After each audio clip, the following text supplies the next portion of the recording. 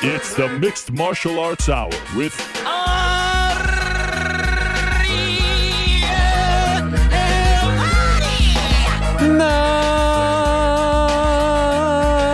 Mixed Martial Arts Hour is back in your life on this Wednesday, March 20th, 2024. Hello again, everyone.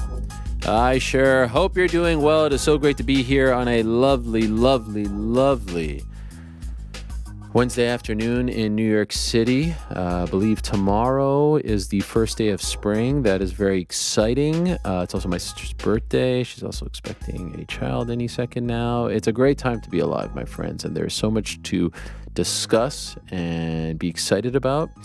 And there is so much to look forward to. And at the top of that list is today's program. What a day, what a show, what a lineup we have planned for all of you. Everyone gets very excited when one particular guest is on the program. And you all seem very excited about Donn Davis back on the show. Can't wait to talk to the founder and the face of the Professional Fighters League, also Bellator, and they've had some significant news over the past couple hours. Of course, we are here presented by our good friends over at DraftKings Sportsbook. Later on in the program, I'll tell you more about DraftKings, a lot of exciting things happening in the world of sports, from the basketball tournaments to the NBA playoffs coming up to baseball starting, etc., etc., etc.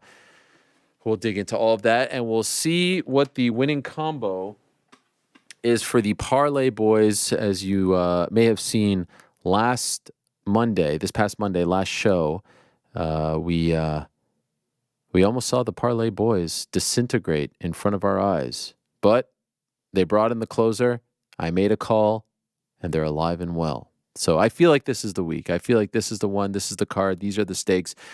This is it. I feel good about this, so we'll see what they have in store for all of us. That'll be back into the program. Prior to that, Conor McGregor will join us. You may be familiar with Conor McGregor. He has been in the news as of late. You know, typically when you do a Conor interview, it's kind of a one and done in terms of he's not all over the place. Of course, he's been all over the place regarding the promotion for Roadhouse, which comes out tomorrow, March 21st on Amazon Prime Video, starring Conor McGregor and Jake Gyllenhaal. I saw it last night. I'll give you some thoughts, as did GC, as did Mysterious Frank. And, Conor McGregor did a bunch of interviews, and on the final stop of the PR tour, he stops by his favorite program. So that's around 4:45 p.m. Eastern Time. That is 8:45 in Ireland, in the UK. That's 1:45 on the West Coast. Prior to that, we'll be joined by Tim Welch, who is the head coach for one Sugar Sean O'Malley, who's become a character and who has become a favorite on this program. People love Tim. Flashlight was on. They call him the Red Hawk. He loves coming on. I love having him on. Looking forward to talking to him about the big win over Chito Vera and where Sugar Sean goes from here, and perhaps the big Ryan Garcia versus Sean O'Malley fight. Prior to that, we will be joined in studio by Michael Venom Page, coming off his big win in his UFC debut, UFC 299. Michael Venom Page, who just defeated Kevin Holland in Miami. I saw him last night at the premiere. Always in great spirits, always in great form. Looking forward to having MVP in studio, I do believe, for the first time. Prior to that, Benoît Saint Denis, in what I believe is his first, at least English interview since his loss to Dustin Poirier. What happened? What went wrong? What was he dealing with? I saw some photos, which we'll share during the interview, of the staph infection. Gnarly stuff, my friends. Up there among the worst that I've seen. And that's no excuse. And I know people feel funny about things being said after the fact. I don't view it as an excuse. It's just explanations for things. But people get all crazy about that sort of thing. Anyway, appreciate BSD stopping by. Looking forward to talking to him at about 2:30. And like I said, Donn Davis is going to join us at about 2 o'clock, talk about the new Bellator streaming deals and all things PFL. So stay tuned for that. Now, about an hour or so ago, we did have some massive breaking news in the world of mixed martial arts. Yeah. And so you have heard us talk a little bit about this antitrust lawsuit that was on the horizon and had been, in the works for about a decade. The likes of Cajun Johnson, Kung Lee, a whole bunch of fighters were a part of it. John Fitch, Kingsbury, Couture, et cetera, et cetera. It was supposed to start right after. It was supposed to kick off in earnest right after UFC 300, but we did get some breaking news. Several people have reported this. John Nash, who is a journalist who focuses on the business side of things, has done a phenomenal job of keeping us up to date with his reporting.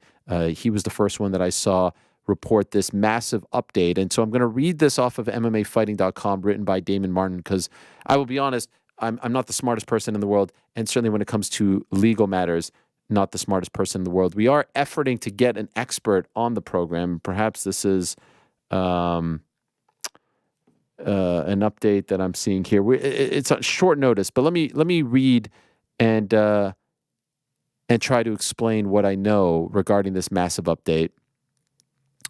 And I'm reading this off the MMA Fighting article. The UFC has reached a settlement agreement for a pair of antitrust lawsuits that will no longer go to trial. On Wednesday, TKO Group Holdings, the parent company to the UFC, filed a disclosure with the Securities and Exchange Commission, revealing that the organization had settled with the aggrieved parties in two separate lawsuits, with the company agreeing to pay out $335 million. The settlement was reached this past Wednesday, according to the filing. The settlement issued to the SEC is listed below. On March 13, 2024, TKO reached an agreement to settle all claims asserted in both class action lawsuits, the Kung Lee and Cajun Johnson lawsuits, for an agreed amount of $335 million payable by the company and its subsidiaries in installments over an agreed upon period of time. The terms will be memorialized in a long-form agreement and then submitted to the court for approval. The company anticipates that the settlement amount will be deductible for tax purposes. That, I think, is very significant, and I'll explain why in a moment. I'll continue to read. The plaintiffs in the first class action lawsuit, Lee et al. Versus Zuffa, numbered about 1,200 fighters. Experts estimated potential damages they suffered to be between $894 million and $1.6 billion, though a trial would have determined the final number. The settlement comes after Judge Richard Boulware issued an order on Wednesday delaying the start of the upcoming trial, which was scheduled to begin on April 15th. Boulware made it clear in a previous hearing that he would not postpone the start date again unless the parties involved in the case reached a resolution. The plaintiffs in the case, from two separate lawsuits led by fighters such as Kung Lee, Nate Quarry, and Cajun Johnson, were in private mediation with the UFC about a potential resolution. Now, it's confirmed that the two sides reached a settlement that will prevent the antitrust lawsuit from ever going to trial. The Mixed Martial Arts Fighters Association, fronted by Rob Macy, one of the attorneys representing the fighters in the Lee et al. Versus Zuffa case, released a brief statement on the settlement. We are pleased with the settlement and will disclose more when we file with the court in 45 to 60 days. We love all of these guys. So, Rob was the individual I was trying to get on the show. I don't think that's going to happen on such short notice, but there's the statement from the leader of the MMAFA. We continue with the article because I think this is all very important and fascinating. The initial antitrust lawsuit was filed all the way back in 2014 with the fighters alleging UFC engaged in, quote, in a scheme to acquire and maintain monopsony power in the market for elite professional MMA fighters' services. The fighters claimed UFC achieved that goal through three key elements: exclusive contracts, coercion, and acquisitions that eliminated potential competitors. TKO Group Holdings previously addressed the lawsuit as the trial date grew closer, while also acknowledging that talks continued about a potential resolution. This is from Andrew Schleimer, who's the TKO Chief Financial Officer. Quote, as we've always said, and this is our consistent message since we started talking about this case publicly, we believe strongly that the facts and the law are on our side, and we look forward in terms of timing to make our arguments to a jury at trial. quote. But as is typical in a case like this, we've been engaged in private mediation simultaneously with our trial preparation. That's what we're prepared to comment on at this time, end quote. Finally, with a settlement reached, Judge Boulware will need to sign off on the settlement agreement. If confirmed, there'll be no trial and both the antitrust lawsuits will close out. So that means that it appears as though this is coming to an end. And as Damon wrote in this great article, this is a story that dates back to 2014. Now, initially, when I heard the numbers that they were trying to, in terms of a dollar amount to earn from all of this, was much higher than 335. I'll be honest, when I first saw this news come out, I was a little bit underwhelmed by that number. Nevertheless, that is going to be dispersed and divided among the fighters that fall under the umbrella of the time period that this class action lawsuit is overseeing. And it's not like a perfect, pie. It's based on a multitude of factors. And again, I don't feel like I'm the smartest person in the room to explain that, but this is what was explained to me. What is also very significant is, as I noted above, this will be tax deductible for TKO. That's tremendous. Also, it does not appear, based on what we are seeing thus far, that this will change, and maybe I will prove to be wrong, and we'll learn more as they noted in the MMA FA statement. In the next 45 to 60 days, we'll learn more. But it does not appear as of now, based on the conversations that I've had, that the business practices of the UFC are going to change as a result. That, in addition to what the fighters were going to earn, that was a major part of this, right? They wanted to change the business practices. They wanted the fighters to have more rights, perhaps not be classified as essentially employees, they're classified as independent contractors, but they're treated as employees. The freedom to do X, Y, and Z, the rankings, the titles, all that stuff. It doesn't appear, at least as of right now, that any of this is happening. And, who am I to say that's disappointing, that's not disappointing? But that seemed to be a big thing that they were fighting for. Now, this doesn't necessarily kill the Muhammad Ali Act, but I will tell you something that will extinguish it if, and this is not me having any sort of political commentary on the United States, these are just the facts. If Donald Trump becomes president once again of the United States, you can pretty much kiss goodbye any chance of the Muhammad Ali Act becoming a thing in the next 4 or 5 years. It's just going to, given his relationship with Dana White and the brass, it's just not going to happen. The same reason it was never a thing in the 4 years that he was president. So there's a lot to digest here. There's a lot to dissect. Obviously, $335 million is nothing to sneeze at. That is significant and good on them for, fighting for what they believe in. I'm curious. I would love to know why they settled on that number. I would love to know why they settled, why they got this far and didn't try to get it, to a trial and see how much you can actually win if you feel so strongly in your case. And I would love to know if, and if not, why it appears to be just about the money and not about the actual business practices, which seem to be a big thing that they were fighting for.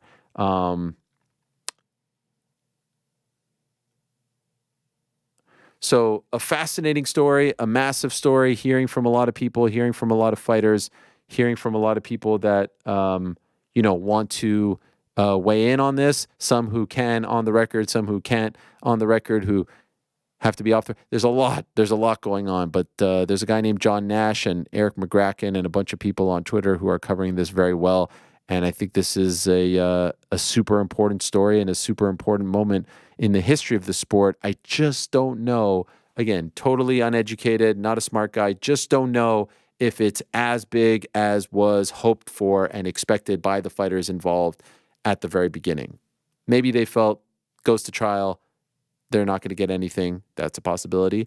Maybe they took what they can get. I don't know, but would love one day to hear from the TKO side of things. And also, of course, from the fighters side of things, how we ended up here. So more on that to come, I'm sure. And like I said, and gentlemen, if Connor or Rick, if any of you see anything pop up on Twitter while we're doing the show, obviously I'm not monitoring it as much when we are doing the show, let me know. But I feel like that 335, the 335 number is surprising to me. But again, what do I know? Oh, here's Kevin Iole with a statement from the UFC on cue. Quote, "We are pleased to have reached an agreement to settle all claims asserted in both the Lee and Johnson class action lawsuits, bringing litigation to a close and benefiting all parties. The final terms of the settlement will be submitted to the court of approval." So there you have it in that regard. And yeah, I think that's it for now. All right, time now for everyone's favorite segment of the week. It is time. Yeah. It's time for a good old-fashioned Q&A, MMA fans. Oh, what a time. Ladies and gentlemen, the moment has arrived to hear from the man himself, Ariel Helwani. Live from the Box Studios in beautiful New York City, it's I see a lot of people weighing in on and this. now, to answer your questions, get out of your seats and who on knows? your feet, because here he is, Ariel Helwani. If only I went to law school. Rick, did you There's go to still law time. school? Did you? I feel like Rick went to law school in a previous life. I did not. What could you tell us I about this? feel like we would have known. I cannot tell you anything. I think you summed it up. Did I? Quite nicely. I mean, I pretty much read verbatim the article. That was my. Well, I think No, they but summed you- it up quite. Yes. They shout out to Damon Martin who wrote that article. Shout out. But I think you summed it up when you said, ultimately, we can't view this until we know what the terms are, right? We don't Yeah. know ultimately how this will play out. We will see at a later date what has been agreed to and all those things. My takeaway has always been and continues to be now in light of this, no different. Like, if the fighters don't fight for the rights, like, how can anybody else get involved and invested? You know, if the fighters are not the ones who are pushing that forward and ultimately no change is made and it ends up being monetary gains only, happy for them if that's the number that they wanted, and congratulate them on the victory, and that's what they should get. But if ultimately none of the athletes are the ones pushing forward the agenda for fighter rights and equal treatment and wanting to be classified as employees rather than contractors, then it's kind of hard for me or anybody else to get on board with it, because they need to be the vocal majority of this. They need to be the ones pushing it forward. So we'll see ultimately what the result of this ends up being. I cannot begrudge the fighters of yesteryear for saying, I want a bigger piece of the pie, right? Nope. And they deserved that and deserved that. That being said, and we'll see when the entire thing comes out publicly, and it will come out because TKO is a public company, it would be nice if there's an element to this that helps the fighters of tomorrow, right? That's always been the issue when it comes to any efforts to collectively bargain, to have a collective voice, whatever you want to say, association, union, blah, blah, blah, blah, blah. That has always been the thing that has always stopped, because fighters are inherently selfish people, and I don't say that in a negative way, but they are programmed and groomed to just worry about themselves. It's a solo sport. You got to fight and scratch and claw to eat, and everyone else be damned. And I get that. That's just the fight game. It's not a team sport. But it would be great if there was something in all of this, after hearing about it for so long, for 10 years, and it started in these embryonic stages, and who could have thought that it would ever even reach this point? There's something in there that would benefit the fighters of tomorrow, the fighters who aren't a part of this class action. So we'll see. Right now, I'm not seeing that there is any of that, but again, more can come out in the next 45 to 60 days. Yeah, it's very difficult to, in a sport where careers are very short, in a sport where careers are very short, it's hard to look to the future. It's hard to look toward the class behind you. It's hard to look at your neighbor and say, if we collectively do this, it will benefit everybody in the long term, when you may not be the beneficiary of it. So it's completely understandable. Like, and that goes for anybody. This is not specific to fighters, although it applies in this case.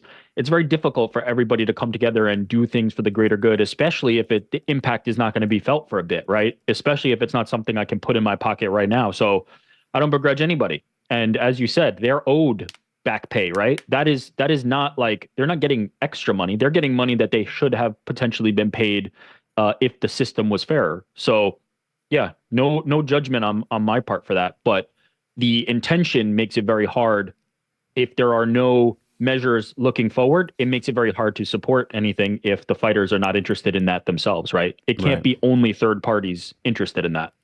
So we missed you last night, New York, Rick. GC, Frank, and I went to the Roadhouse premiere in New York City. I had been to one premiere before. That was for the Izzy doc. This was completely different.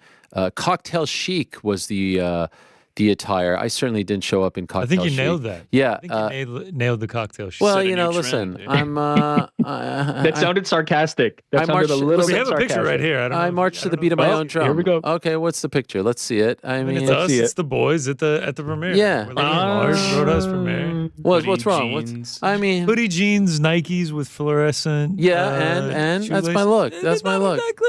That's my look. Chic. By the way, exactly cocktail chic. By the way, that's my brother's brand, 20, shout out. It's a great hoodie. Shout out David. That hoodie probably costs like 500 bones. And listen, I'm not watching a movie in a suit. All right? Here, I'm not watching a wanna movie. know What you're You wanna saying know how I is you're flipped this for flexing you? on them. Tell me. I flipped this for you.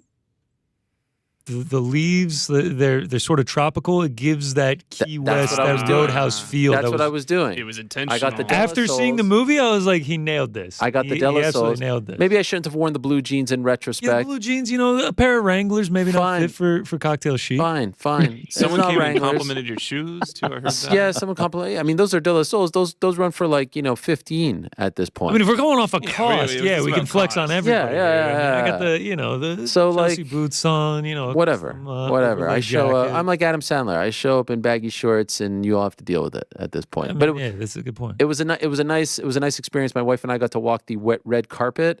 Never done that before. Got to see a lot of luminaries. Sort of gray carpet. Yeah, whatever it was. It was fun. I didn't want to do it. She wanted to do it, so we did it. Oh, And you then have to do it. The best part was we got there pretty late, and I was like, I don't want to do it. Before we get to that, what was Yes. Jacqueline wearing? Like, was she wasn't. dressed up? She wasn't or that was dressed she... up either. I would say Okay. more than me. More but we, fitting. But we were definitely. But she said You look like a because pair. You You told look. her. You fit. We were definitely two of the more underdressed. I mean, there were people there wearing like Styling. Yes. Like styling Like out. Like glittery- women in like very yes. high quality dresses, guys in like super high level suits. I did not expect that. Did you expect I felt that? a little bit underdressed. Well, I mean, can we go back to point A of the first time we talked about this? I was Yes. just like, what do we wear? Yeah. Because I was like, I'm about to show out. I'm about to really dress And up. what for did I this. say? Like, movie premiere, you say, just your normal clothes. Yeah, that's what I T-shirt thought. and joggers. That's whatever what I you want to whatever you want to rock, man. That's what I thought. This is a movie premiere with Jake Gyllenhaal and Conor McGregor at it. Whatever. Yeah, there were people dressed in nines for sure. Yeah, I thought it was no big deal. Frank Listen, wore a jacket. Frank showed up in a jacket. I want to go to the movies and Frank be looked great. relaxed. Frank I looked- want to chill Frank We're out. looked not going to the AMC That's to what I thought catch this was. the matinee of Kung Fu Panda. Like That's we're what I at the thought this Roadhouse was. premiere at the Lincoln Center, right outside of Columbus Yeah. Circle. Like this is That's this what I thought is it big was. time. McGregor's sitting 2 rows behind us. Like it In a was, nice pinstripe. Oh, it was looking good. And yet you walked the red carpet. So Yeah. maybe the joke's on all of us. F 'em. You're doing I was it right. comfortable. Yeah. So we walk in and they're like, "You want to rock? Why am I having trouble with this? Do you want to walk the red carpet?" And I was like, "Nah, who the fuck am I? No one cares about me." You have to. You have to. They shuffled me and Frank through the back door. They were like, no, please. We were supposed to go through door 4, and we started walking towards door 4, and they were like, they like kind of looked us up and down. They were like, you guys just go through door 3. And we were just like, all right, cool, yeah. Yeah, you had good seats though. What is Great the seats. difference between door 4 and door 3? I think door 4 is where the luminaries were coming through. Yeah, that was me. So Okay. They kept you. we were ticketed for door 4, and they were like, you guys go back to door 3. So Now that I'm like kind of realizing this is a blow to the So we literally start walking, and they walk. They have the person with the sign and your name on it, and everyone's taking a picture. And so it's me and my wife. We're very awkward. I'm giving thumbs up. One person says, "Put your hand down." No thumbs up. I don't know what I'm doing. Someone told you that? One of the photographers. That's amazing. Within 7 seconds of us getting on the carpet, I notice everyone shift their attention. And literally right behind us is Conor McGregor, like I was the next guy up. And I was like, oh, this is fantastic. 2 schlubs who are clearly not dressed for the occasion. And I'm putting my wife into this category as well. And Conor's there in his beautiful suit. This is his big New York premiere moment. And we're holding it up. So the beauty was, this is Conor's first time meeting my wife, so I got to say, hey, this is Mrs. Helwani, remember? Right. Yeah, yeah. And so they hugged it out. It was a nice little moment, and then we just like, we were at the 10-yard line with 90 yards to go, and we just and like, it would have been a process to go down. At that point, we were completely irrelevant and just scurried off like two mice. No one cared about us anymore, and we got to just walk off, which was fine, which was nice. As you said that, I literally went to Getty to look for the photos of you on the red carpet, and now it makes sense why there's no photos of you on the red carpet. There's none? No, there's not. Wow. Because you scurried away because you beat the system. Probably. And you didn't go through It would have been through funny the to have conveyor the belt. photos of me in that like whatever design hoodie I was wearing. I was looking for it so I could send it to Connor to use on the show, but that's too bad. In any event, that makes a lot of sense now. Got to see John Kavanaugh, Rich Chow again, Nick from Malta, MVP, like I said. Some other people, some fans were there. The fans were better dressed than I was. MVP was very well dressed. He Yeah. was rocking like the white Yeah. suit. I don't even know how to describe it, but it looked great. And then you sit down, they give you a little popcorn, you sit down. It's a great experience because then Jake Gyllenhaal comes on the stage. He gives a little speech. And, that was nice. But I will say, like, Jake wasn't exactly wearing, like, he was, there he is. Yeah. Whoa. No, I mean. He with the glass house. Yeah. I'm not gonna lie. I mean, we're talking about A-list movie star. Yeah, It's yeah. Massive production. Some of my favorite movies. Great looking guy and He had just Timberlands on. 10 out of 10 shape going into this one. And like, yeah, it was. I was pretty surprised that It's a little bit. pair of slacks and a button up with your standard Cocktail tie. chic. Cocktail chic, I guess. There Cocktail was chic. one. It was pretty cool seeing Gyllenhaal. I was like, wow, shout out. There he is. Yeah, and he right seemed there. very nice. He was giving love to every single person in attendance who was a part of the cast. My wife was starstruck by the fact that she was sitting in front of her favorite Peloton instructor, Tunde, and she kept talking to her, and I could tell Tunde didn't really want to talk to my wife, and I think she wanted to ask for a photo, and then afterwards blame me for not pushing the photo, but I was like, she wasn't feeling you. I'm sorry. What do you want me It's to always say? a vibe check. Yeah. The vibes weren't great. It felt like there were a ton of people there that like I recognized, but I couldn't pinpoint where I knew them from. That's fair. That guy or that girl. Yes, like there was a guy those. sitting right in front of me that I was like, is this guy on SNL? Is he on the Today Show? is he like a news correspondent? I was like, I've seen this guy before. I know I have. I just don't know where from. And Kenan Thompson, huh? Kenan Thompson in the building. Yeah, how about that? Yeah, he got some love. So, and then it's great because there's no previews, no nothing. The movie just starts, and it comes out tomorrow. Imagine they showed previews. Yeah, that'd be incredible. And I will say this. You guys know I'm not a movie buff. And No. that's the first... Who, me? Yeah, that's right. That's the first movie that my wife and I have been to that, if we exclude the documentary that is the Izzy film that we saw in June, what would I call this? Like fiction? A fiction? film, yeah. Yeah, an action Non-documentary. The first one since November of 2011, 50-50, starring... In theaters, you mean? In theaters, yeah. Starring, what's his name? Wow. The kid from... Joseph Gordon-Levitt and Seth Rogen. And Seth Rogen. Yeah, great film. Anyway, all action. It's incredible, the action. And honestly, I thought Conor McGregor was a bit player in this film. I thought he had like a 10-minute cameo. Mm-hmm. He is fantastic. He's amazing. He is the star every time he's on there, and he's on there for a lot, and he's just very fun. And he's almost like he comes across as larger than life in the movie. Like he looks like a superstar in the movie, and just knowing him and his mannerisms and his sayings that come out, he's playing himself for all intents and purposes. It's a good time. Is it winning an Oscar? Is it winning any huge award? No, but it is. Irishman going back to back for Best Actor. Yeah, sure. Why Murphy not? last year. It is fun. McGregor's It is not.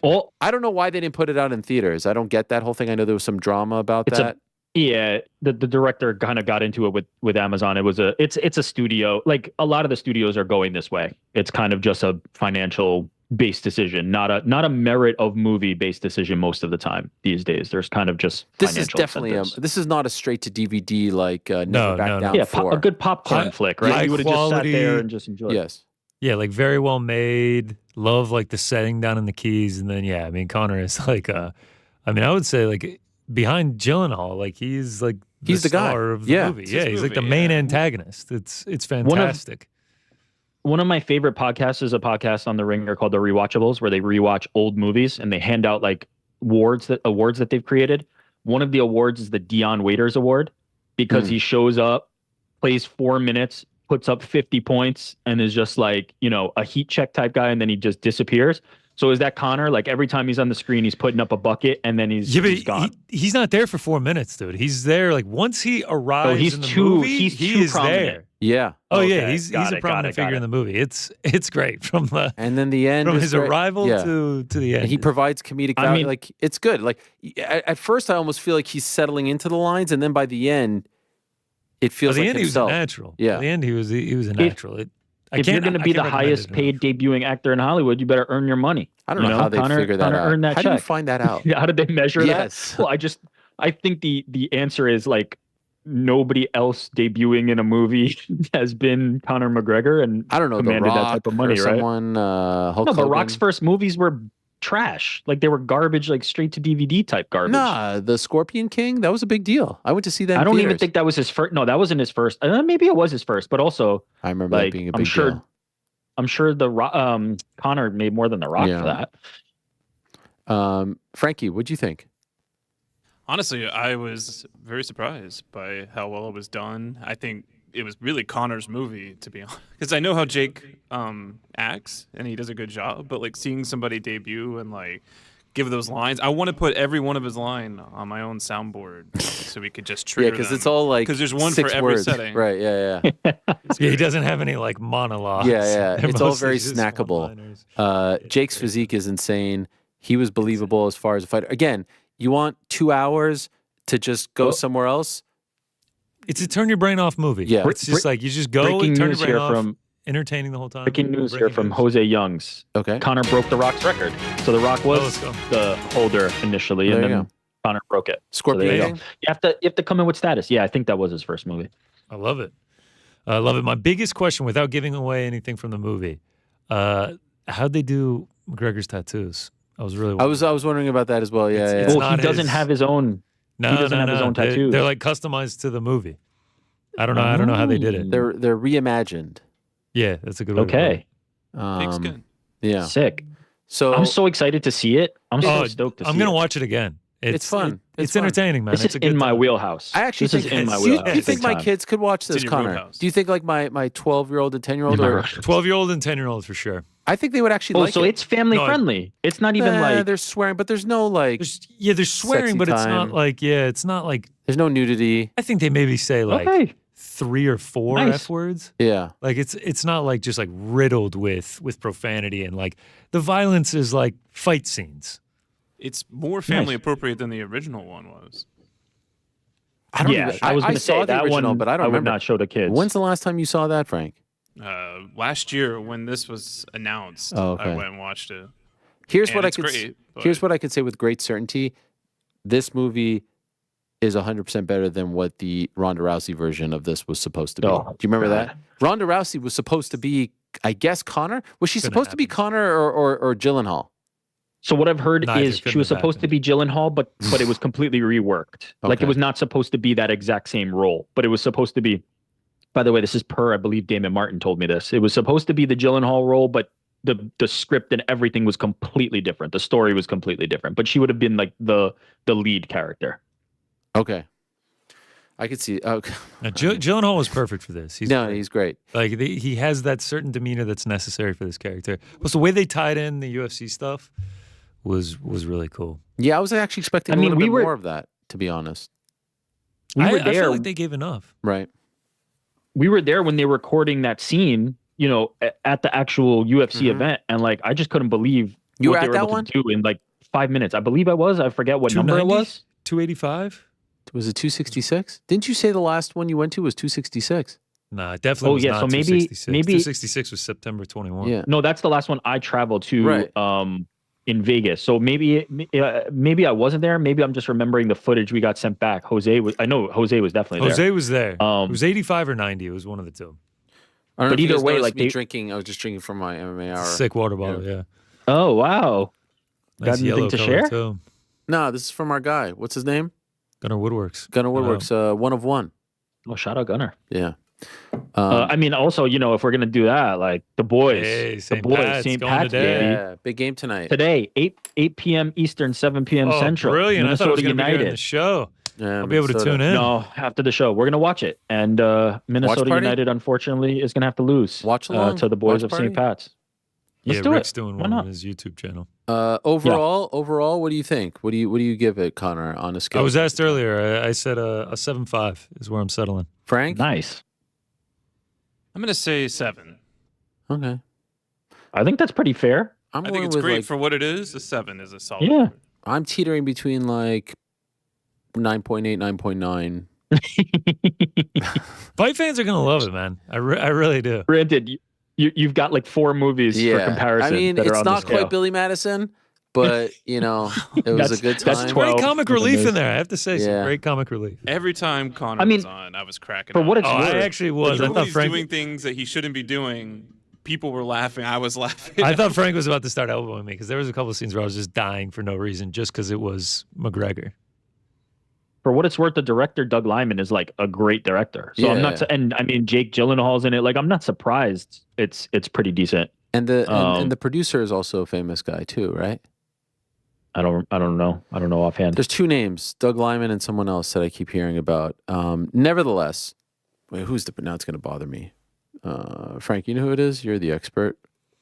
I'm sorry. I was distracted by the chat. What was the question? Joel Silver. There Silver. we go. Frank loves. Oh the yeah, chat, sure. man. You know, Prolific. right? What are you doing on the chat, Frank? You're just like reading stuff, or are you actually like contributing to the chat? Are you talking with them? They were or- asking me a question. You're chatting with the chat in the middle of the show. I love it. Seems- One last me? thing I will say on Roadhouse, you were quick in and out of the after party. Yeah. I Did you went in stick for- around? I went in for a minute. I enjoyed myself. They had this was like the bar within the after party was set up like the bar in the movie Roadhouse. Like, that's they sick. built all that today or yesterday, whenever it was. It was pretty impressive. It was impressive stuff. Smart. man. Good I mean, time. Smart on their part. I felt like a big player yesterday. Thank you. Well, you are. Thank you to the good people at Amazon for inviting us and treating us well. We enjoyed it, and it comes out tomorrow on Prime Video. So go check it out. That's March the 21st. All right, let's answer some questions. More Roadhouse talk to come. We start off with Santiago Barcos. Hello, crew. Question for Ariel, GC, and Rick. Do you think the Paul versus Tyson fight will be the most watched fight of all time because it will be on Netflix for all users? And I think it could be an important factor that breaks any kind of records like Mayweather versus Conor or Khabib versus Conor. Well, it's going to be hard because they don't make those numbers public. But remember, there have been some fights in Japan during the Bob Sapp days that got like 30, 40, 50 million viewers on New Year's Eve. So yes, could it break some crazy record? Yes. But let's not forget now, could it break a North American record? Could it break a U.S. record? Yes, it has the potential. But overseas, in particular, the heyday of Pride and K1, there were some insane viewership numbers. But yes, that is the appeal, and that is the thing that I think a lot of people are missing when talking about this. This is Netflix airing a live boxing event. Huge. Quite significant, if you ask me. We move along. Abhisek, my friend. Hello, Ariel and the crew. Namaste from India. Hope you guys are doing great. My question today is for Ariel and the guys in the back. Can you tell us that one fight from the past that looked absolutely great on paper, but it did not deliver? My personal pick is Israel versus Yoel, as there was such a great potential to be a really good fight, but did not end up being that way. The one that comes to mind right off the top is Francis versus Derek Lewis. I think we all thought that had all the potential in the world to be incredible, and it ended up being the exact opposite. Like, it wasn't just like okay, it was awful because neither engaged for various reasons, different reasons. But that's the one that I feel like I had the most high expectations for, and it ended up being the complete opposite. Does anything else come to mind for you guys? Style-wise, I think that's a great answer. That's not the first thing that comes to mind for me because I think of fights in the build-up, not necessarily the style matchup more so. And so for me, it was Rampage and Rashad, like just the bad blood brewing, and then it just ended up being just the worst, boringest, worst fight. And that was disappointing. But I think you're right. Like stylistically, you'd have to think that Derek Lewis and Francis Ngannou stepping in there is going to be insane, and it ended up being horrible. I think that's a good call. I remember people feeling a little bit disappointed in Hughes Sarah, especially them hugging at the end because it was so bitter. Oh, that the yeah. See, that's along the lines of what my brain went to. Was like, I was thinking like they did a season of tough. They're at each other's throats. It's this huge rivalry, and then it was just a dud of a fight. Like, didn't deliver. Yeah. By the way, here's a nice one from the chat. Jorge and Colby. We expected a different fight from that one? Maybe a little bit better. A couple other ones. Izzy Cannonier, Rose Carla. Again, I feel like all of these are better. I feel like my Derek Lewis, Francis Ngannou one is the best so far. Izzy Romero's it's a good one. Izzy Romero's up there as well. And that's the one that Abhisek mentioned. We move along. Matmo, bonjour, Lord Ariel. You may have heard that on Monday, April 8th, there will be a total solar eclipse visible across much of eastern North America, where Vox Studios is located. You guys won't see the total eclipse, but still about 80% of the eclipse, which is still extraordinary. My question is, as the eclipse will be occurring between 3 to 4 p.m. on a Monday's episode of the MMA Hour, what are you and the crew's plans for watching the eclipse that day? I'm sure many of those in the building will want to witness this once-in-a-lifetime celestial event. Also, make sure you're wearing ISO-123312-2 eclipse glasses so you don't damage your eyes. Thanks for all you do. I know nothing about all of this. I think I heard that there was something going on. I feel like at least one of you is into this sort of thing. So there's a thing called the sun. Yeah, I heard of that. We have the moon. Yeah. And the moon is going to get in between the earth and the sun, where it looks like it's blocking out all of the sunlight from the sun. And what's cool when this happens, when it's a total solar eclipse, you could see the corona of the sun, which is like the emissions of light that come from the edges of the sun that we normally can't see because it's too bright. So it is a pretty cool event. Will everything be dark? Yeah, but where we are, we're only going to see about an 80% coverage. We're not going to see the total 100%. But there'll be parts of maybe New York or whatever where it'll just be black in the middle of the day. Correct. And like how long will this animals that are last? nocturnal will go to sleep, and everyone gets confused. How long will this last? A few minutes. Like, are we talking 5, 10, 15? I honestly don't know. 10 minutes? And would you say this would be sort of like a total eclipse of the heart? Yes, that's exactly. In fact, as soon as you said that, I have nothing but that music video in my mind right now. So what are we doing? Are we going to do like a live stream of it? Well, I'm going to say, hey, I'm going to run to the bathroom. Oh, you're going to go watch? Run downstairs. Do you have the special glasses? No, I'm gonna, after watching our brave ex-president just do it without any glasses, I'm gonna do the same. Okay, and who was that? Gerald Ford. Okay, and you're just gonna leave the show in the middle.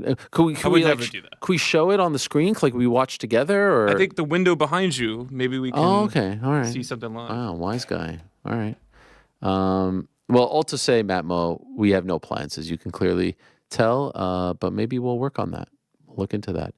Here's Jamal 2020. Aloha, Ariel. I have a coworker who uses all my condiments. The last one was I bought a spicy buffalo ranch dressing, and I probably used it like 2-3 times, left it in the work fridge. I saw him use it multiple times, but assumed there would be a lot left for me. Fast forward a couple of weeks, I bring a salad to work, and lo and behold, my dressing is all gone. And he remarks that we ran out of it last week. Who's we? I was so angry. Should I confront this guy? Should I take my condiments to and from home every day to safeguard them? I feel like New York Rick will have a great take on this. Can I weigh in? I say, don't leave anything there. Yes, you want your condiments to yourself? Bring it to work, bring it home. Put it in a little thing. Don't just leave it there. We've experienced this. We've put drinks in our communal fridge and people just take them. Can't trust anyone. DTA, bring what you need and don't share with anyone. That's my take. Or stick a label on it with your name and dole it out as you see fit. But if one specific person is the only one using it and using all yours, I don't know, I'd confront them. Yeah. I'd be like, yeah. If it's one dude, tell that dude to take a hike for sure. No. But still, you want to avoid. It's time to say something to I him. feel like there's a lot of ways this could play out, you know? Does the guy think it's communal? Does he think it's like the office dressing, the office sauces? Or is he just like almost bullying the question asker, and he's just like, I'll use whatever I want. I don't care. I mean, even if he does think it's for everybody, overuse. Chill. Okay, Chill yeah. I on- mean, he chill killed on an that with entire bottle of specific sauce. dressing. That's Yeah. that's a lot of dressing. Yeah, I agree. Either way, I think you confront the guy. I think you go up to him. Time to maybe say not something. maybe not confront him. Maybe just ask him. Hey man, I bring those from home. You mind just not using them so much? Feel free to use maybe just a dab. I would confront, but also just bring a little bit for myself, and that's it. What do you need to keep it there for? Who knows what's going on? Like, people are putting stuff, spiking your dressing. No one's doing that. Maybe he- maybe the how question popular asker do you wants think to share. spiking and poisoning random food? I don't trust anyone. They're I would not. I would. gonna spike your Hidden Yeah. Valley at work. Of course. Of course. Benjamin. Hi, Ariel. As always, and Benjamin's a great young man doing great work as an aspiring broadcaster. So keep it up, Benjamin. As always, appreciate your perspective. One of the best follows on Twitter, aka X, in the combat sports world has to be the great Jedi Goodman. I agree. He reported that Joshua Ngannou did just 4,600 pay-per-view buys in the U.S. Now, I've seen people run with this once again. People love this story, and I do have to offer this explanation. The 4,600 was not the pay-per-view buys on DAZN worldwide, and obviously Joshua Ngannou is going to do the most in the UK. That's off traditional cable and satellite pay-per-view. Who's buying this card that was not promoted at all on traditional outlets? Who's buying it on anything other than DAZN, right? It was on DAZN. It was on Sky Sports pay-per-view. We're talking about 4,600 TV pay-per-views in the U.S. alone. So stop. Like, I see people running with this number, and you're saying, oh, it did 4,600. No, it didn't. It did it on the last resort platform in the U.S. alone, not DAZN, which is where the boatload of pay-per-views were bought. And we're not even talking about UK, which is the number one market for this fight. In any event. Also worth noting, Jedi Goodman didn't report because Jedi Goodman isn't a reporter. He was citing somebody else, right? Yes. It said like Jedi Goodman report. Yes, And Jedi, I did Jedi see Goodman that, did not report. and I saw that, and but the thing is, I knew people would run with it and say, "Oh, look how bad this did." We don't know what the final number is, and maybe it did fail, and maybe it was a bust, but that's not the number. That's like I don't even know who these. I'm shocked, by the way, that it did 4,600 because I didn't even know you could buy this pay-per-view off TV. I thought it was DAZN only. So whatever. He continues, the declining rate of pay-per-view buys / the pay-per-view model is no secret. Sometimes I feel like even the UFC numbers are a little inflated. We really don't know. Any thoughts on this? I would say the UFC is killing it on pay-per-view. I would say no one is doing better on pay-per-view than the UFC. I don't think the PBC card on March 30th should be a pay-per-view. I think only a select amount of fights, and the UFC is the only entity that could do 13 shows, earmark them, pay-per-view, because the brand is so hot. I don't think Matchroom can do that. I don't think PBC can do that. I don't even think WWE can do that anymore. They're the only ones, and that's a credit to them. And so sometimes it's a mistake. Like you need to get people, the most amount of people possible. I think PBC's first show on Amazon should have been just on Prime. Let people know about the product, give people the taste. It's a good card. I don't think it's a pay-per-view worthy card. I think Tim Tszyu versus Sebastian Fundora is a Showtime event. It's not a Showtime pay-per-view event, so I don't know why this would be a pay-per-view card. But and like I said on Monday, Rolly versus Pitbull is a great fight too. It's a great 1-2 punch. I just think more combat sports promotions just need to put their stuff out there in front of the paywall as opposed to behind the paywall. That being said, you can use that as, pay-per-view is dead, and I don't think it applies to most organizations. Like, I don't think PFL should be in the pay-per-view business. I don't think most boxing entities. AEW, I think, does okay on pay-per-view, but that's pretty much it. It's really just UFC, and UFC's killing it. I don't think UFC should move away from the pay-per-view model, and we'll see what happens when their deal is up at the end of 2025. Maybe they do a deal like WWE did with Peacock, or might do with Netflix when the Peacock deal is done in 26. But I wouldn't be shocked if they continue with the ESPN Plus deal because I think it has benefited UFC and ESPN. So I think when you talk about the decline of pay-per-view, you have to exclude certain factors and players, and the UFC would be the biggest one. Yeah, and it's also important to note, you touched on it, but to be transparent and clear, like the UFC has a deal in terms of pay-per-views where there's a floor. So it's not just like out there selling pay-per-views, right? Like The reason that a UFC 301 is a possibility is because there is a minimum that the UFC will be paid pertaining to pay-per-view. So therefore, they're not solely in the business of we live and die by pay-per-view product. So even they are shifting away from that model to a certain capacity, right? They are certainly benefiting from higher pay-per-views, but even they are shifting away from the idea that like we live or die by pay-per-view products, which is an older system. Like there are much more complicated, intricate, beneficial, lucrative ways to kind of cut that deal now with streaming platforms. And there is no doubt that this has taken some of the burden away from the UFC, right? You get a minimum guarantee. That's right. You don't have to promote as much.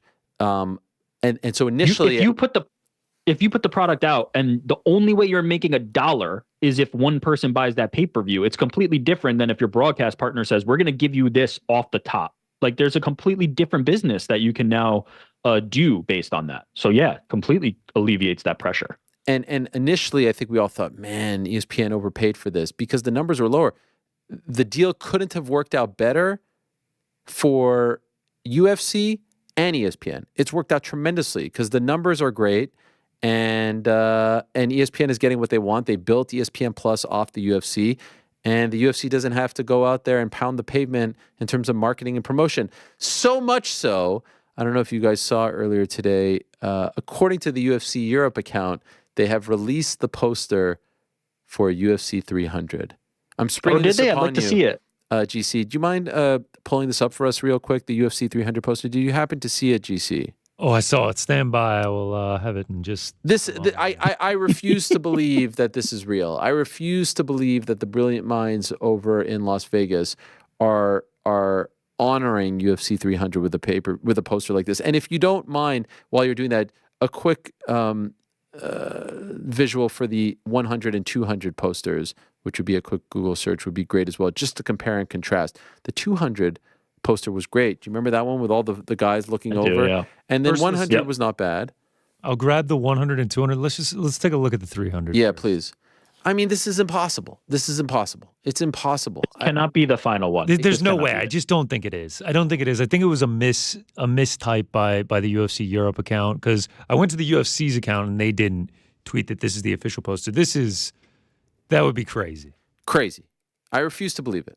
I refuse. You have to have something that gives it like a little bit of personality. I mean, look, like I said, are they missing the superstar A-list main event? Sure. But you still have a bunch of A-listers on the card, Max and Gaethje and Zhang Weili and Pereira and on it goes. Prochaska and Bo Nickel and Kayla Harrison. Like you could populate this thing and make it really cool.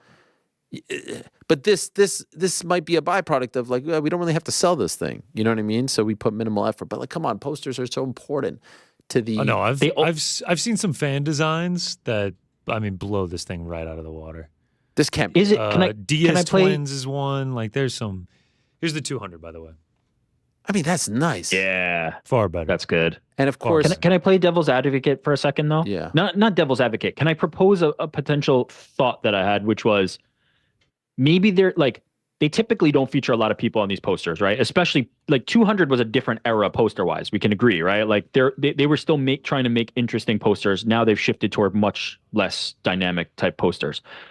They typically don't feature more than 1 or 2 matchups on it. Like we're talking 4 people max. Is there a world where they thought we don't want to be disrespectful and not put all these people, but we also don't want to just highlight the 2? Can't be. And ended up at the worst possible solution? I don't know. They did I it can't perfect figure out for 200. And that's the 200, by the way. But that's an old era. It's still. They haven't made posters like that in a decade. There's a couple here and there that, we said that. I mean, even that one. This is great. Yeah. These don't exist anymore, though.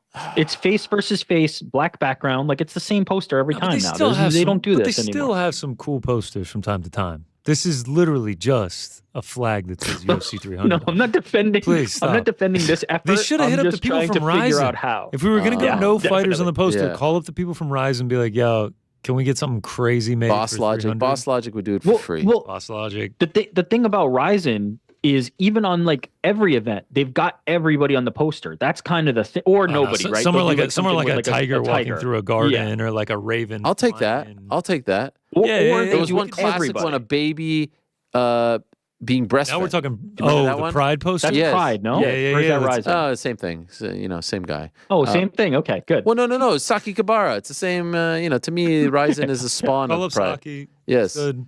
We need something made here. I put them all in the same bucket. It's Well, they're just, short of April Fools too. For a half second, I did a double take at the calendar. I was like, oh, even they're just the trying to- gold It can't is not be nice. real. The It gold can't isn't be nice. real. I think Is the it possible gold's they all right. put this out to test the temperature? And if people were like, yeah, it's great, just been like, whatever, we're rolling with it. Also, There's no way. I love the UFC Europe account. It's probably my favorite of all the UFC accounts. Is it weird that they're the ones that tweeted it and not the actual UFC account? That's why I think it's a. I think they. You think someone they just messed misspoke. up? I think they misspoke. The official UFC poster, because typically the UFC also tweets like, "Here's the official poster," and then you get Big Marcel tweeting like, "Here's the square and the horizontal," and like, Sure. there's usually like an email sent out. I think this is just a misspoke, and obviously There's going to be a follow up. Yeah, I guarantee it. I think so too. I bet They're going to the do like artist a series. oops, this wasn't it. We were joking. Yep. Here's like the real Yeah. deal. alright. I bet the artist They'll series is play going to on be it. amazing. I bet the artist series is going to be amazing. You want to know the craziest part? Yes. A lot of people ripping on it on Twitter, I being one of them. You still had the people that were like, here we go. Anything the UFC No does way. is the Yeah, worst. It's indefensible. No. I'm just like, I don't know what to tell you guys at this point. By the way, If you can't say one negative by the thing way, about the you know how promotion- you know it was a bad poster? When the biggest UFC bootlicker on the planet, Connor Burks, is shitting I on was gonna say I have series of content surrounding this organization. My life revolves around the UFC. And even I say you one bad shout thing out. about the poster, and they're Yeah. just like this guy. He hates the company. I'm like, come on. Nah, you used one of the board members of TKO to express your frustration. Yeah. That was a good point. The great, Glad you picked up on that. yeah, Dwayne Johnson. Did you know that you were doing that when you did it? Yeah, of course, man. How do you have these things just like ready to go? By the way, how do you have the perfect video response to all these moments? My bag is deep, man. That's all I can say. Bookmarks? Do you just say, Or saved in the phone folders. I have accomplices that can help me okay. in dire need. All right.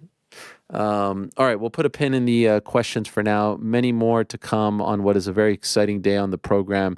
A reminder around 4:45, Conor McGregor. Prior to that, Tim Welch. Prior to that, MVP Michael Venom Page in studio. Benoît Saint Denis in his first English interview since the loss to Dustin Poirier. But we kick off the interviews today with the founder of the Professional Fighters League, and what a time for them. Of course, they had their event in Riyadh, Saudi Arabia at the end of February. That was the big Bellator versus PFL super fight card. And this is a big week for Bellator, which they acquired at the end of 2023.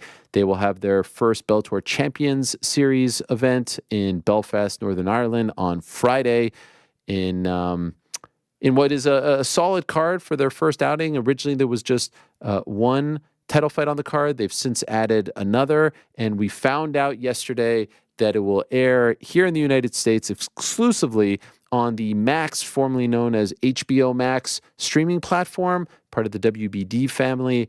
We also found out that the library will be made available on the platform, which is exciting because that wasn't the case during these Showtime days. And we also found out that Bellator programming will air highlight shows and historical shows and whatnot on True TV, which is the linear channel.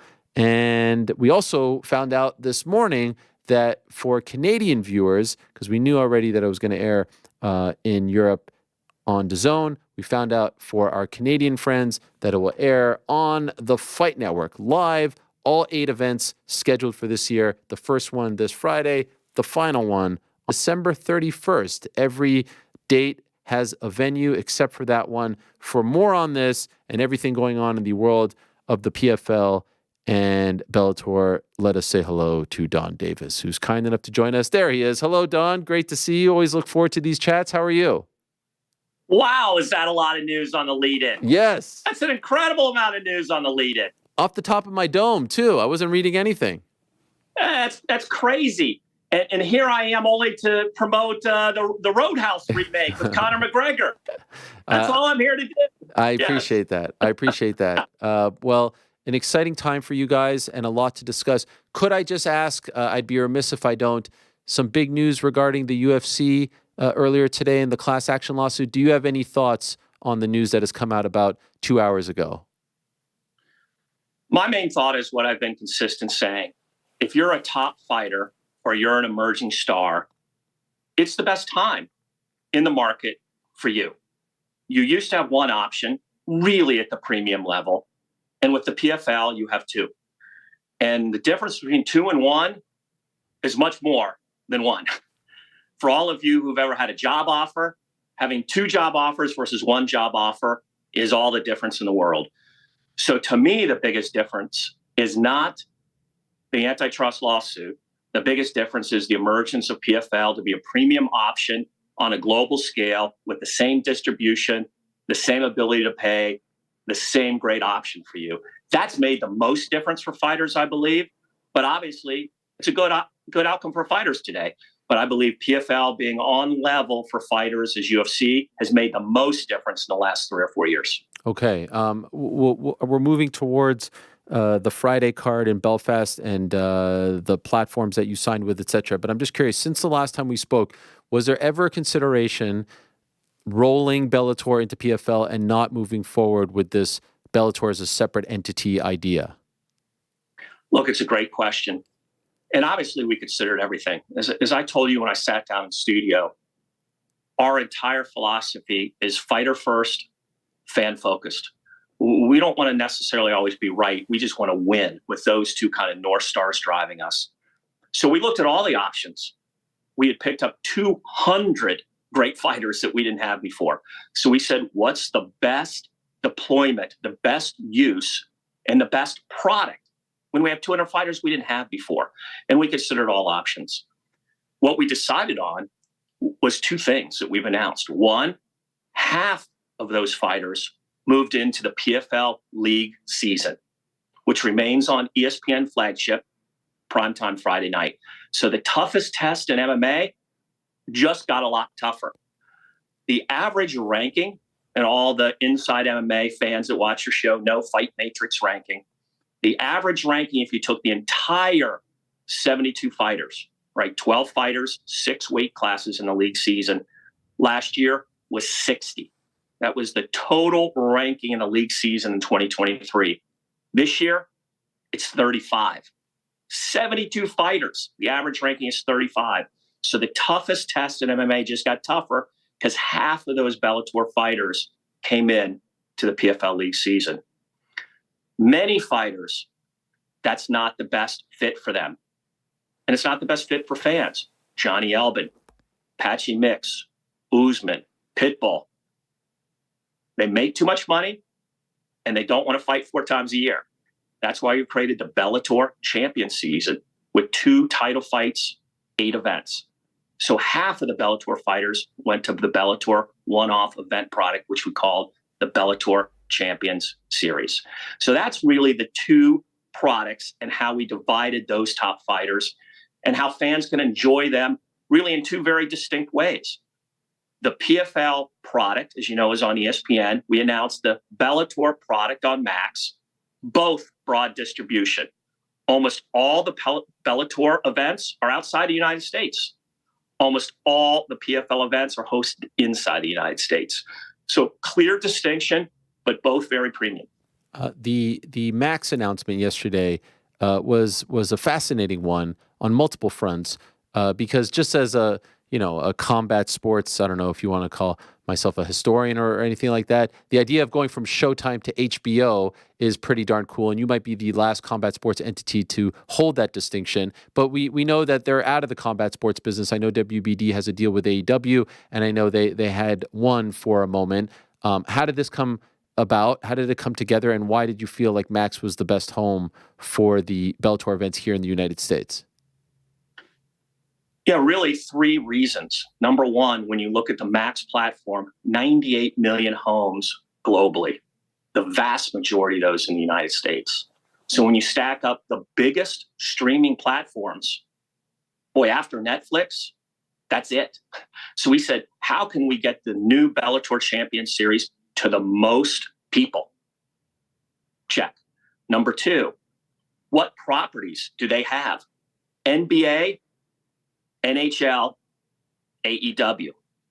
So we just put down a house in the neighborhood with the biggest mansions. So on ESPN, we're the home of all great sports, but there's a lot of sports on ESPN. We went out and we said, which property has the best, most premium, most tentpole sports events where we can put down a home and really be recognized to build Bellator? And that was Max. Check. Number 2. And number 3, where could we do a deal at the highest levels? We didn't do a deal with the sports division. We did a deal with the highest levels of this company. So together we can build this property. Check. Number 3. We could not be more excited at the WBD relationship.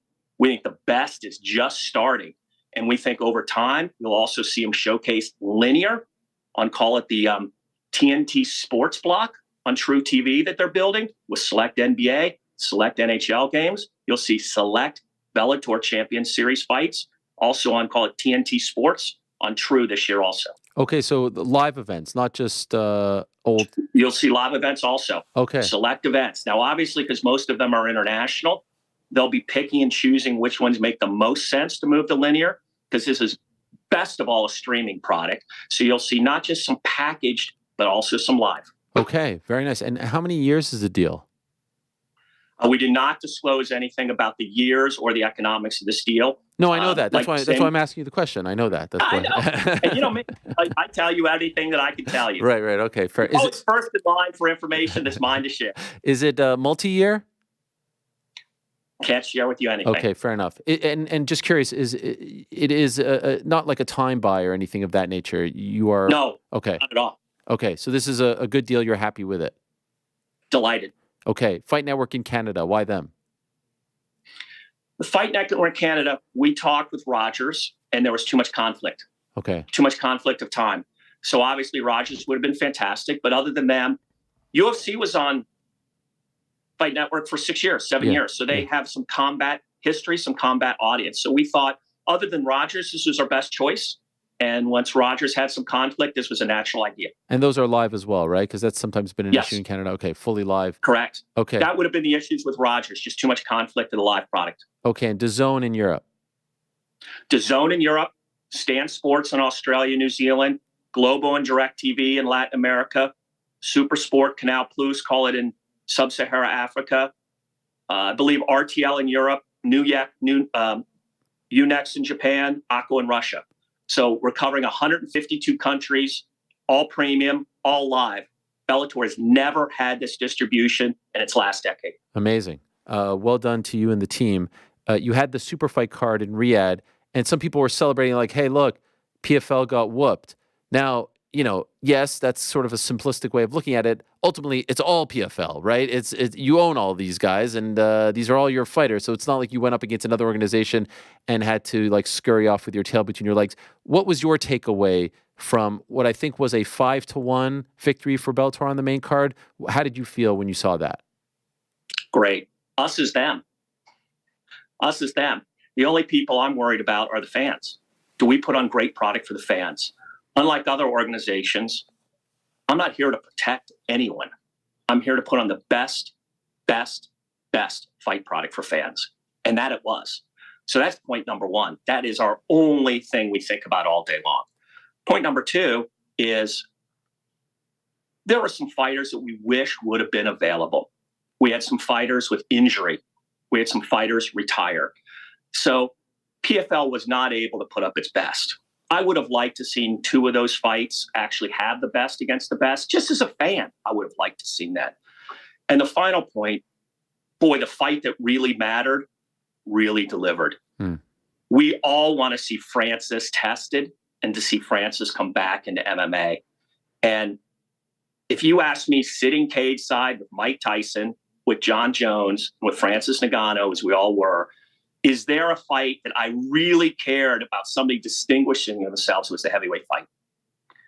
I less cared who won, and I wanted somebody to absolutely dominate in a way that captured the ability to go toe-to-toe with Francis Ngannou. And that happened with La Problemo. It was frightening in terms of the domination and what he did in that heavyweight fight. So to me, unbelievable home run for us in terms of our first pay-per-view product. People saw PFL can put on something that's of the scale that we can expect. The fights were great, and we got a heavyweight who can challenge Francis. We couldn't have felt better. Were you disappointed that you didn't get the face-off in the cage? No, it was interesting. I watched your show, as I always do, and I saw Francis say that somehow in all the excitement, the shuffle, we forgot to ask him to come up.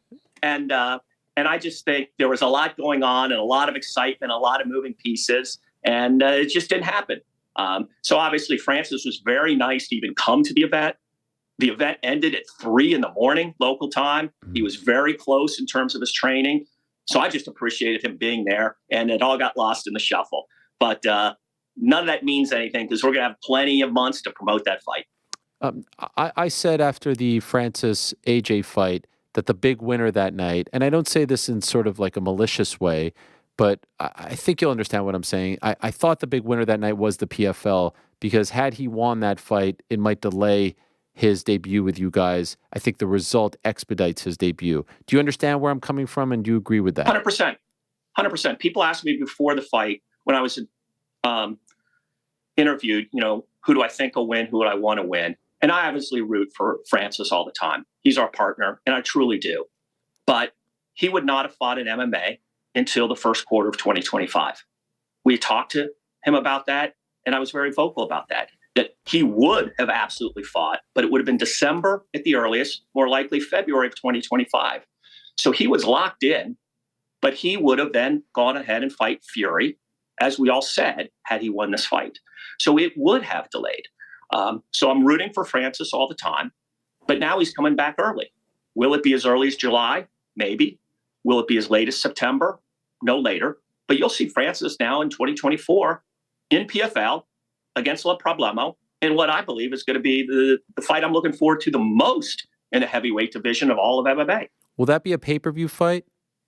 That will be a pay-per-view fight. That fight will also have Chris Cyborg against Larissa Panchenko as the co-main fight. That fight will also have Cedric Doumbé against somebody we'll announce. So that fight is going to be big just because of Francis, but that fight will have other very compelling matchups on it. Where will that fight card take place? That fight card will take place in Riyadh in Saudi Arabia. But the details in terms of the full card, the details in terms of the month and the timing, we won't announce that for about 2 more months. Okay, but the range you're saying around September is the cutoff, like the absolute latest? That's what we think, correct. Okay, and I thought, so you took me in a different direction here, but just to follow up, Doumbé just had the unceremonious loss to Baki. I thought maybe you would try to run that back in France with him. Why aren't you going to do that? Well, I would call it an unceremonious tie. Okay, fair enough. Well, yes. I guess that's, I know what you're saying. 1, we may run that back. 2, Cedric will fight again before that pay-per-view. Got it. So you will see Cedric, and Paris will see Cedric again before then. So prepare for announcements in the next 2 to 3 weeks on Cedric. If you're a France MMA fan, we will not disappoint. You will see him again in Paris this year. Would that be on the May card? It may be on the May card, and it may be in the Accor Arena. Okay. And it may be with our friend Patchy Mix as a co-main headliner. Okay. So would Baki be his opponent, the man he fought? It may be. Okay. It may be. It may be somebody else. So we're working with Cedric on what he thinks would be super interesting and super compelling. But we don't want to deny French fans seeing a full Cedric fight. We believe they're due that, and we're going to make sure that happens. So that would be interesting because that would mean he would then go on a Bellator card, right? So we are now seeing like some cross-pollination. We are seeing, once again, all fighters are PFL fighters. Yeah. Us is them. And the only things that you won't ever see is if you're in the PFL league season, toughest test. You've got to go 4 times in 8 months. So you're locked in for the full season. And all those fighters, once we announce them and they're in for that year. Now, they might move to another franchise in 2025, but you're in the PFL league season, you're locked. All other fighters, are you going to fight on a pay-per-view fight, or are you going to fight on the Bellator Champion Series? You're available because those are one-off events. And so you're available to move depending on the event, depending on your health, depending on the timing. He's talked about wanting to fight where PSG plays in Paris, the big football stadium, soccer stadium. Is that doable in your opinion? It is doable. Pete Murray, my partner, PFL CEO, has had those discussions at the highest level of PSG and PSG owners. And so I would not rule that out in the future. I don't think that will come together this year. But I do think that's a possibility for, call it a 50,000 seat big event in 2025. Was blown away by the crowd that night. Again, luminaries, the attendance, all that. You're watching that and you see it end the way in which it did. What are you feeling? What are you thinking? It's interesting. I'm a little bummed out because when I attend the events, it's really the only 12 days a year I don't have to work. My team is so good, they're doing all the work. So I'm entertaining partners.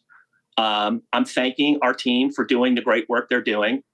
But the other 350 days a year, I'm working, right? This is the one day I get to enjoy. And so I'm really a fan. I'm in the moment. And it's 1-1, right? Cedric loses pretty bad. And 4 takedowns in 2 minutes almost. And he battles back, but the cards are 1-1. So I want to know what's going to happen. And then pretty soon, what's going on? So you leave with a little bit of low. And for those who are there, there's 16,200 people. It feels like 35,000 people, right? I hadn't heard noise and fever and passion like that myself from 16,000 people. And I've been to a Stanley Cup Game 7 with 16,000 people. It's kind of like that level. So I'm a little down. So I would like to see him come back in that same venue and that Sam Fan Best with a big fight. I would love to see it again. You mentioned Chris Cyborg. How's the relationship with her? Because on social media, there does seem to be some I don't know. I was actually, shockingly, I've been covering Chris Cyborg since 2008, and I've always had a great relationship with her.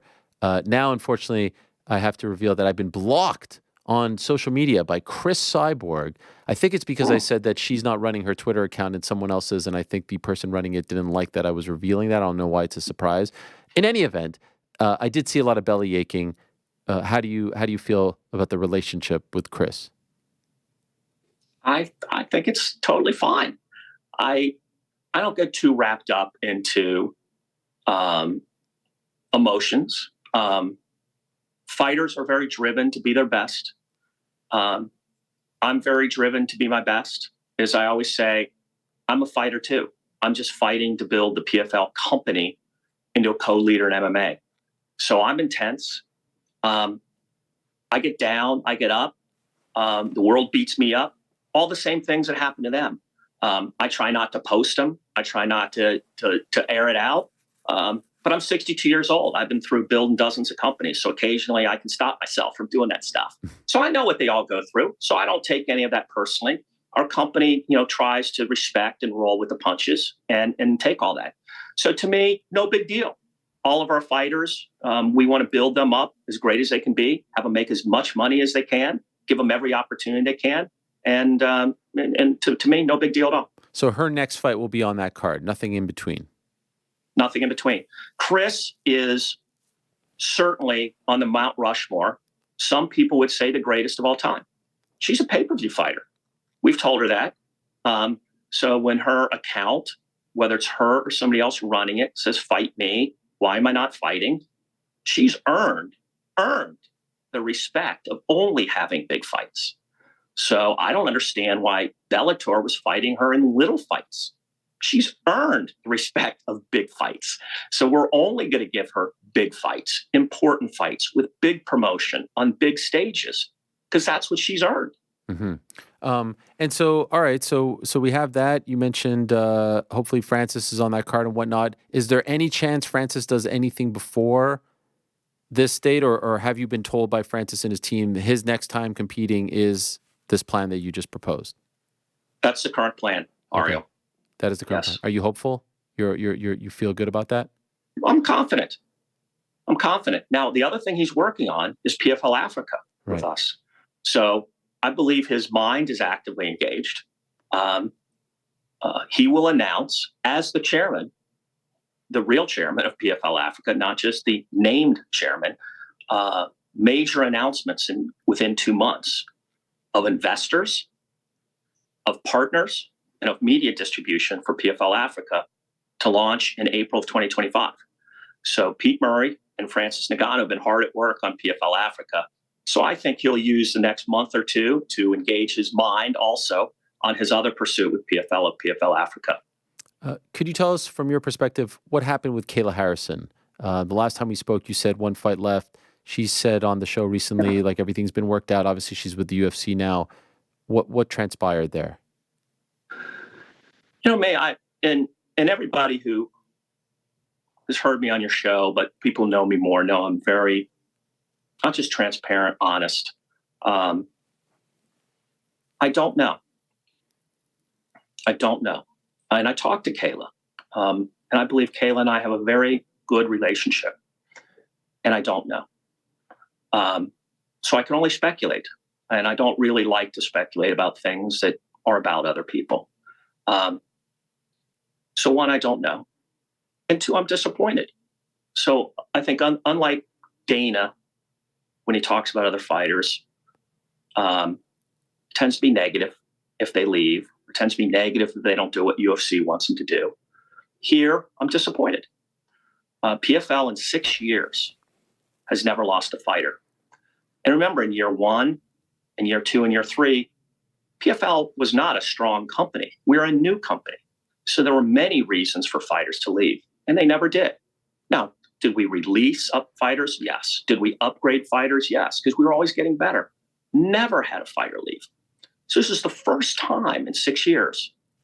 And ironically, PFL had never been stronger. And the matchups we had for Kayla Harrison were better than the matchups she was going to get at UFC. She was going to fight Chris Cyborg, which I believe is the biggest fight available in the women's division possible. It's a legacy career statement fight for her. Larissa Panchenko, who beat her fair and square. So Kayla's, call it next 2 to 3 fights at PFL are harder than they are at UFC, are bigger than they are at UFC. So I don't know. I really can't explain her motivations for leaving. And I was disappointed. So I don't mind admitting that I wish she was here. That being said, because PFL has never been stronger, 80 fighters ranked in the top 25, 33 fighters ranked in the top 15, we're fine. You know, it's almost like when people post about UFC, they're always fine if Conor's not fighting this year or something like that. So our brand, our ratings, our financials, zero impact to Kayla not being here. But personally, I don't like when any fighter leaves. So I wish she was here. And so could I ask, like, you said there was one fight left. How did that end up with her leaving? Still, I mean, we believe she had one fight left. She did not believe it. We chose not to be legalistic about it. Okay. You know, remember when Dane and Francis went through all that stuff for like 2 years? Yeah. That's just not who we are. Why be like that? So we just said, look, if that's truly your wish and you feel that strongly about it, go ahead. Okay. Fair enough. By the way, speaking of Mr. Conor McGregor, he has 2 fights left. He's been quite vocal about this.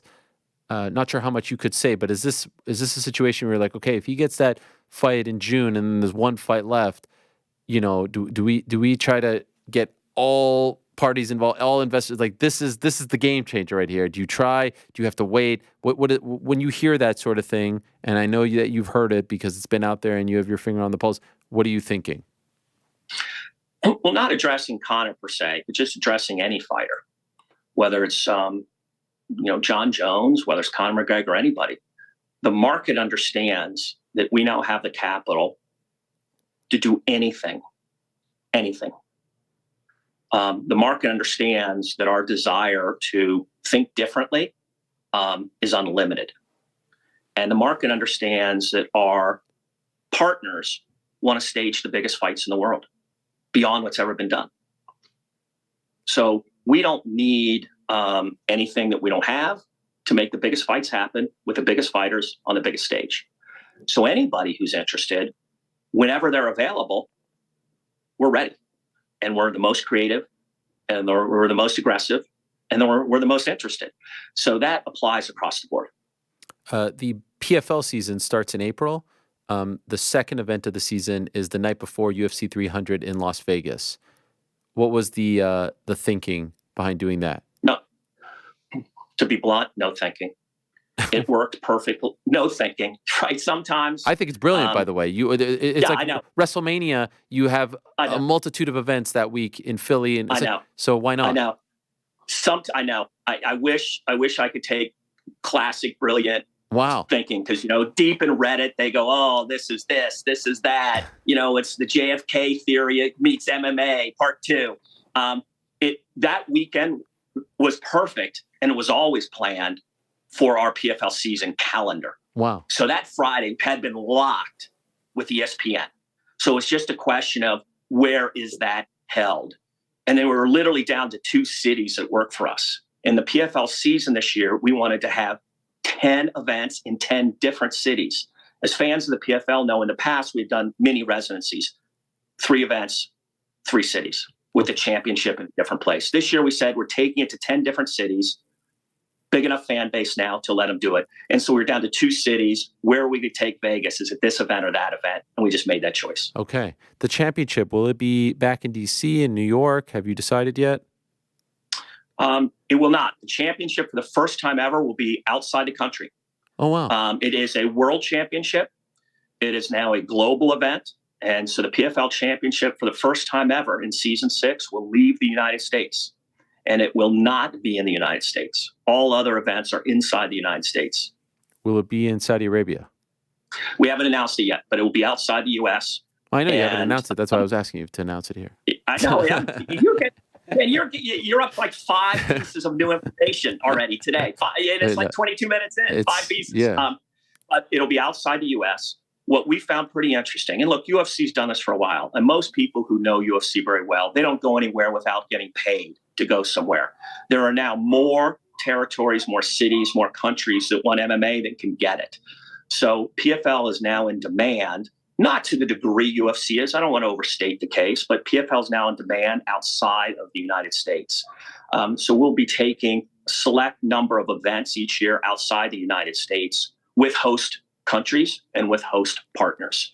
The Mideast is certainly one that people talk about, but there are 3 other regions that are pretty active around the world to bring MMA there, and we'll start doing that at the end of this year and more in 2025. Rounding third here, back on Bellator, first show of the new era this Friday on Max here in the United States, DAZN, and other outlets in Europe, Canada, Fight Network. Just wondering, as far as the events are concerned, I know you've announced the location for the first 7. There's the 8th one on December 31st. So back to New Year's Eve for you guys. No location attached to that one. Do you know where that's going to happen? We do. Okay. I'm only give you 2 clues, because I'm going to let Pete Murray announce it, and he will come on your show and he will give it to you. It is in a location that is very cool outside the U.S. and has never hosted MMA. And It's where everybody would want to spend New Year's Eve. And so it has never hosted MMA. It is a fantastic location, and it's new to MMA. So as I said, PFL is now at a different level of appetite and interest on a global scale. And I don't want to steal Pete's great work, but it's going to be very, very exciting, I think, for fans at that last show. I was thinking Japan, maybe this, but they've hosted MMA, so never hosted an event of any kind. Correct. Wow. Okay. That is quite the tease. A lot of people ask me about the broadcast team for the Bellator events. Could you tell us who that will be? So your old friend Chael will be joining the broadcast team. Wow. Love it. Big John McCarthy. We're doing something very interesting. For those who watch a ton of football, as I do, there is an in-studio rules analyst. Yeah. So he'll be playing this role this year for PFL as well as Bellator. Like So it? he will be commenting on technical aspects from a studio, much like Pereira does, for I like Fox it. Sports. Yeah, it makes a lot of sense. So things like what happened with the Splinter. Yeah, brilliant. We will go to Big John McCarthy. He will know everything about the rules as well as everything about what is right or wrong happening around the judging. So I think it'll be very interesting. And we're also adding a new woman to the broadcast team, which I don't want to steal a thunder on until she is announced and signed. Okay. But it'll be fantastic. So I think you will see a broadcast team that combines the best of PFL, the best of Bellator, and the best of new talent to MMA. Could be very fresh, but consistent with what we've done before. Just to add to that, you'll see an entire new graphics package for Bellator, which is something I love. I heard you talking about posters before you came on. Yeah. I'm an artistic guy. I spent a lot of time on art graphics, and to George Greenberg's delight, as you can imagine, him being 70 years old and wanting to spend time with me on graphics, including colors and pixels. So you will see a show that's brighter, more colorful, more fast-paced, more gamified. So if you're a fan of a next-gen product, you will love the new Bellator product. It's very fresh. And in terms of the events themselves, and I saw you talk about this a little bit in the lead up, every event, 2 title fights. So 6 events this year are already planned out. 2, we haven't figured out the title fights yet, but all 8, 2 title fights. So they are curated. Every event has meaning. This is not like Bellator 303, Bellator 304. Numbers gone. This is Bellator 2024 Champion Series. 8 curated events, 2 title fights every single event. Play-by-play, is that Sean O'Connell? Sean is doing a play-by-play too. He should win the Emmy. He's incredible. Passed over still because, obviously he's still making his name. But considering he's a fighter, he ain't a color guy. He's a play-by-play. It's what if Tony Romo was play-by-play. I mean, that's so hard to do. So he is still the play-by-play for the voice of Bellator also. And last one, in terms of what the fighters are wearing, is it the same type of deal as PFL, like a uniform, but 1 sponsor, 2 sponsor, that type of thing? A similar thing, but they have a little bit more freedom, which you'll see. And to your question, what you're going to ask on elbows, of course, elbows are allowed because these are one-off events. So full elbows, let the games begin. Love it. March 22nd, that's this Friday on Max. Very cool. As a young kid who started his TV career as an intern at HBO Sports, I know it's not quite HBO, but to me, it's the same damn thing, and it's cool to see them back. It's the same. Yeah. Ariel, I grew up watching all that boxing. Yeah. Right? So to me, the only way I ever saw combat was HBO. I grew up, my dad was a salesman. We couldn't afford a pay-per-view. There was I wasn't buying any of that. When we got HBO, when I was like 10 years old, man, that was it. That was the only way I could see. I would never see one live. So to me, it's exactly what you said. This is back to the future of the roots of combat. It's just you have 90 million homes now available to see Bellator. So I love it. Great stuff. Congratulations, Donn. Always appreciate the time and the insight. Good luck to you and the team on Friday, and we'll talk soon. Thanks. Appreciate it. There he is, Donn Davis, the founder of PFL. A lot of big news in their world. He's dropped a ton over the last 30 minutes. Chew on all of that. We can talk more about it throughout the show. But again, the big story, you can watch Bellator on Friday from Belfast, 2 title fights, and you can watch it here in America on Max. You can watch it in Canada on Fight Network. Okay, very excited to talk to our next guest. Obviously, a massive rising star in the sport.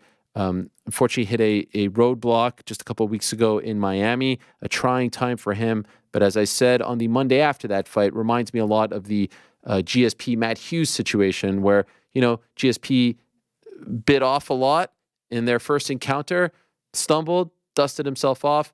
Next time around, it all went well. We're talking to Benoît Saint Denis, the pride of France, about everything that has transpired over the last couple of weeks. We appreciate him joining us. There he is. Benoît, mon ami, merci beaucoup pour le temps. J'apprécie. Thank you very much, Ariel. I'm very happy to be here with you. And I felt all that joy and that mixed feelings of having all the French people behind me. It was amazing to have this kind of support. It was crazy. So, so let's start here. You fought almost 2 weeks ago in Miami, and this was such a big fight. And we talked before the fight about the jump in competition, and you're the co-main event, etc. Obviously, it didn't go your way. How are you feeling both physically and emotionally after this fight? Because I know it was, a fight that you obviously wanted to win, and it ended in somewhat of a scary manner. Yeah, a lot of mixed feelings because during this, I had. It's weird because I had one of the best training camp of my life, but I had the worst fight week of my life. So my coach always says that you can lose a fight during the fight week. So I have been fighting a very tough guy. I have a lot of respect for him, but like you said, I love this comparison to the Matthew fight with GSP. Of course, I want to go back at him, and I hope he's winning. If the fight against Makachev is going on, I hope he's winning, and I hope I will do the right job to get back at this place to have him in front of me. The worst fight week because I had I had a very bad news for my health, but I just couldn't cancel because it can happen to everybody to be sick on fight week.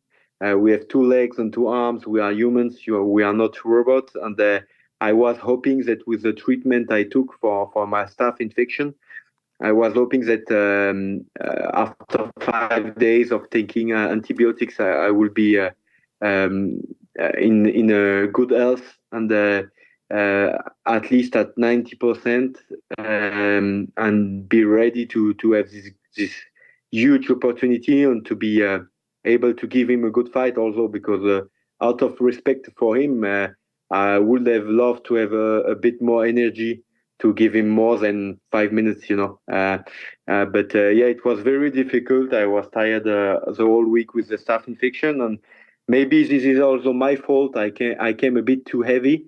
So with the treatment I took, the weight was not going down as usually, and I had 2 more kilograms to cut before weight cut. It was too difficult, and I paid that the day after. I had no reflex. I was out of form. When I do my warm up, usually we do a warm up with tennis balls where you have to catch them, and usually on every given day I will catch maybe 7 or 8 of 10.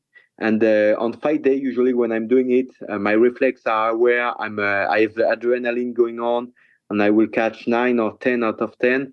And this time I was like at 2 or 3. I was very slow, very slow. My kick were sloppy as well. You can see my first kick at 2 minutes after the beginning of the fight. The first middle kick, it's terrible. In my fight against Eliseo Zaleski dos Santos in the 3rd round, I was in better shape than in the 1st round against Poirier. So it's my fault, we are professional. We are trying our best to be at the best shape possible. So training camp was amazing. I at the end of training camp, I could apply my strategy for 5 rounds, put pressure on guys. But shit happens, and God give us sometimes stuff to difficulties in our life. I'm blessed to be very happy and to have this fighter life that I love, and to have had this opportunity. And now I need to get my ticket back to earn such an opportunity again. And I want to show that this was, of course, even in good health, maybe I would have gotten knocked out by Poirier. He's a great fighter, amazing fighter. I hope I will work my way back to having this kind of opportunity, and to show that this day it was not the God of War in there, but that I will give you my best again as soon as possible. So I will make the adjustment to try to be at my best for a fight, because a fight against a guy like this, you cannot be diminished. When did you start to feel and notice that you were battling a staph infection? How long before the fight? 2 days before leaving. So last sparring session. It's always like this. It's the Murphy law. So last sparring session, I had this ugly stuff on my forehead. So I send you some pics. Yeah, so we have the pictures from your wife and you sent us, and we could show it right now. So the photos that I'm talking about. This is gruesome stuff on your forehead. It was 2 days before leaving France. So last Friday was the last sparring session, and I have been leaving Saturday, and but out of respect for everybody, you have to take treatment right when you notice something like that. So I called of course a doctor, and we try to figure out a process to try to be in the best shape possible and to make the fight happen and to be in a fight shape that is good enough to be respectable for your opponent and to give the people the fight they want to see, because you are the co-main event of such a huge fight.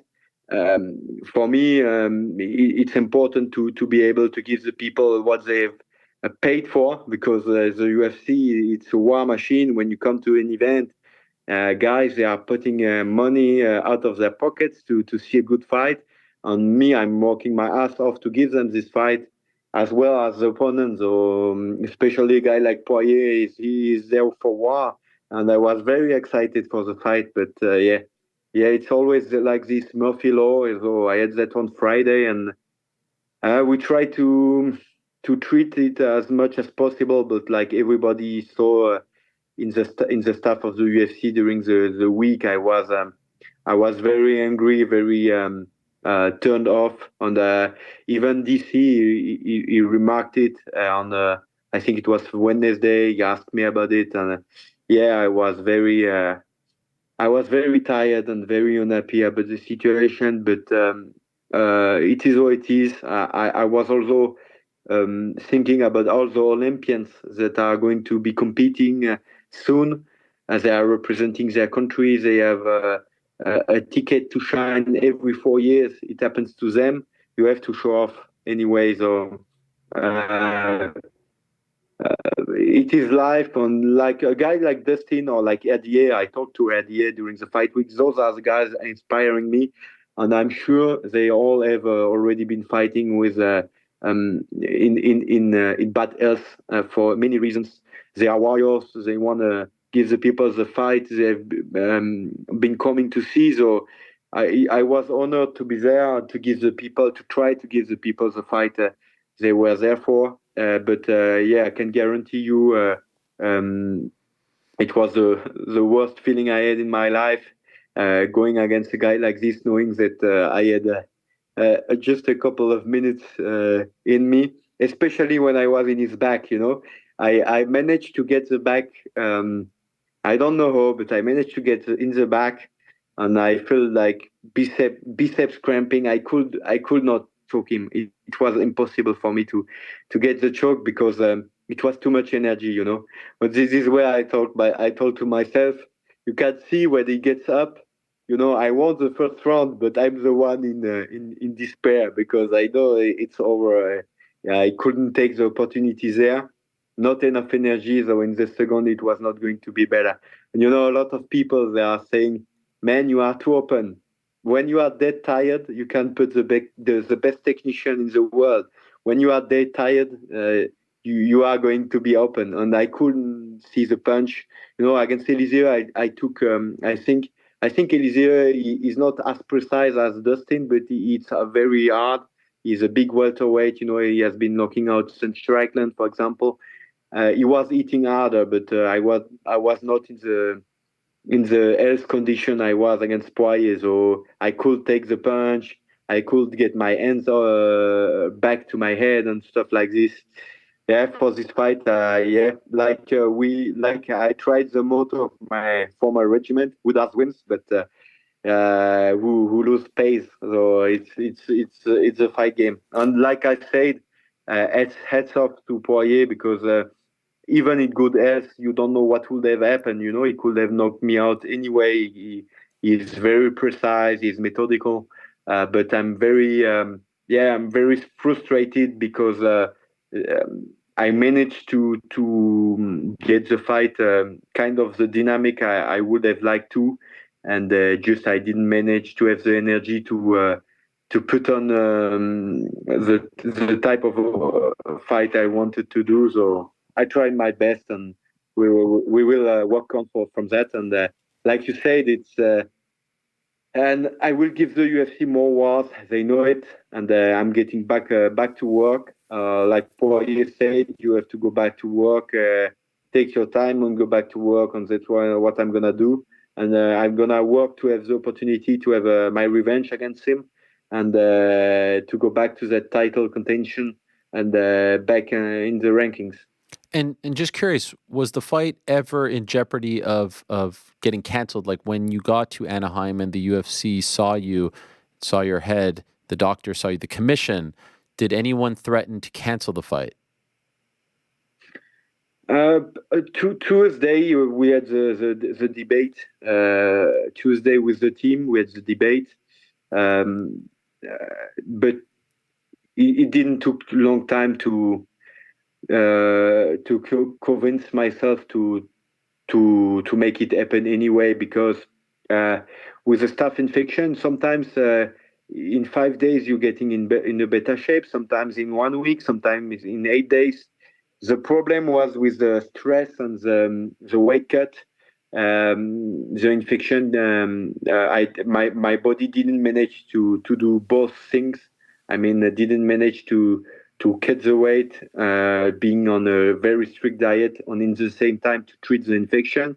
So maybe it could have been something that worked, maybe if I had less kilogram to lose, which I will work on for the next fights, maybe I would have in a very good conditions, and it would not have affected me this way, and I would have been ready to give my all.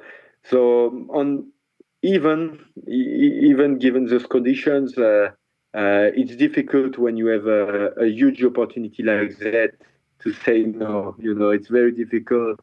You feel the support. I really feel the support from my country, from everybody, from my staff. Everybody has been working hard to put me there and to give his best to. So I had to try. Like I said, who does wins? In 2018 when I started MMA, and in 2019 when I stopped my career in the French Special Forces, I applied this motto, and it worked well.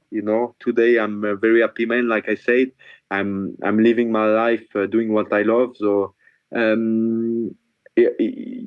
it's part of life, and it is fighting. And I had a great opponent in front of me, so he did his job. And I want to go as fast as possible back to this one column and give the people full energy, a God of War they like to see, somebody that is going to put even more pressure in the second round, like I did against Thiago Moises, and to be ferocious out there. This is what I want, and to be in good health. I will work on my weight and on everything, so I a better version of myself. And hats off to Poirier, because for the time he last, it was a good fight, and I would have loved to give him more than that, but it is how it is. Did you suffer any serious injuries in the fight? I'm looking at your face right now, and I can see on your right eye it's still black. Yeah. Did you break your nose, your orbital, anything of that note? Yeah, just the nose is without any movement of it. It's slightly broken. So this is why I have still a little hematoma on the right eye. But anything else is okay. So I'm already back on my bike and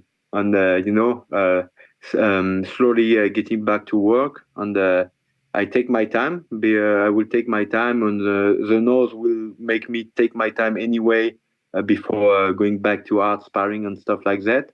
And I want to get one fight before UFC Paris, and then to be at UFC Paris, and to be able to do at least 2 more wars this year, and on to fight, like you said, to fight my place back to this kind of guy, and if possible, in the best world, because he's a great fighter, and I believe he has his chance if he fights Makhachev, even if, like you notice, I felt like he does one mistake that I explode, but I couldn't explode. I couldn't use good enough, but that Khabib has shown and Oliveira has shown with the back exposure. So, like Makhachev already said it, this is one of the paths of victory to Dustin Poirier, is to take his back and to choke him out. Even if he fights well with the hands, if you are in good shape, it will be more tiring for him than for you. So at some point it breaks, like Oliveira managed to do on Khabib as well. But in those two fights, he managed to crack their shin a little bit as well. So yeah, I'm curious about this fight, and I hope he wins. So yeah, I could have the best story possible, getting 2 victories and maybe getting back to him. And the UFC hasn't announced it yet, but the last 2 years, UFC Paris has been in September. You think you can get one fight before September and then fight in September? I thought maybe you would be out till September, given the nose and just everything your body has been through. You think that's doable? 2 fights in the next 6 months? Yeah, of course. I like to fight. I love it. It's the first time ever in my life that I get knocked down. I do strongly believe that it's partly due to my conditions. It could have happened maybe anyway, but I do believe that usually I do take those shots a bit better, and I hope I will get one fight before UFC Paris, and I believe it will be late September UFC Paris because we have the Olympics. Right. So I don't think they will put it as early as usually. Usually it's very early in September, which would have been difficult to be able to do one fight before it. But if I fight, end of June or July and in September, it will be great. Okay, that makes obviously a little bit more sense. And do you have, when you're thinking about the road back to the Poiriers of the world, who would make sense for you next? Who would you like to fight? There's a lot of guys I want to fight. I don't know if Dariush has a fight booked. I know this is the fight the UFC was looking for before Poirier. It would be a huge fight, a huge opportunity. He comes off a loss against one of the young guys of the lightweight division.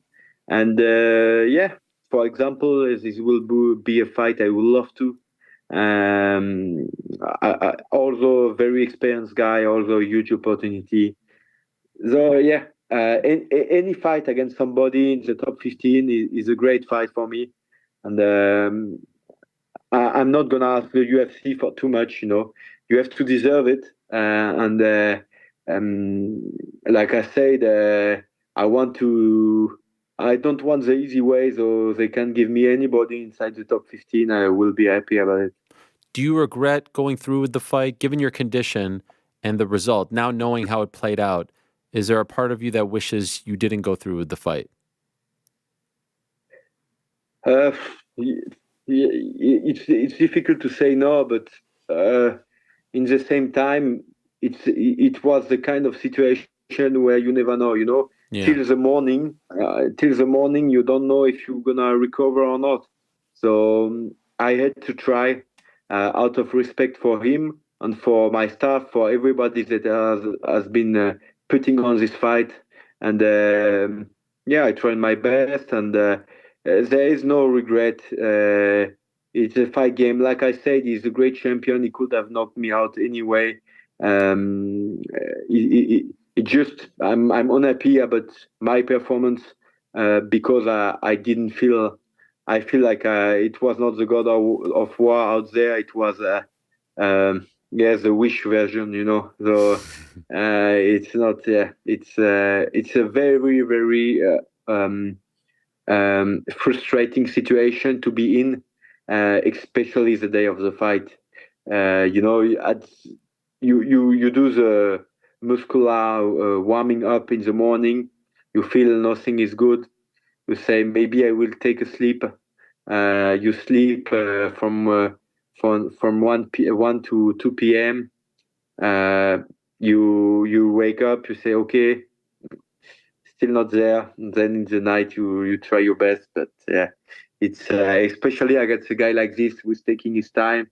It's a very tough situation. But I'm happy about the support I had. Everybody has been giving me a lot of support, and I'm very happy about the career. I'm very happy about the opportunities the UFC gave me with this fight, and I can tell you I will be back, and I'm working on it. I will correct what can be corrected, and of course, I hope this will never happen to me again. To have this kind of unfortunate experience, but it is also life, and maybe it's his destiny to become champion. It took time. It took a lot of time for him.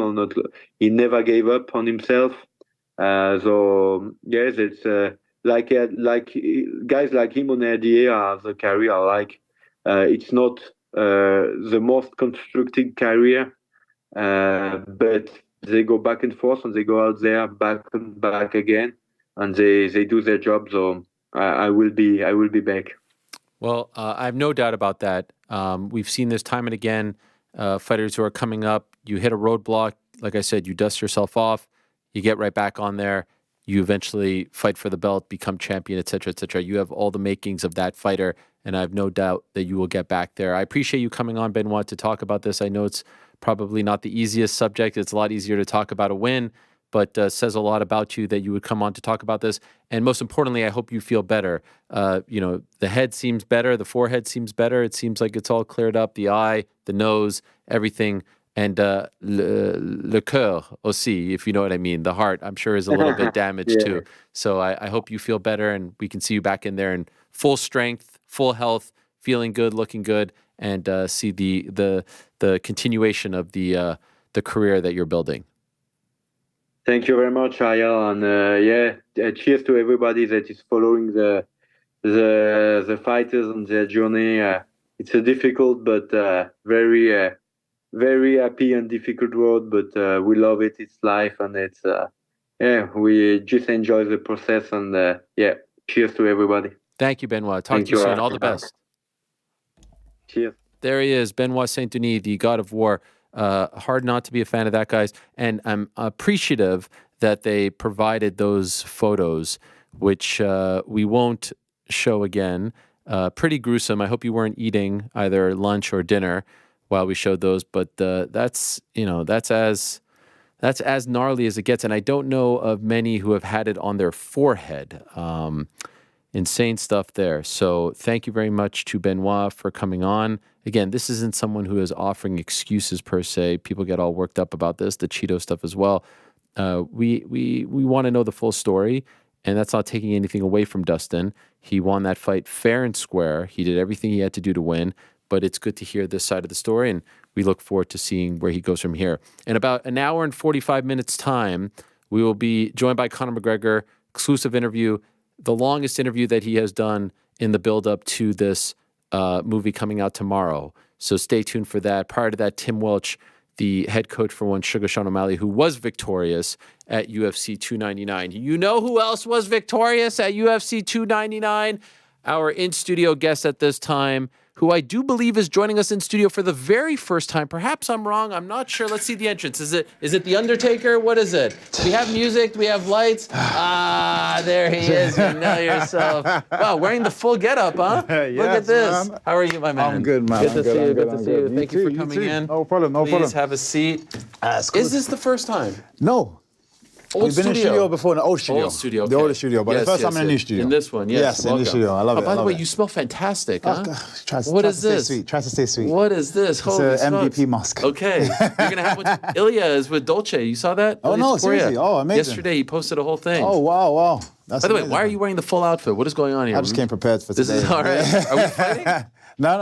Okay. No Yesterday I smoke saw today. you all fresh in the outfit at the premiere. Yes, looking yes, good. yes, yes. Well, it's That good was to see you fun. there, actually. Yeah, man. yeah, that was fun. What do you think of it? I enjoyed. We did a whole breakdown earlier, and I said, and people are going to say, "Oh, you're just saying it because it's Conor, this and that." I had fun. It was 2 hours. You escape. I had fun. Is it going to win an Oscar? Probably not, but it was just good fun. It was great. I said exactly the same thing. It's a fun film. It's high energy, good entertainment. He plays the perfect role because it's just himself. Yes. You know what I mean? And I'm happy for him, and I enjoyed it. I thought he was going to be like 5 minutes, like just a cameo. I didn't realize how big, and it's like you can't help but laugh when you see him up there. Just like it's almost like an exaggerated version of him, and he's larger than life to begin with. Yeah. The fight scenes were great, right? As a fighter, how did you feel? Do you feel like they got it? Yeah, no. The thing is, it's weird because I'm very critical of fight because you're a big like movie guy. I'm into series and stuff. So that style of fight scene is not my favorite style, but this one was entertaining. Okay. Like I still enjoyed it, but because it's very like obviously exaggerated, and the thing is, I've had to do shots like that before. It's just like playing around with camera tricks and stuff. So I get what they're doing, but yeah, it's not my favorite. Okay. But I did enjoy this. Have you been in a movie? No. But I did a short film the other day, and I actually Just playing the other a boxer. day? Yeah, literally the other day. Okay. I'm actually playing a boxer as well, so we had to do that kind of style fighting. And obviously, I've written a script and. You have? Yeah, I've written a script. I'm looking to do, developing a TV show, developing a comic of that same show as well. Oh, snap. Yeah. So You say, obviously, I wrote a script. Like, how would I know this? I didn't know. Okay. my mind is so creative. I just need to get stuff out. Wow. And what is or should you not say? Is it better? Not quite yet. Okay. Not quite yet. But would you be in it? The plan is I'll probably have a cameo, but I think because it's going to be my baby, I kind of want to see it develop without, interruptions of me trying to focus on the acting side of things as well. But I'll definitely probably have a cameo in it. Is this a dream of yours to make something? Because I know you grew up watching like the kung fu films and all that stuff. Yes, so is this something you've always wanted to do? Yeah, I think it's definitely something that I could see myself in. Okay. But it's definitely becoming more of a reality. Even speaking to 50 about it, he was very interested in it as well. Look at you just dropping 50, huh? Yeah. You still boys? Yeah, of course. Oh, wow. Of course. You're going to see him here while you're here. No, I don't have enough time out here. You don't have enough time to see him. I don't. I like that. Is he interested? Yeah, he liked the concept of speaking to his team, so hopefully we can make something happen. If not, but we're speaking to quite a few other people as well. But yeah, no, it's everybody that we've given it to, you can see their excitement, which is nice for me because it was just my brain baby that I just wrote down one day, and it's to see how far it's come now. You did it by yourself? No, so initially the concept idea was me and like one of my best friends, she's a film producer herself. So I just asked her, I was like, what do you think of this? And she was like, this is amazing. Like, can I work on it with you? And from then on, it was me and her have been developing it over the last 2 years. So like I said, we're about to finish the first draft comic of the same storyline as well. So yeah. By the way, as someone who like loves this stuff, I like movies, but I don't consider myself a movie buff. What would you say is the greatest martial arts movie of all time? And I know that encompasses a lot. Yeah. But like, what is the gold standard in your opinion? It's very difficult because different aspects of what you can bring with combat movies. Is it a serious combat movie? Is it a comical one? Like, I love the style of like Jackie Chan, Sammo Hung, how he used to develop his stuff, Donnie Yen, some of the serious films. That style of combat on screen for me, it's unrivaled. I think nowadays, again, we try to be a bit as fancy as possible and go too big. I think sometimes the simplicity and the simple, like just choreographed scenes are 10 times better. So yeah, it's difficult. Did you like all the Bruce Lee stuff back in the day, Enter the Dragon? It's weird. I didn't. Don't get me wrong, I like Bruce Lee. Yeah. But I wasn't raised on him specifically. Oh, really? Yeah. So I kind of had to. It's more Jackie Chan, Donnie Yen, Jet Li. It was that era. So Drunken Master and those kind of films, and then I kind of went back and started watching the Bruce Lee kind of the films and stuff as well. Okay. But that wasn't my for when I was first growing. By the way, we just had Benoît Saint Denis on, who was on the same card. Yes, yeah. I don't know if you were here when we were talking about his staph infection. Did you see the photos? Yeah, I saw it backstage. Did you see it? Yeah. I just want to put it up one more time if I could, and just get your opinion to someone. Like, that is some of the worst I've ever seen. Yeah, this was 2 days before he left to Miami. Yeah, he had this. Have you ever seen it on the forehead like that? I've never seen it on the forehead like that. That looks really bad, and I can't imagine what the effect of that. Yes, antibiotics and everything. Yeah. So that's really bad. I've never had it myself, but you've never had. That's what I was going to ask you. Yeah. Touch wood. Really? I've amazing. Had it. So that's good. I know because it's a common gym thing. Yes. But yeah, and I haven't actually had it yet. You guys are just maybe a little cleaner. The thing is, weirdly enough, I wouldn't see that. If you come to our gym, that would not be the thing. It's happened. Like a couple of guys in the gym have had it. Okay. It's just I'm just fortunate to not be one of those people. I can't even imagine what that feels like Yeah, on that's your what I mean. forehead. Yeah. Before fighting Dustin Poirier. Yeah. Unbelievable. He's such a lovely guy as well. Yes. Soft-spoken. He'll be back, no doubt. He actually said his first pro gym that he went to was London Shoot Fighters. No way. My gym. Yeah, he told you that? Yeah. Did you know? I didn't know. It's Norbert actually remembered him. Wow. And then I was like, I don't remember him. He said, no, but I actually rode with him and stuff when he first came. And then when we was in the same warm-up room and he walked in, he's like, man, you guys, your gym was the first pro gym that I ever went to. Oh, wow. Yeah. So you were in the changing room with him on the night? Not on the night. So there's a warm-up room in the hotel. Yes. So, all right, we're 2 weeks or less than 2 weeks removed from your debut. Mm-hmm. And I know it's fresh, but do you notice a difference now that you're a UFC fighter? The way people look at you, talk about you, talk to you, want to talk to you. Mm-hmm. Do you notice that already? Yeah, there's definitely a big... Really? A bigger wave of interest now, which I kind of figured, but when you feel it, it's interesting. And I'm saying this because obviously when we spoke, and I'm speaking to the members of my team, and they're like, I said, I've spoken to him already. And they're like, oh, you speak to him? I was like, but Ariel's been speaking to me from way back. Mm. So before all of this wave of hype, me and you have been speaking. Yes. You know what I mean? Again, I've been in your shows and I've always appreciated that as well, because it is that there's so many people that wait until something happens first and then, they're kind of reactive then. But yeah, I have noticed a difference. And is that something where you're like, you weren't paying attention to me when I was Bellator, showing me the love? Like, do you keep the receipts? I'm a petty guy, so yes. Okay, yes. I appreciate that so much. I'm a petty guy, so yes. But at the same time, I also understand it. I'm also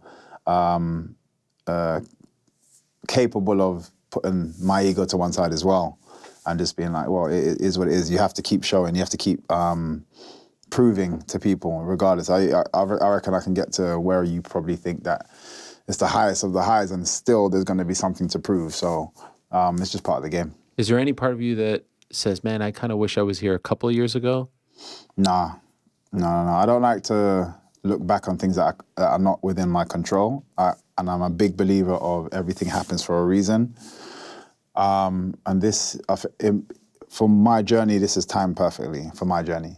Why is that? I just feel genuinely my experience versus how amazing I actually feel. A lot of people are like, how they talk about my age. And I keep telling people, seriously, if you was to spar with me, you wouldn't question my age. There's not one youngster out there that can move as fast as me, or that I struggle with to compete at that level at all. But now I've also got the experience on top of that, for the years that I've been in, and how to compose myself under the lights and so on and so forth, as an added bonus. Whereas you're a young buck coming up, so this is perfect for me. Were you ever close to going to the UFC in the past? There was always talks. Was there ever a period where they were like really coming out? Because I know obviously you had multiple contracts with Bellator throughout the years. Was it ever super close? No, not in terms of, this is the first time I've been able to actually have that breaking period for them to really show interest. But I've actually been over there. I think I went over there with Jimmy Warhead as his warm-up partner. Oh, wow. And even when I got over there, everyone was over, like all the staff and everything was like, man, we'd love for you to come over. Like you can see the genuine interest and excitement that I was even there. And that was way back. Several years ago. Yeah. At least decade. 7 years ago. Yeah, so... I've always felt that interest there, but no, this has been the only opportunity really. Would you have been disappointed, or would you have felt like your career was incomplete if you never fought there once? I think now that I'm here, I would look back and say yes, you know. But I guess without really experiencing just this wave, it's hard to tell what you'd. So it wasn't like a thing like I have to do it. If it presents itself, great. But you seemed rather content. Yeah, and I was saying, I can't remember who I was speaking to, but I said if my career ended, let's say before the fight, if my career ended, I'm happy with what I've done, what I've achieved, the impact that I've had, considering I hadn't gone to the biggest show. So I'd be happy. But yeah, it's now that I'm here, I'm glad that we are here. And so, you know, now you see like what's happened to Bellator. Bellator is now PFL and whatnot, and they've got their first show of the new era on Friday. If they never were sold, if it was the same guys, Coker, all those guys, like if it was just the same old era, do you think this happened perfectly where it was easy to break through and maybe financially they weren't signing guys, they weren't trying to break the bank, etc.? Was that part of it? If there was a kind of a sliding doors moment where it's still the same old crew, do you think they would have come correct and offered you a whole bunch of money and it would have been impossible to say no to them?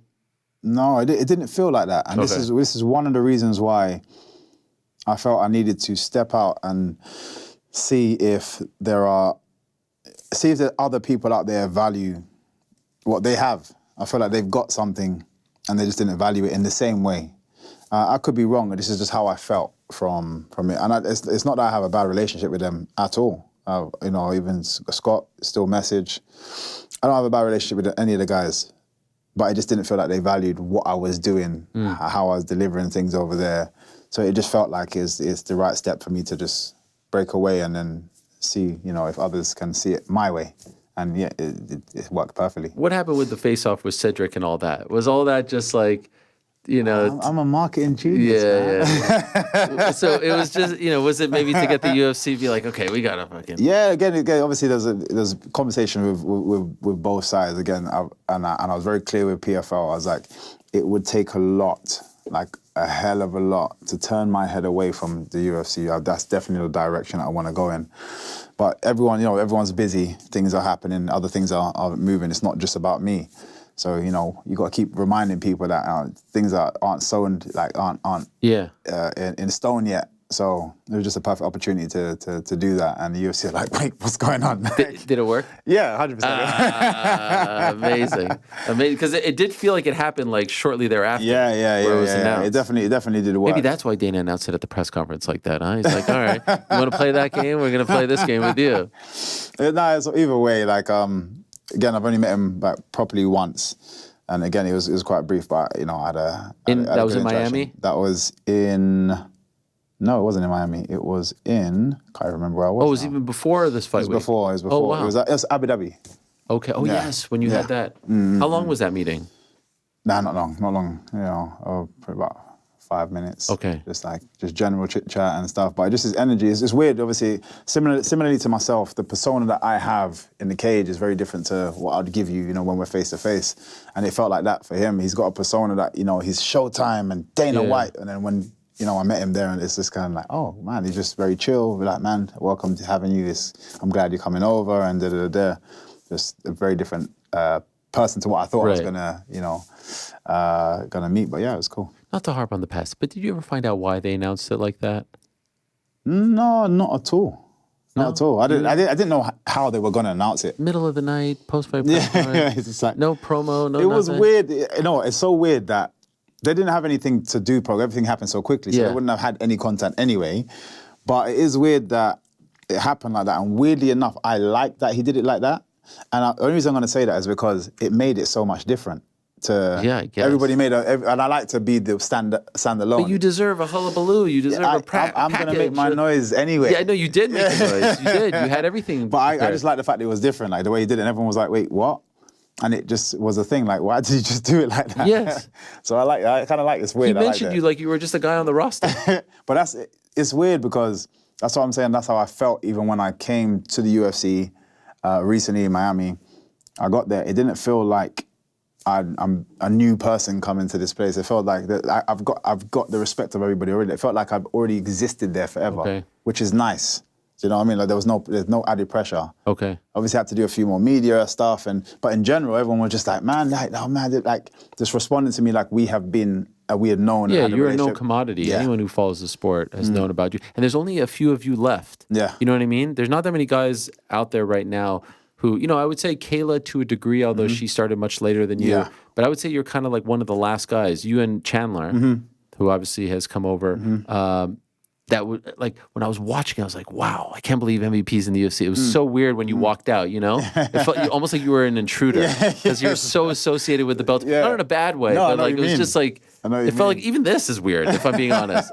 You wearing this A is friend of weird. mine said exactly the same thing, and there are moments even for myself. I'm like, oh yeah, I'm in the UFC. Like, you forget, but yeah, it's cool. I'm glad I'm here. It's a crazy thing. So have we had any talks yet about the next move, the next one? No, but my coaches are kind of, I think they're angling towards, they're saying like the UK.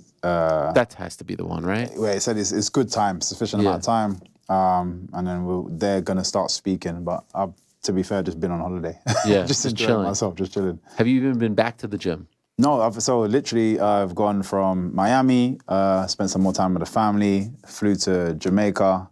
Oh, I've got wow. friends and family over there. Then me and my missus went to Turks and Caicos, which you have to go. If you haven't, I've been. it's amazing. The beach is something else, I've never been on a beach like that. I've never been on a beach like that before in my life. So the sand. We went there a couple of days and then we came to do the premiere. Oh, and wow. I'm going back to Miami in a few days, spend a bit more time with the family, and then I get back. What is it like when you go back to Jamaica now as a UFC fighter with the win? Like, what was that homecoming like of sorts?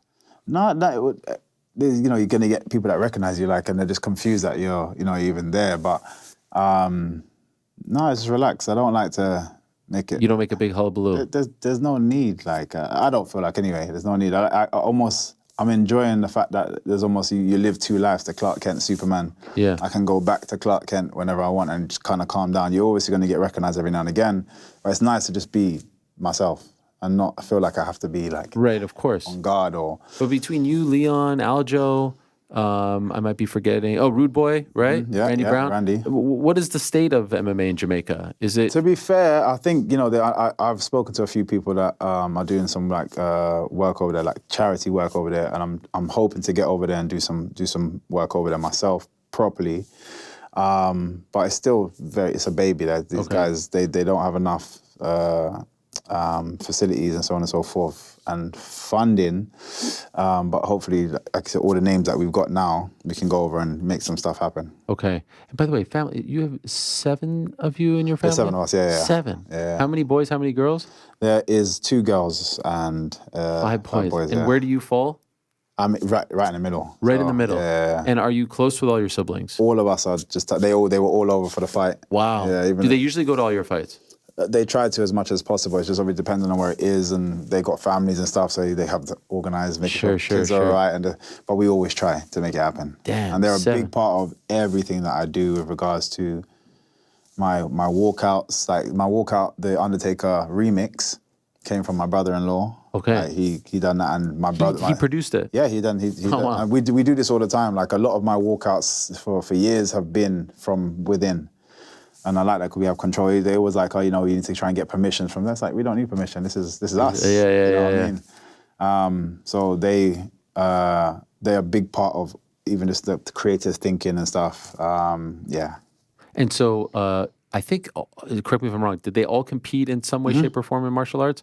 Did anyone get to a pro level where they were earning money? No. Okay. I think I'm the only one that's kind of taken it to that level. But I think 4 of them world champions. I think the same 4, all black belts, and yeah, they done a lot. And they live with my brother now in the States. He's still teaching in the States. My brother in the UK is still teaching. It's called Hands Down Martial Arts. Obviously representative of our style, where we come from. And he's just started to compete again, just for fun, kind of get back into it. My younger brother, who's bigger than me, he was unbelievable even back then when I was still competing. But this was just found his place as a coach and kind of just enjoys himself as a coach. Why were you the only one that went pro, you think? Not sure. I'm the only one I just wanted to perform for a living. Other people were just kind of, all the other family members were kind of happy with just the competition, that circus, how we were doing, and then kind of fall into normal life. But I was just like, no, I want to do this for a living. I don't want to do anything else.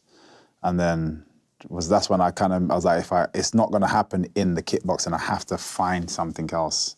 And that's when I went to the mixed martial arts and found MMA, and then just took it from there. Why couldn't that have happened like with K1 or Glory or anyone? It could have. Again, for me, it's the style of kickboxing that we did was still very different to the K1 and Glory, that kind of stuff. From what I was looking at, there was nobody that was like a standout thing that inspired me to want to go that direction. But whereas I could see many superstars in mixed martial arts, even though I was obviously younger then, but I could see so many more people that I could look up to in that than I could in the K1. So I was like, let me try this. And I love to be a student again. Like I love to learn new stuff. And kickboxing is an easier step. Full contact kickboxing would have been an easier step. Boxing even still easier step. Whereas mixed martial arts, I'd have to learn so many new disciplines. And I was like, yeah, let me. You had no ground training? None. Nothing? Yeah, Zero? Nothing at all. The first time you did a jiu-jitsu class, like when was it? How old were you? 23. Wow. Was that at London Shoe Fighters? Yeah. You just walked in? Or were you already doing your kickboxing stuff there? No. So when I crossed to do MMA, I had to find a completely new gym. Wow. Obviously, my dad was my coach at the time, and he said, like, I can't help you from here. You need to find someone that can take you the rest of the way. And that's what I did. Was that a hard conversation? Not really, because, again, I got full faith from my dad. And it's one of those ones where if he says that he couldn't do something, that's a lot for him to say. And he'll be, as a good coach, he'll tell you that, oh, this is not my place anymore. Whereas most coaches still want to be involved in everything. And your dad, especially. Exactly. Yeah. So, but he's like, being a good coach, he's like, I can see that you want to do this, that's fine, but I can't take you anymore. So he didn't want to stay on as like the striking guy? Not at all. Really? Not at all. So he just completely said, this is a completely different art. Regardless of the striking, I can help you like in terms of from a distance and give you some of my feedback, but you need to find somebody else. And I went to American Top Team actually in the States because my family, my sister and brothers were over here in the States. Went to American Top Team, went to the place, walked around like, oh, this place is amazing. This is where I'm gonna start. And when I got back to the UK, I was telling my family, yeah, I'm gonna be moving. A friend of mine, Marvin, was like, look, let's just look at some gyms over here just to see if you can find anything. Oh, wow. We went to a few different gyms, went to London Shoot Fighters. I was like, oh, I don't know what it is, but I think when you've had a good coach for enough time, you can hear sense in other people, and that's in everything. So I walked into the gym and I'm listening to how the coaches are talking to people, and and I don't understand what they're talking about in terms of the terminologies, but I can just tell they know what they're talking about. And I was like, okay, let's start here. I'm still looking to go to America, but let's start here, and then just never left. Oh, wow. So did you ever even go back to ATT? Not at all. Really? I just fell in love with the place, and it's weird because they put me through hell, but yeah, I just How loved so? it. It's just it's known for being a very, very tough gym, and rightly so. Do you think they were trying to test you? I think part and parcel, he does that for anybody that comes through, but obviously, especially when he sees talent in somebody. Weirdly enough, he never saw me kickboxing, so he never saw my best attribute. Wow. He saw me doing jiu-jitsu. I was probably there for about, I don't know, a month. And the main coach at the time only dealt with the pros. So you'd see him walking in and out, and he's just like this angry man, just walking around, shouting at people. And he randomly just stopped, and you can feel piercing eyes, like I'm trying to grapple with whatever knowledge I had at the time. And he's just standing there, just watching me across the mat. And the second, the other coach said change, he called me over, like, come here. I'm like, oh, shit. I walk over to see him. He's like, how long have you been doing jiu-jitsu for? I was like, oh, I don't know, like 3 weeks, something like that. He's like, yeah, I can tell because you're shit. I was like, ah. Wow. I was like, he just called me, right? Okay. He's like, no, but you've got good instincts. Somebody with instincts like that has usually done something else. And I was like, yeah, no, I've done kickboxing. He's like, oh, so your kickboxing, you're telling me your kickboxing is better than your jiu-jitsu? I was like, well, it should be. He said, cool, go pad up. And I was like, oh my God. I've been watching these muscly monsters just going in and out of this cage. And now he wants me to go in there. And in my opinion, I felt like that was the worst I've ever sparred in my life. Gone in there, you know, just feeling the pressure of this coach, this angry man. And I started doing all my punching and kicking, had the spar. And he's like, cool, take your stuff, I'll go back to class. And I was like, yeah, I messed it up. I definitely messed up. Next day, taps me on the shoulder, do you want to spar again? I was like, yeah, if you want me to. He's like, okay, come. He did that to me. I'm talking, never coached me. Just literally just had me going just through the ringer for months and months and months. Really? And end of every session, same thing. It was like, okay, take your stuff off, go. I didn't even know. I didn't think he liked me. I just was like, we're just gonna do what you say. Then he asked me, he's like, you know, do you want to do this MMA for a living? And I was like, yeah, I'd love to. He's like, I might make you wait 3 years before you have your first fight. And I was like, yeah, if that's what you think, it might be 4 years. I was like, it's up to you. Like, I'm going with what I don't have any clue about this world. So whatever you think it's gonna take, I'll do it. He's like, okay, go back to class. And then I think it was like probably about a month later, he's like, okay, I got a fight for you. I was like, huh? I was like, what? So pro confused. Or amateur? Pro. Wow. And even that was crazy. He was like, no, we don't want to do, you don't need to do pro. You don't need to do amateur, you're just straight to pro. And I was like, oh, okay. But yeah, it took a while to realize that he actually did like me. So do you think he was just trying to test to see like how much you wanted this, if you had it in you? I guess that was his again, at the time he's way more chilled now. Is he still in your corner now? Yeah, that's still my main coach. What's his name? Everyone got Alex. Okay. Yeah. So you got Alexis and Paul. So he's the one who'd be talking the most to me in the cage. And but he's always had that kind of personality, like serious. He doesn't like to waste time on people. And I think he saw talent and was like, I'd prefer to push him out the gym if he's not gonna be here long now than put time into him and then him leave the gym for whatever reason. So yeah, he just kept applying pressure, but I was just always there. Did you consider quitting at any point? No. Any point was like, this is not fun. This guy's a dick. It was always painful, but always fun. This is why I say I feel like all fighters have a weird something in their brain that's not quite right. But yeah, it was never enjoyable because it was just painful. Sorry, it was very painful, but always enjoyable. Like the community there, like the jiu-jitsu guys and the wrestlers and the kickboxers and the boxers, like we all just crack jokes and stuff. So in and around it was still fun. And then the work that he put you through was hell, but at the same time I was accustomed to that. My dad would do the same thing to his kids. So I'd see he'd put that little extra bit of pressure on us versus everybody else. And I'd see it, but I enjoyed it. So, you know, I'd still be there. So it felt like the perfect replacement, you know, somebody who was going to treat me exactly the same as how my dad treated me. Was that the first time in your life that your head coach wasn't your dad? Yeah. Was that weird? It was, but it just felt right. And I go with energies, and it's weird. My dad came down to watch me train once. Just once? Just once. He said, "I'll come to meet your coach." I said, "Yeah, that'd be great."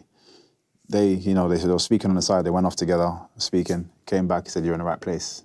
He never came back to my gym again. He didn't need to. He's like, I trust this guy. And then up to today, my coach still tells me, he said, I remember having that conversation with your dad and I took it seriously. And yeah, that's why I'm going to keep putting the pressure on you and I want you to be the best. If your dad would have said, I don't like this place, would you have left? It definitely would have been the thing is, he would be logical though. There would be a reason as to why he'd say it. And we're very similar in that sense. So I doubt that would have happened. But if it happened, I would definitely take it on board massively, yeah. Your dad's no longer with us, right? No. How difficult is it to have all the success now and be here, UFC, all this, and not have him witness it? It's definitely difficult. It's definitely hard. Because, you know, there's moments like I'm like, you would have loved this. Even like after my last fight, I was pointing up I just know he would have enjoyed this moment as well, especially that first one, because he's like your #1 supporter. But my dad's still around in as much that if you was to meet any of my siblings, we are all aspects of him. It's like I feel him around me all the time, and I think this is another reason why we're so close. It's just like It's regardless of him not being here, he feels like he's still here with me. So, and this is why it's so nice that this sport, for me anyway, keeps dragging my family back together, which is great. And like I said, we are all a representation of him. Is your style from him? Yeah. So he would compete like that too. Yeah, we've got like old school videos somewhere, I'm sure. Wow. And even the showmanship of him, like he would like land. He used to be called Diamond Kick. He's one of the guys that could hold his leg up for ages and just like land it on people. And so he's just a very good kicker. And I've seen a video like he's swept somebody, like landed an axe kick on them after he swept them, jumped up and he's dancing into the camera and stuff. Like I can tell, like I get that aspect from him as well, and that kind of culture. So yeah. Do you watch Karate Combat? Yes, not loads, or some of the main fights that will be flagged up or things. Is that the closest? I mean, it's very different because of the gloves and the ground and pound, but like, if that was around 10, 15 years ago, would you have gone into that as opposed to this? Yeah, because there was something very similar to what they're doing now in Karate Combat. There was a thing called Clash of the Titans back in the day. Okay. A very traditional, like, karate style. Like, they used to do throws as well as, so you can strike on the floor, like, once. So that's what I was grown up watching. So that is the closest thing to that. So 100% I would have done that. Do you feel like you have reached a point in MMA that you were at your highest in kickboxing, or do you still have more work to do to get to as good, or have you surpassed that? So this last fight, I feel like I was 60% of myself. Really? Genuinely, which is why I was, I don't know if anyone saw some of the early interviews, I was so harsh on myself immediately. I was pissed off almost, because I was like, man, I could have done more. And my coach was like, do you see what you just did and who you did it against? Yeah. People didn't even expect you to do anything close to that. So go easy on yourself. It took me a minute to kind of calm down. But yeah, genuinely, that's 60% of myself. I've got so much more to show. And for me, I think that should be scary for everybody. 60% of yourself in that fight is one thing, but as far as like your confidence in your skills as an MMA fighter, has it now matched or surpassed how you would feel at your best as a kickboxer? Yeah, no, I think it's surpassed that. My confidence for just being here and knowing that this is what I'm supposed to do and knowing where I can get to, is up. No problem. No problems. Does it bother you that you never got the Bellator title? Is that something that annoys you? Not really. And you know what? I feel like it was my fault. In the sense that you beat Logan Storley. Yeah. I still believe that till this day. But you didn't get the belt, unfortunately. But I feel like I was very blasé about getting the belt in general. Every time I got there, I'm just enjoying myself fighting and da-da-da. And I think that attitude means that you are going to miss your target because I'm not actually aiming for it. Whereas here, I'm like, no, I want the belt. What's the difference? I don't know. I feel like being a bit more specific about your intentions is going to help with where you get to. And I'm just understanding that now just makes me change kind of what I voice. So yeah, I want the title over here. Whereas in Bellator, I was like, nah, if I get the title, I don't care. I just like exciting fights, and I delivered exciting fights and never got the title. Okay. And now I'm here. I'm like, no, I want exciting fights. I want exciting knockouts, and I want the belt. There's the difference. Is it also because, like, let's just be honest, the UFC title kind of is more prestigious? 100%. Yeah. I think so that definitely adds to the want. But I just feel like, I should have just been better at being a bit more intentional back then. We just spoke to a young fighter, Benoît, who is coming off the first knockout of his career. You've experienced that and haven't since. Yeah. How hard was it to get over that? How did that change you as a person and fighter? For me personally, it wasn't difficult. And it sounds weird to say, but the experience that I had in the kickboxing has helped me in so many different areas, and that being one of them. I used to get my ass handed to me, and it wasn't like, long build-ups to one fight, long build-ups to another fight. It was every weekend I would drive down to Birmingham and have a competition. This one guy would whoop me. I get to see him again the following weekend, and he'd beat me up again. I get to see the following weekend, and I get beat by maybe somebody else. And that happened for at least 4 or 5 years, driving up and down, achieving absolutely nothing and coming back. And as a kid as well, obviously instinctively you want to win. But coming back, and our team was really, really good at the time. So I'm driving back with everybody that just talking about how well they've done. That day, everyone's got trophies and medals, and I'm just sat there just like, nothing. And it took me ages to I just had to keep going, keep doing it, and then something clicked. And as much as I wasn't getting a result, I was getting lessons, and something changed in me, and it got to a point where it years before I would get beaten. So then losing in this, it didn't mean anything to me. I was just like, oh, I've already been here before. I'm gonna get you back, which is why I was hungry to get him back straight away. Right. Because I've been here, and the annoying thing is, normally I'd get a chance the following weekend, whereas this I have to. Yeah. Oh, how many fights do I need? Okay, whatever. Give me another fight. Okay, give me another fight. I still want him, but give me another fight. My mentality towards it is different. Losing is nothing. It means so much to everybody else, but I don't care. That's a huge sort of like positive that you are holding in your back pocket, right? Like if you're not fixated on the fear of losing, you are completely free, right? Which is why I look so free out there. I can smile, I can dance, hands down. Oh, that's dangerous. No, I can be free, truly free, because I don't care. Like I said, I'm happy. Regardless of the result, I'm happy, whatever. So I'm just. How are you so damn happy? Why are you so happy? How do I get to be this happy in my life? How are you always so happy? I think I got a good, positive, people around me, but also just the positive energy. There's too much negativity out there, and everyone is so fixated on negativity. Just being positive, being smiley, giving energy, nobody needs to prove anything to me. I'll just show you respect immediately. But just being more like that. So too many egos out there.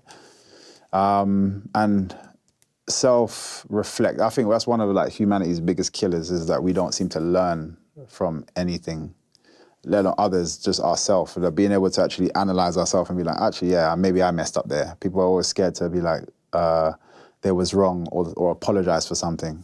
Who cares? I'll be passionate about something, and someone gives me one piece of information. I'm like, you know what? You're right. I'm sorry. I was wrong. And what's the big deal?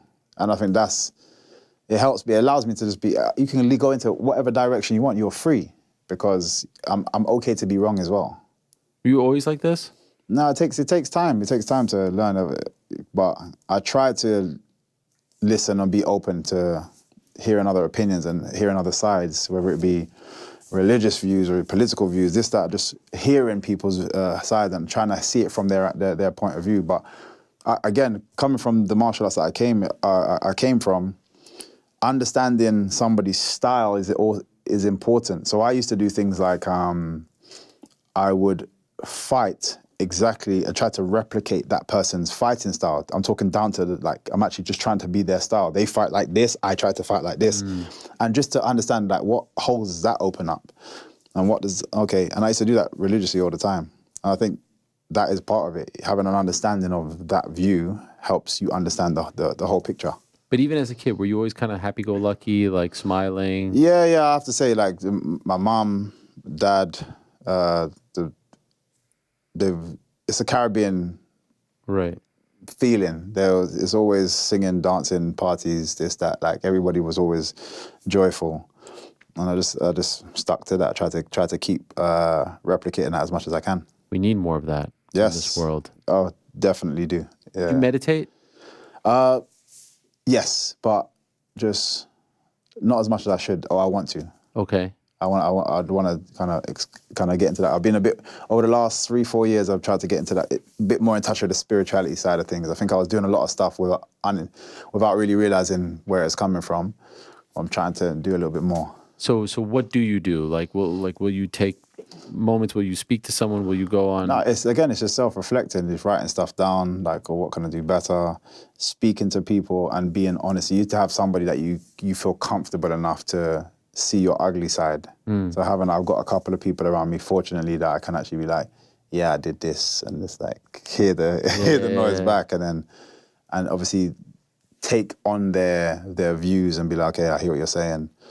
And like I said, be wrong. It's okay to be wrong. And I try to do it to other people as well. I give them my honest opinion first, and I always try to blame them first. I love to be that friend that is, I prefer to, instead of joining in your complaint. Oh yeah, man, yeah, that's terrible. This person did that. Yeah, that's terrible.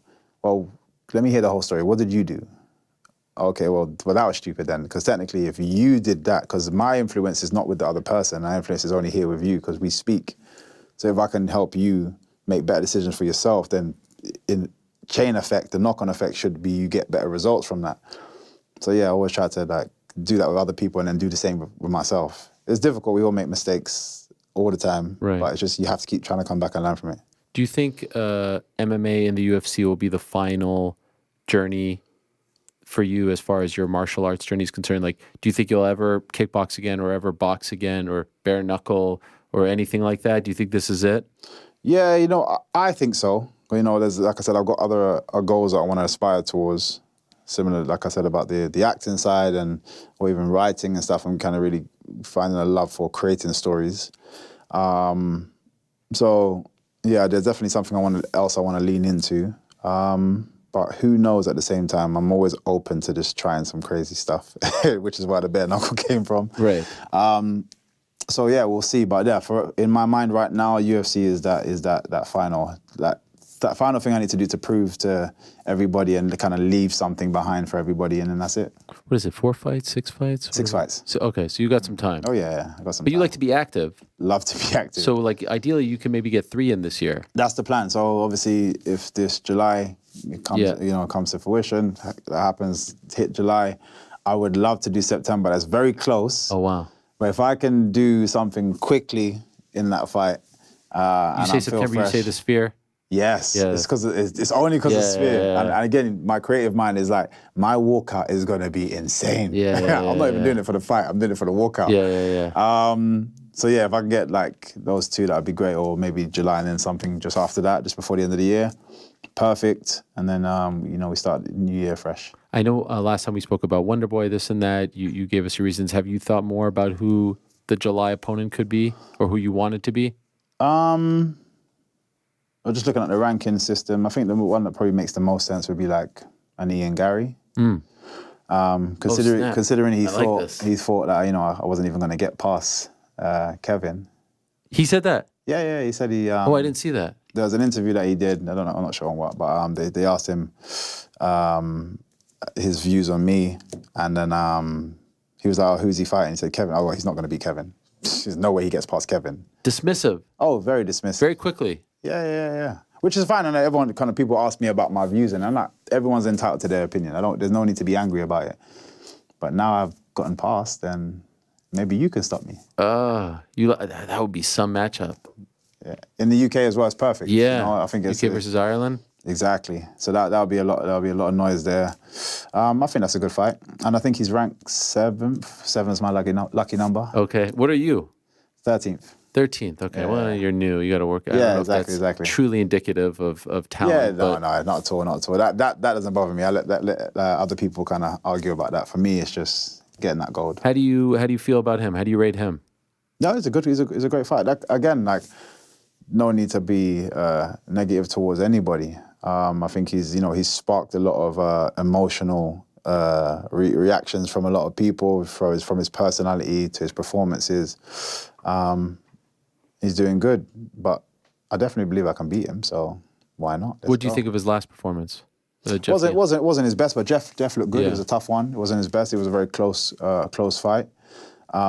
Jeff, for me, is weird that he just kept walking into that knee. I didn't understand that at all. Like, he didn't really change from it. It was just a shot that he just kept falling into. But yeah, no, it wasn't his best performance. But we all have days like that. So does it take anything away from his talent? No, he's still talented. You see the videos with him and Colby? Yes, yeah. You like that stuff? No. hate completely. I saw you on. I think it was the clip that the MMA Fighting posted. Kayla talking about how she was treated, and you said, "Yeah, it's a joke." Yeah, no, I hate. You said that Armin should have handled that better. 100%. If somebody asks me a question like that, in all honesty, the fans are gonna be fans. They're gonna say some stupid stuff. I get really comments. stupid. That was really stupid. Yeah. But I've seen that. All I have to do is look in my message box and see. I can show you some real stupid stuff, or look in comments. I can show you some stuff. So I expect them to be fans. But then us as one on the table, God, we don't have to like each other, but we represent the same thing. So us as one on the thing, if you disrespect one person over there, you're disrespecting me as well. So I put you in your place. I don't side with it and laugh and giggle and answer that. That to me is, it shows him as a person, and I don't like that side of things. That's disgusting to me, especially for a young lady in the sport. Again, I'm a martial artist. For me, I'm always trying to defend the innocent, shall I say, or just the way I'm bred. But just as a man, like, do better than that, please. And that's I think that's what I said. Just do better. And so all this stuff that we see at these press conferences or these videos and stuff like that, you probably hate all of it. Yeah, no, I'm not a fan. My thing is, look how much noise I've been able to make, and I don't have to go down that path of me and you, 100%. Where we get to fight each other, and so we can settle that. But we don't need to talk about anybody else. And I think that's a lot of people, even with this kind of Ian Gary situation, once he kind of said that, people were like, oh, MVP is the perfect guy to let him know because he's going to say some stuff and it's going to be funny. I'm not entertaining that. Like I said, he's entitled to his opinion. We'll settle it like men if we cross paths. But other than that, I'm not jumping on this stupid bandwagon of idiots, to be fair. Was the only time in your career that it got close to that was the feud with Paul Daly? Yeah, and even still, I'll make fun of you all day. Yeah. Like, all day. Like I said, we get to settle it. So the dangerous part of me making fun of you is you eventually get a chance to knock me out. So that's fine. I think that's fair. That's fair game. No problem. Why am I talking about your mom? Why am I talking about... Right. And even if I, let's say me and Colby end up fighting, if you just start talking about family members, I'm not going to match your energy. The most that will happen is you get caught somewhere slipping and a different side of MVP comes out. What's that side? Oh, it's not a nice one. What do you mean? It's not a nice one. Because that's the kind of side that is me and you outside in the car park. I'll go straight to that. Okay. But that's just because of where I come from. So you have that nasty side. Oh yeah, 100%. I was raised around it. As much as I didn't indulge in it, I was raised around it, and it is built in me. I learned to express it in a completely different way. But yeah, everyone's got their buttons. Right. So like we saw with Leon, right? He mentions his father. We saw him snap. We never see Leon snap. 100%. You don't think you would react the same way? No. I'll be calm there. But like I said, I will find you before we get to the fight. Maybe the fight doesn't happen. Oh. That's just how I am. But like I'm a man of principle. So if you want to do that and I feel like that's a line you've crossed, I don't care about the fight. I don't care if I get cut from the UFC. I will come for you. Like I said, I've enjoyed my career. Right. That's why I will just come for you. Has anyone made it personal with you? Anyone ever crossed the line? No, not really. Like I think Paul Daly's the closest to kind of try to push the boundaries, and that's about it. But we generally didn't like each other. Right. Cool, but... If you see him now, how is it? I don't care. Like, it's too far. I haven't seen him anyway, but it's too far past. Who cares? Like, he's retired. I'm moved on to what I've moved on to. I don't care enough. Okay. You think Leon will still be champ by the time you fight for the belt? In all honesty, I don't see anybody else that can take it from him. I think he's super talented. You've seen obviously what he's done and the road that he's had to take as well. Yeah, he's super talented. I'm hoping anyway, but I don't see anybody taking it from him. Man, I need that stadium show in the UK. Who do you support? Who's your team? Do you support a club? Man United. You're Man United? Yeah. You live in Manchester? No, but okay, here's the story though. Okay, where do you live? You live London? London. How could you support Man United? When I was like, I was about 5 years old, my next door neighbor is my best friend at the time, James. All the kids would talk about football, and I didn't watch any sport that I used to play. So I used to play football, but I didn't watch anything.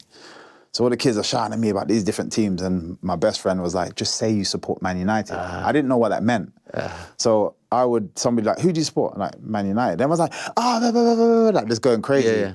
And then the only time, I think I was about 12 when I actually learned who teams were because I was playing Pro Evolution. So I started playing the game and I started to learn names. Yeah. And then I just continued saying what I'd always been saying. And, started to watch it a bit more and so on and so forth. And yeah, just... You follow it now? Yeah, I love it now. Didn't you play for like for youth team for QPR? I had trials with QPR, trials with Fulham. I played for Epsom Eagles and like So I had a few teams. you were quite good. I was any kind of sport that I picked up, I always picked up really, really well. So why'd you stop? I was just a bit of a jack of all trades, and I think I got bored a bit too easy. And at the time, the same opportunities wasn't as big as they are now.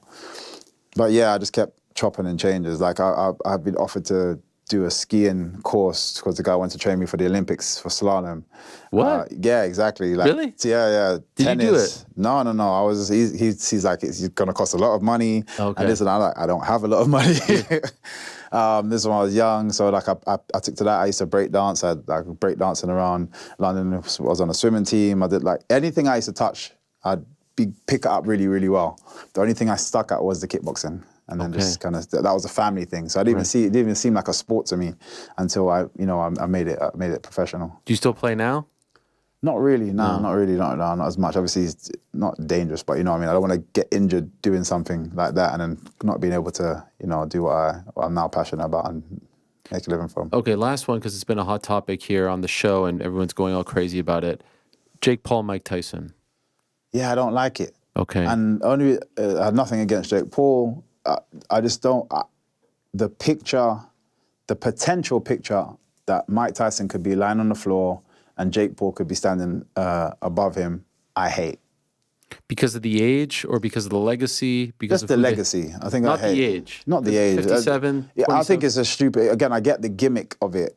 And you just the don't money. think Mike Tyson should be knocked out by Jake Paul? Not at all. Why not? It's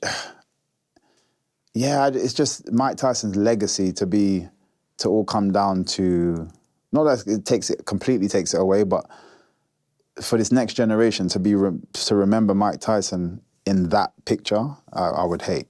Okay. I would hate. For somebody that's not achieved enough yet in boxing, to be given that opportunity, is ugly. I don't believe he will, because Mike Tyson looks amazing. But the videos are nuts.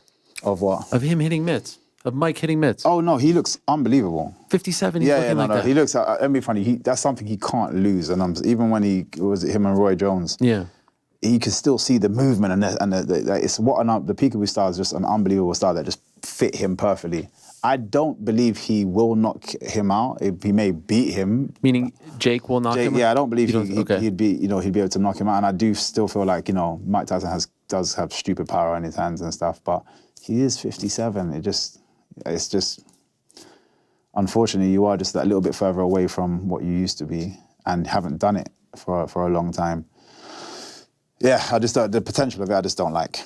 Will you watch it? I'll probably end up hearing about the result. I don't even want to watch it. No? Netflix. I feel like you're feeding the beast. Right.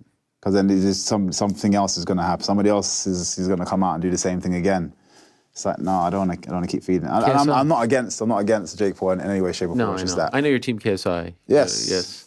That's my your boy. Yeah. I had a laugh with people during your fight. I tweeted something to the effect of, "Oh wow, you know what? After thinking about it, MVP fights a lot like KSI." And people are like, "You fucking!" They didn't realize that I was joking.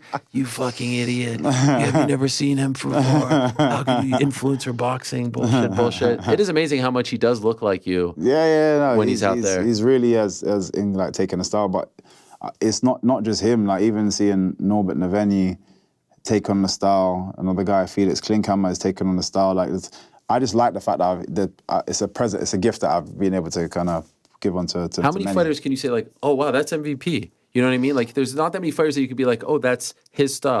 Conor is like that a little bit. He has a specific style, but there's not a ton of guys who you could be like, oh, he looks like a copy of you. Yeah, exactly. The bouncing around and everything. It's amazing. It's quite a unique style. Yeah. In the cage and just in this sector, and there seems to be more people that are being inspired to want to come over, want to make that move, which is great. I'm happy to see that, and I'm happy to see that there are people they see the value in my gift, right? To kind of encompass that, and you kind of make it their own and go from there. So yeah, I'm loving it. Well, I'm loving everything that's happening. to you and for you. Thank you. Congrats again on the win, and thank you for stopping by. I know you had a lot going on Yeah, here. no, but like I said, seriously, you've somebody that's been messing with me from way back. Massive appreciation. So for you, it will always happen. We've even jammed together. Yeah, I'll say I couldn't bring my decks this time. But, Yeah. Did you bring it fight week in Miami? No, I didn't. I'm actually trying to get a smaller version so I can kind of maneuver with it a bit easier. That was a good time. Yeah. Don't get corporate on us. Still say this, same old MVP. Never. That is Michael Venom Page. He had a great debut just a couple of weeks ago. Hopefully he returns in July if everything is looking good. I do like that Ian Gary fight. Very nice. And so let's see how that all shakes out. In about an hour's time, Conor McGregor. In about 20 minutes' time, Tim Welch. Take a quick break. Say goodbye to MVP. For now, here's my conversation with Chito Vera from this past Monday. Marlon Chito Vera in the house. There he is, the man. Hello, Marlon. How are you, my man? I'm good. I'm alive.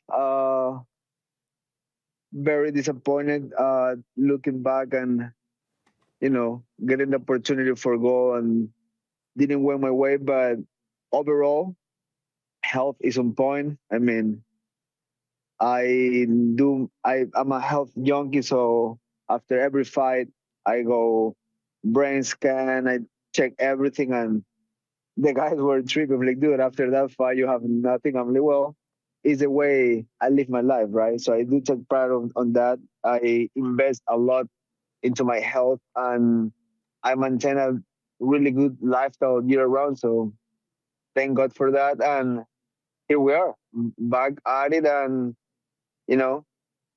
I said this before, you can't cry over spilled milk, right? So get back in the horse, figure it out, and move forward.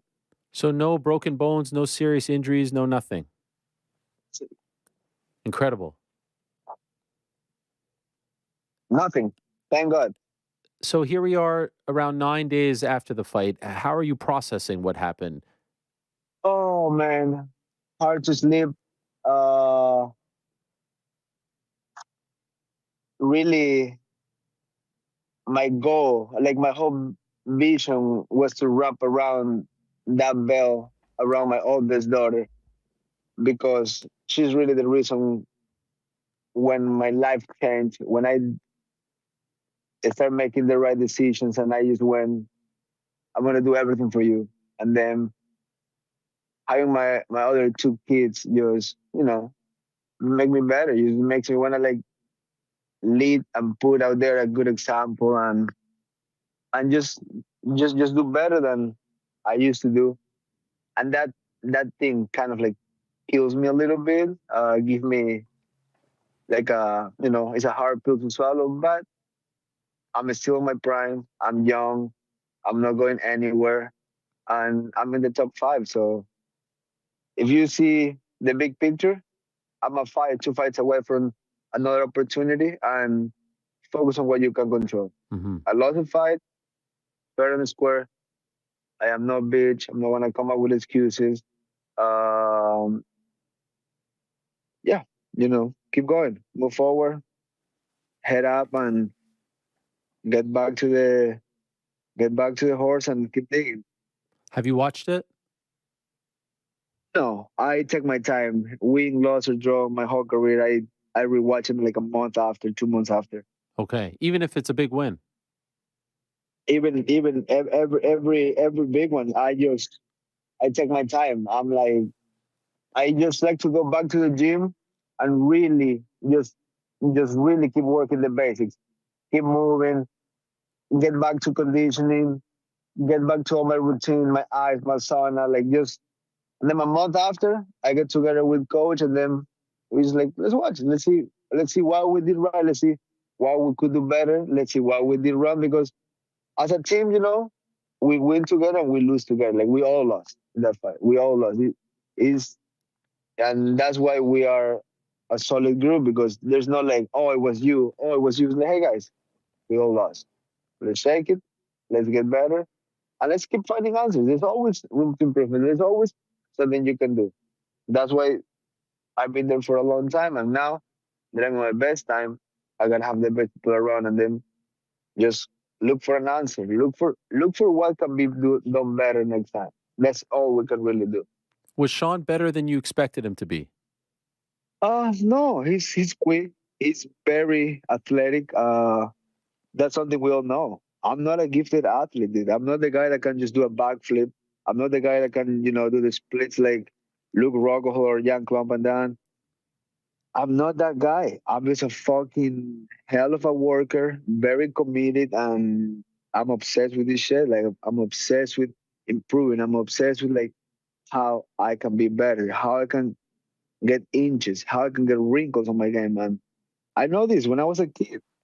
We go fucking 10, 20 miles far on our bicycles.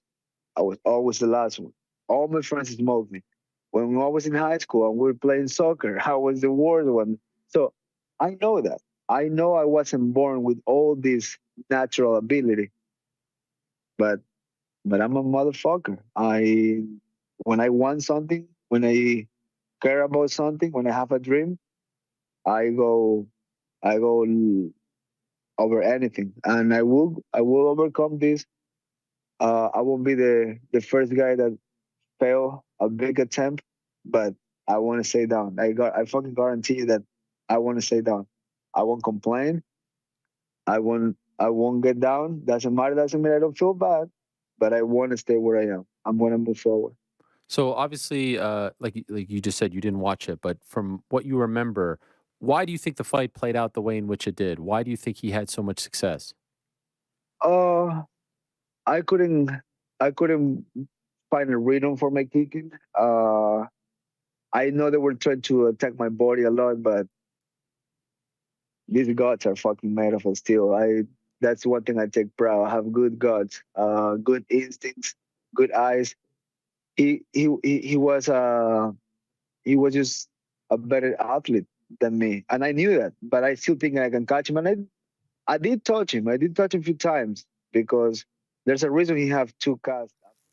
All right, so that's my conversation with Chito Vera from Monday. Great stuff with MVP. What a gent. I mean, what a guy. So soft-spoken, so nice, so humble. You know, it was interesting in the post-fight press conference at 299. They were saying he was cocky and whatnot. I don't think he's cocky at all. I don't think his style is a cocky style. It's perhaps flashy and flamboyant and whatnot, but I don't view him as a cocky fighter per se. I do think you have to have a level of confidence, and I found perhaps most fascinating about what he said, among many fascinating things, I found him talking about not being afraid of getting knocked out or losing. It frees him and it gives him the confidence to fight that way and behave that way. That's an incredible gift. I mean, we've seen time and again people who are perhaps afraid of losing or get cold feet, stiff, whatever. You just don't fight like yourself. You don't act like yourself. If you're afraid of the worst possible outcome, if I did this show fearing that I would screw up every 2 seconds, it would be an awful show. Now, some might argue it's still an awful show, but you get the point. And I'm not even half as confident and comfortable in my own skin as Mr. Michael Venom Page. So tremendous stuff. And I like that Ian Gary fight. If the Colby Covington fight doesn't come to fruition, and I don't feel like it's a fait accompli, as they say, that it would come to fruition and that it will come to fruition, I kind of like that fight. I kind of like that fight a lot. Let me see. What is he? Welterweight. Ian 7. MVP 13.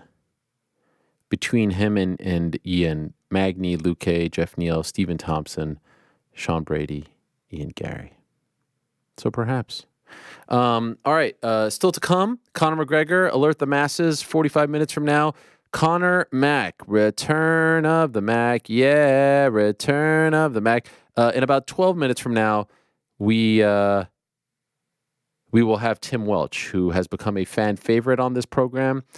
He is the head coach for one Sugar Sean O'Malley. We can squeeze in a few more questions before we get to 4:15 Eastern time as we roll on what has been a great day so far. Any news, by the way? Anything come out? I don't even know if Conor, I don't know who I'm talking to. Connor might be with. You got me and Big Rick on. Oh, anything on the horn. happened regarding? I'm just seeing more and more people's opinions coming out about it. But no actual news.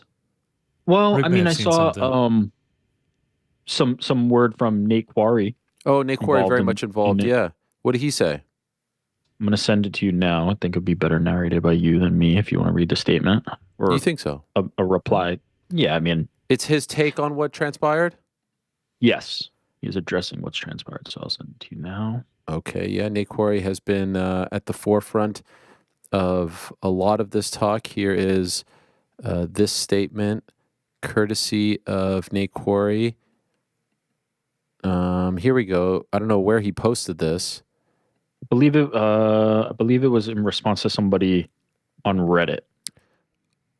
Okay. So someone apparently has asked him his opinion on the settlement between the fighters and the UFC, and this is his response. It's quite a lengthy one, so buckle up. Thanks for asking. Right now, there's a lot I can say, which is what we heard earlier as well. With that, moving forward this way seemed to be the best option. No, we didn't get everything we wanted. Fair enough. Our goal all along was to change the sport. However, we had quite a few delays that we had to deal with. And to get injunctive relief, i.e. change the sport, we would have had to refile both lawsuits and combine them, go through a discovery all over again, retake depositions, about a 5-year delay, and then hope we can get granted class action status again. We'd be looking at another 10 years just to be where we are today with no guarantee of winning any punitive amount of injunctive change. As I said, weighing all the possible outcomes, this seemed the best outcome. We're not high-fiving one another, but we are pleased that a lot of the fighters are going to be getting some compensation for being underpaid. Wish we could have done more. Seems like a very sensible take from Nate Quarry, which I appreciate. Over time, I'll be able to speak more in depth about all of this, but for now, with apologies, this is about it. There are always going to be critics and detractors, and my response is always the same. Think you could have done better? Show me how. Step into the ring. After my title fight loss, a friend sent me this, and it's how I view all criticisms these days. Quote, it's not the critic who counts, not the man who points out how the strong man stumbles or where the doer of deeds could have done them better. The credit belongs to the man who is actually in the arena, whose face is marred by dust and sweat and blood, who strives valiantly, who errs, who comes short again and again, because there is no effort without error and shortcoming. But who does actually strive to do the deeds? Who knows great enthusiasms, the great devotions, who spends himself in a worthy cause? Who at the best knows in the end the triumph of high achievement? And who at the worst, if he fails, at least fails while daring greatly, so that his place shall never be with those cold and timid souls who neither know victory nor defeat. This is a quote from Theodore Roosevelt. He goes on to say, it's very easy to sit in the cheap seats and criticize. Once you step into the ring, once you taste your own blood, your whole world changes and you're a little more understanding of those who attempt greatness, even when they fall short. And for those that have cheering us on or have been cheering us on, thank you for your support. I can't say much more than that. Thank you. We didn't get all that we wanted, but we will be able to help some guys that are hurting now. That seems to be obviously a huge objective because, let's be honest, there are a lot of people who aren't left with a lot post-fighting career. A little bit more from Nate Quarry, and as you know, we would have to win everything. The UFC only has to win once. One juror thinks we signed a contract, so we get what we deserve. One appellate court doesn't like our expert and sends us back to the start. The Supreme Court is pro-business / anti-worker. So there you have it. And, he has been on the Nate Quarry, by the way, longtime MMA veteran, former UFC fighter, fought for the belt against Rich Franklin at 185, knows the fight game and has been at the front of all of this, the forefront, the front lines. So I appreciate his perspective. And I appreciate his sensible take, admitting that while they are happy, they acknowledge that they could have gotten more. I have not been in the trenches. I have not been on the front line. So easy for me to say, oh, I thought you guys were going to get a little bit more, and I thought you were going to change the contracts and the business dealings. I trust that they feel, if they came to this this conclusion, I trust that they feel like this was the best move for them. So curious to see as more information comes out. And certainly an interesting chapter in the history of the sport, but perhaps in the end, not the transformative chapter that some had hoped it would be regarding contracts and business practices and whatnot. So another fascinating time, and I appreciate that insight from Nate Quarry. Thank you for sending that over, Mr. New York Rick. Okay, this is great. I was going to keep going with the questions, but we have Tim already. So this is fantastic. An early bird getting the worm. Thank you so much for that. All right, so here we go. He is the man who was, by Sugar Sean's side at UFC 299. Front and center, the brains behind it all. Another victory, a first title defense in their back pocket. He's the Red Hawk. He is Tim Welch, quickly becoming a fan favorite on the program. Hello, Tim. Yeah. Hey, Ariel. How's it going, brother? You hear the music? Oh, I hear it. Is that it? I hear it loud and clear. Is that the one? That's it. That's the one. Yeah, Frankie, we did it. We did it, Frankie. We nailed it. How are you, sir? Everything's going pretty smooth. Everything's going pretty smooth. I got 4 guys I'm getting ready to fight here in a couple weeks, and everything at the dojo's going good. We added a matcha to the coffee menu at the coffee shop. We added a chai, and then we did some sourdough cinnamon rolls, baked fresh weekly, and those are becoming a hit. So everything's going good. What about the almond, the oat milk? Any word on that? We still got we got oat milk, some of the finest oat milk you can find. Almond milk, we're probably gonna.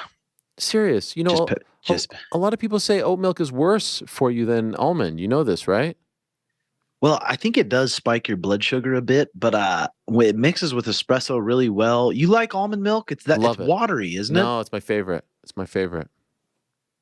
Yeah, you look like an almond milk guy. What? No, and nothing wrong with that. You can't say that. You can say soy milk guy. You could say all that. You can't say almond milk guy. What does that mean?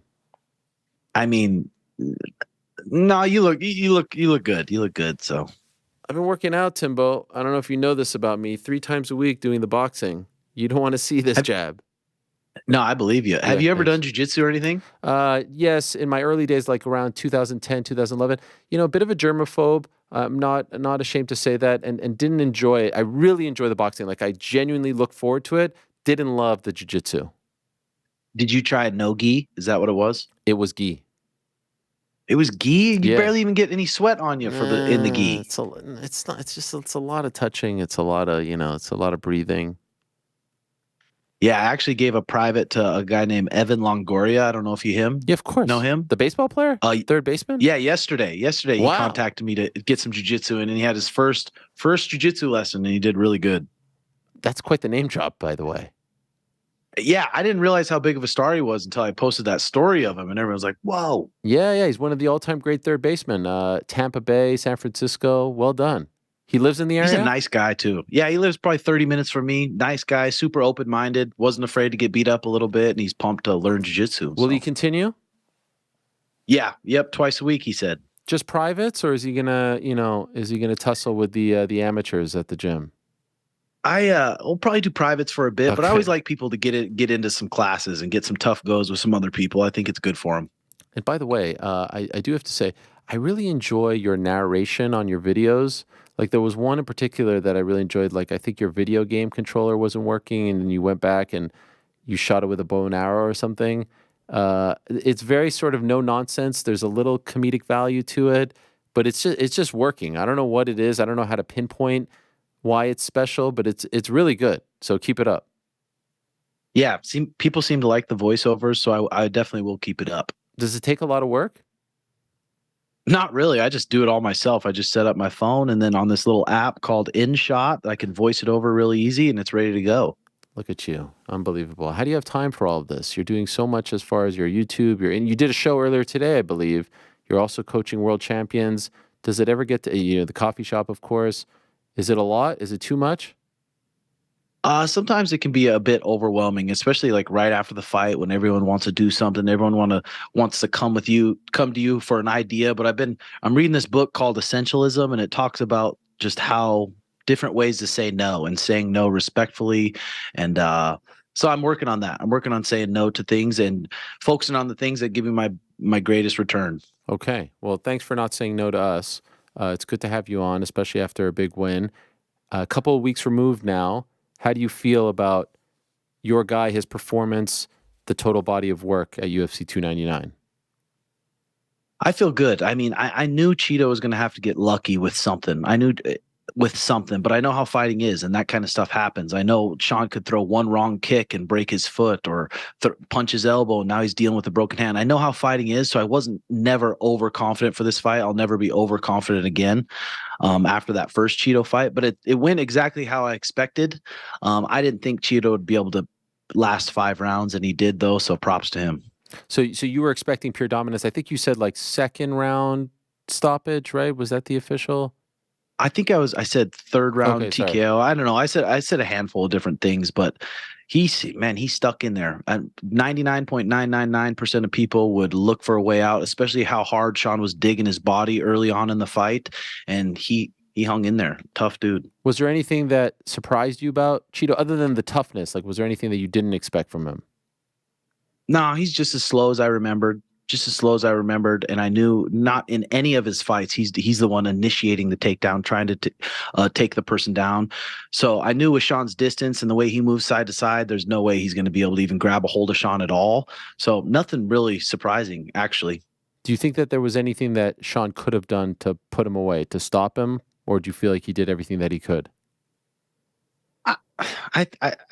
I'm glad how smart he was with it, because I think it was in the second or the third round when he really had him hurt, where Cheeto backed up. You could tell he was really hurt.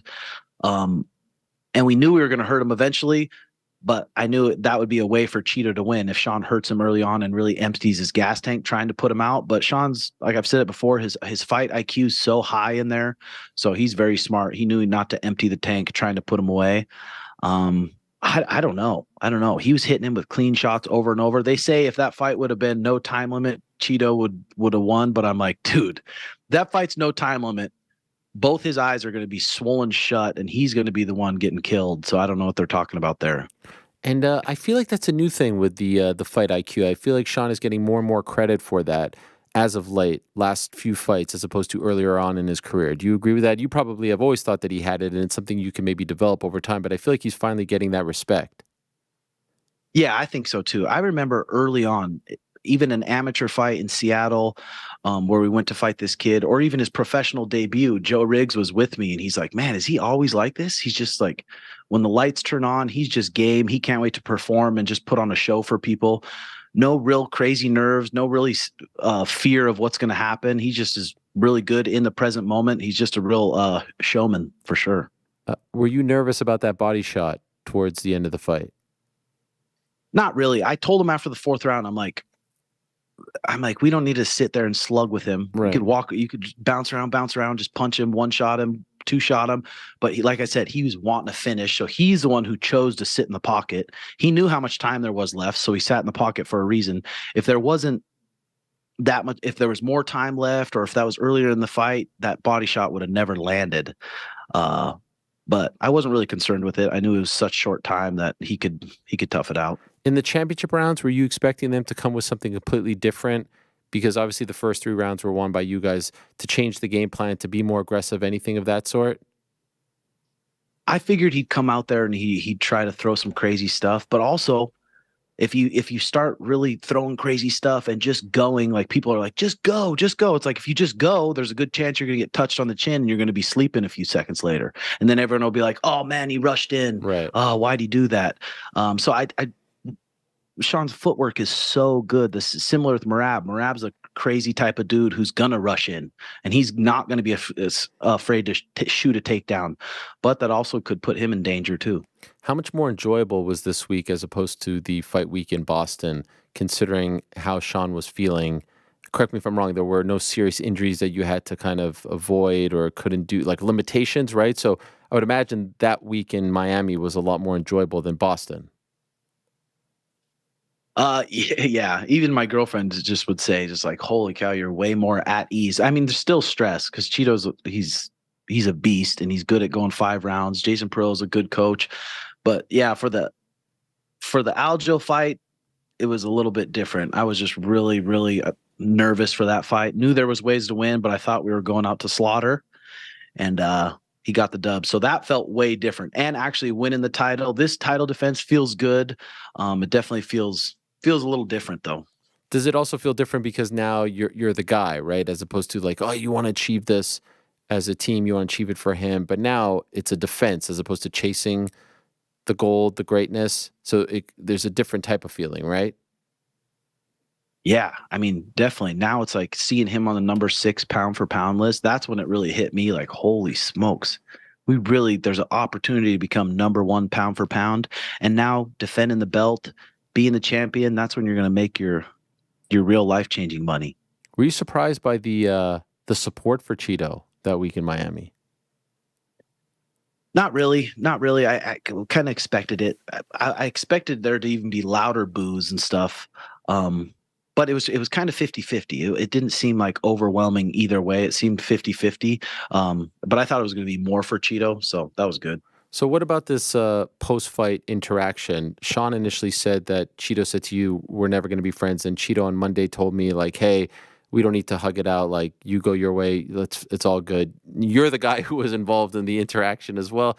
What happened between you and Cheeto, or at least what was said between you and Cheeto right after the fight? Yeah, I don't get it. With him and even Jason House, the manager, they act like this is like, it's like, it is a war, whatever. We say something, but then you fight and it's all good. In another life, we would be friends. He's into the same stuff. He's into eating healthy. He's into jiu-jitsu. He's into martial arts. He's into just all these kinds of things. In another world, we would be friends. So I shook his hand after. I'm like, I don't want him to feel bad for himself and rub it in his face. I shook his hand. I'm like, man, you're a fucking warrior. Keep your head up. And I shook his hand and he just looked at me and he said, we'll never be friends. So, I mean, that's fine. It can be better. Okay. And what happened with Jason House? Jason House, that was from the first fight. I just tweeted something. This is going to be easy money. Just joking around, just building the fight all the time. And he was bucking himself around, throwing shit, like acting like a freak show. It's like, holy, did you forget, Jason, that this is a fist fight and it's okay to talk a little shit and everything will be all good after.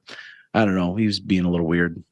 Saw a clip of you guys on your program, the Timbo and Sugar Show, or is it the Sugar Show? The Sugar and Timbo Show. Which one is it? Yeah, we were dealing with names for so long. It's Timbo Sugar Show. Okay, sorry. And it seems like Sean is pretty upset about perhaps the accusation over the hair, the greasing. And he was saying, do I make this personal? Do I not? Do I take the high road? Is that accurate? Is he annoyed about this? Is he very upset about this? I don't think so. I don't think truly upset. I think that Sunday morning, he probably did a little too much snacking Saturday night and his blood sugar was low and he felt a little bit chippy. But I don't think he has any truthfully ill will towards him, but he does, like, he's the same way as I am. After the fight, it's like, let's be respectful. Let's be nice. And those guys not wanting to, and then bringing that up. It's like, dude, how can you even say anything when you got outclassed that bad besides good job, dude? It's like greasing. That was a little weird. What did you think when you initially saw that? What did you think? Did you have a giggle? Which one? The tweet or the clip? Yeah, when he tweeted that, said Greason, did you have a giggle or did you feel bad or were you just like, how he is concussed? I know that greasing is a part of the sport, and I actually just saw another tweet from Jack Hermanson speaking about this.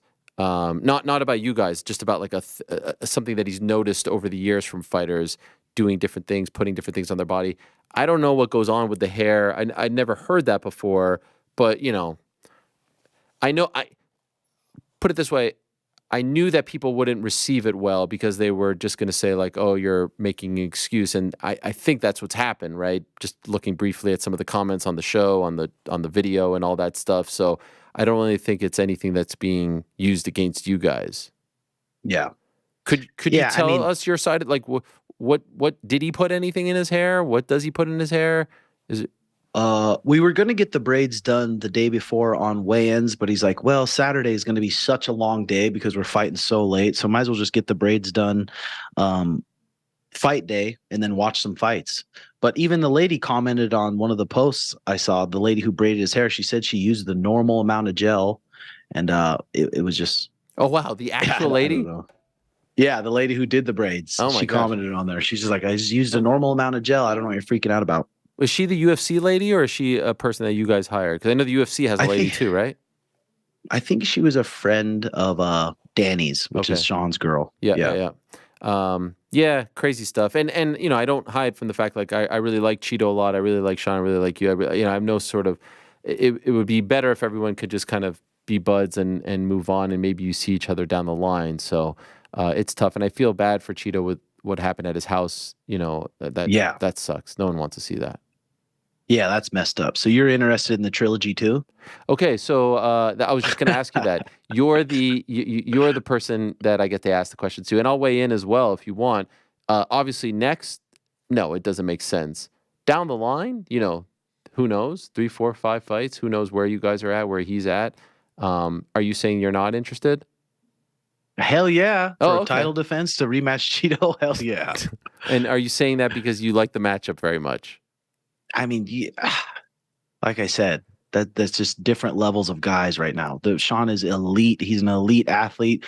Cheeto's got an elite mind, but he's not that fast and he's not that strong. He doesn't have anything that's going to threaten Sugar. Yeah. Do you foresee a scenario where you meet him again, or do you think it just will never happen? I don't know.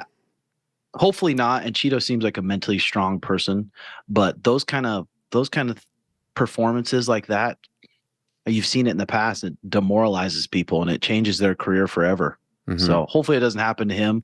We'll see. But the top 5, top 10 now, the bantamweight is so stacked. It's possible, but I don't see him really working himself back up to a title shot. What was the vibe like backstage? It seemed like there were all kinds of like minds everywhere. You got Petr Yan coming after you. You got Merab coming after you. What was the vibe like? Did you feel like people were coming after you guys? Yeah, that was the first time I felt like that. Usually there's security back there keeping other guys away, but Peter and his team were purposely waiting when we were coming back. Really? Purposely sitting there waiting.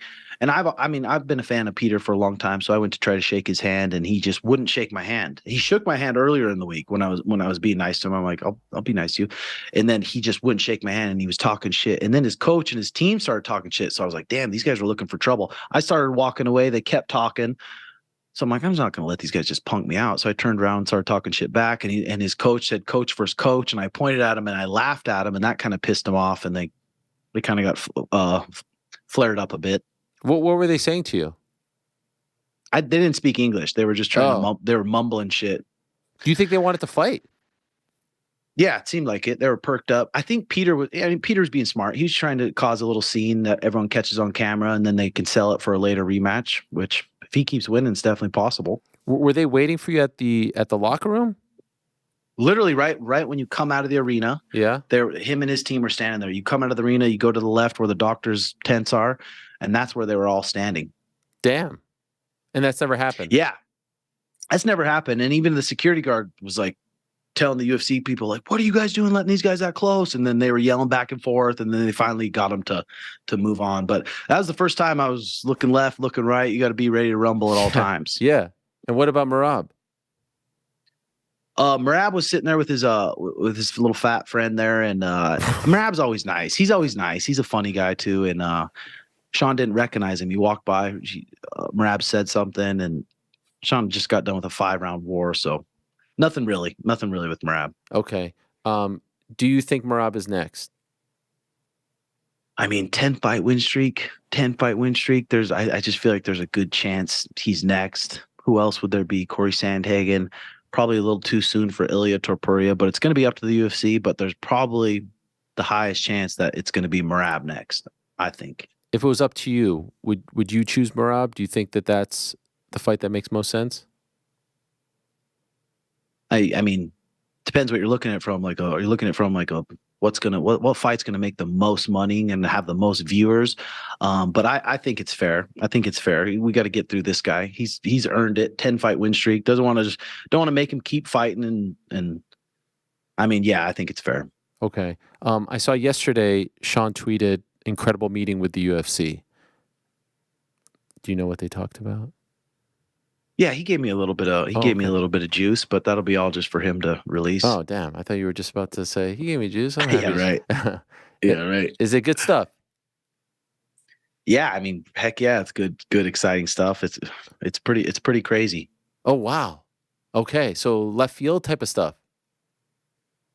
I mean, I just can't. I just Okay, can't do sorry, it. sorry. He's I got to don't- be the one to release the no, news. I don't want to put you in that spot. But can I just ask? He did tweet something like, "Hey guys, it's going to be Merab next. 2025 is going to be nuts." And then some people were like, "Wait, you're not going to fight till 2025?"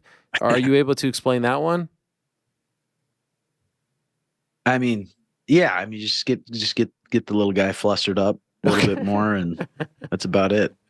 What about the challenge that is Merab? Is this one that makes you more nervous than the Cheeto fight? Oh yeah. Oh yeah, Merab is just an animal. Anyone who's on a 10-fight win streak too, they have a certain sense of confidence to him, which is scary in itself. And his cardio is freakishly. It's so scary. His 5-round cardio is so scary, but I know also he's never faced anybody like Sean. And it's going to be a big cage, and I'm really excited. There's definitely ways for us to win. There's ways for us to lose the fight too. We show up not on that night. Sean shows up every time, but Merab's a problem. He really is. But there's ways for us to win. Of the potential contenders at 135, is he the biggest problem in your opinion, or is there someone else in the pipeline that you view as a bigger problem? I think the biggest problem was Aljo. Wow. I think he was the biggest one. He was just such a large guy, so lengthy. Expert back taker. He's not really the type to get on top and really beat your ass. He's going to pass your guard. He's going to force you to try to stand up. Now he's on your back for the rest of the round. Super strong, physical. I think Aljo was the most dangerous fight for us. Wow. More so than Merab.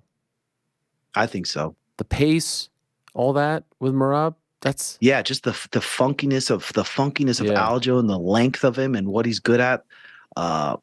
Merab's up there though. Merab's a huge problem. Like he's a scary, scary guy, and it's perfect because it's gonna get Sean super excited for the fight and the challenge, and just to shut everybody up again. Mm-hmm. We spoke to him on the Monday after the fight, and he said he was all good. I know he was kind of, had the boot, and as far as like his health is concerned, how is he feeling now, a week or so later? Super lucky. Okay. No, there's going to be no surgeries. There's going to be nothing, just some bumps and bruises from beating that Cheeto up. And that's it. Just let the inflammation go down, let his mind chill out for a week or two, and then back to work. So realistically, when would you like to see him fight again? I mean, healthy like that, September would be cool. October would be cool. November would be cool. But okay.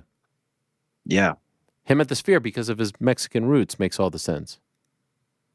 That would be sweet. I've never even been inside that Sphere. Have you been in there? No, I haven't. It looks fantastic, though.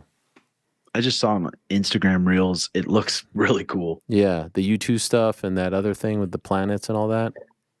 I wonder if they'd try to have the smaller cage in there or stick with the bigger cage. Yeah, that's a good point. I mean, it's quite big, but it's very like small. The surface, right? I don't even know what they're going to do. And also, would it be like distracting for the fighters if there's a screen behind the action, or would they make that black during the fight? I don't really know what, you know what I mean?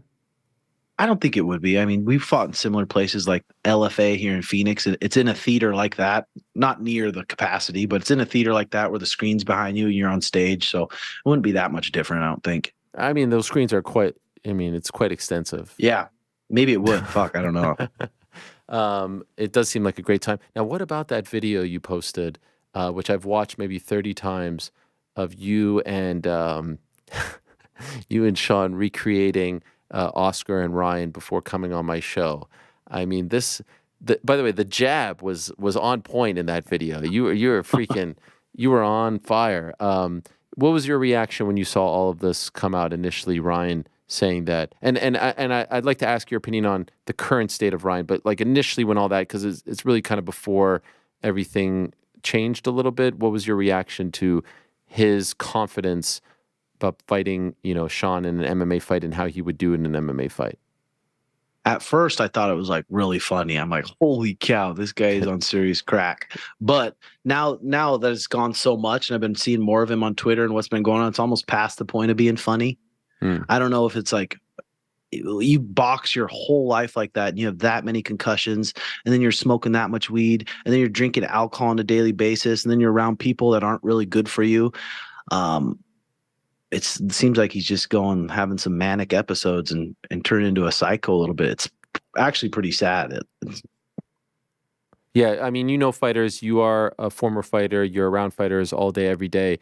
when you see this behavior, the social media behavior and whatnot, does it seem alarming? There are some people who are saying maybe he shouldn't fight. They should postpone the fight. They should call it off. They should take him out of the fight, et cetera, et cetera. Do you feel the same way?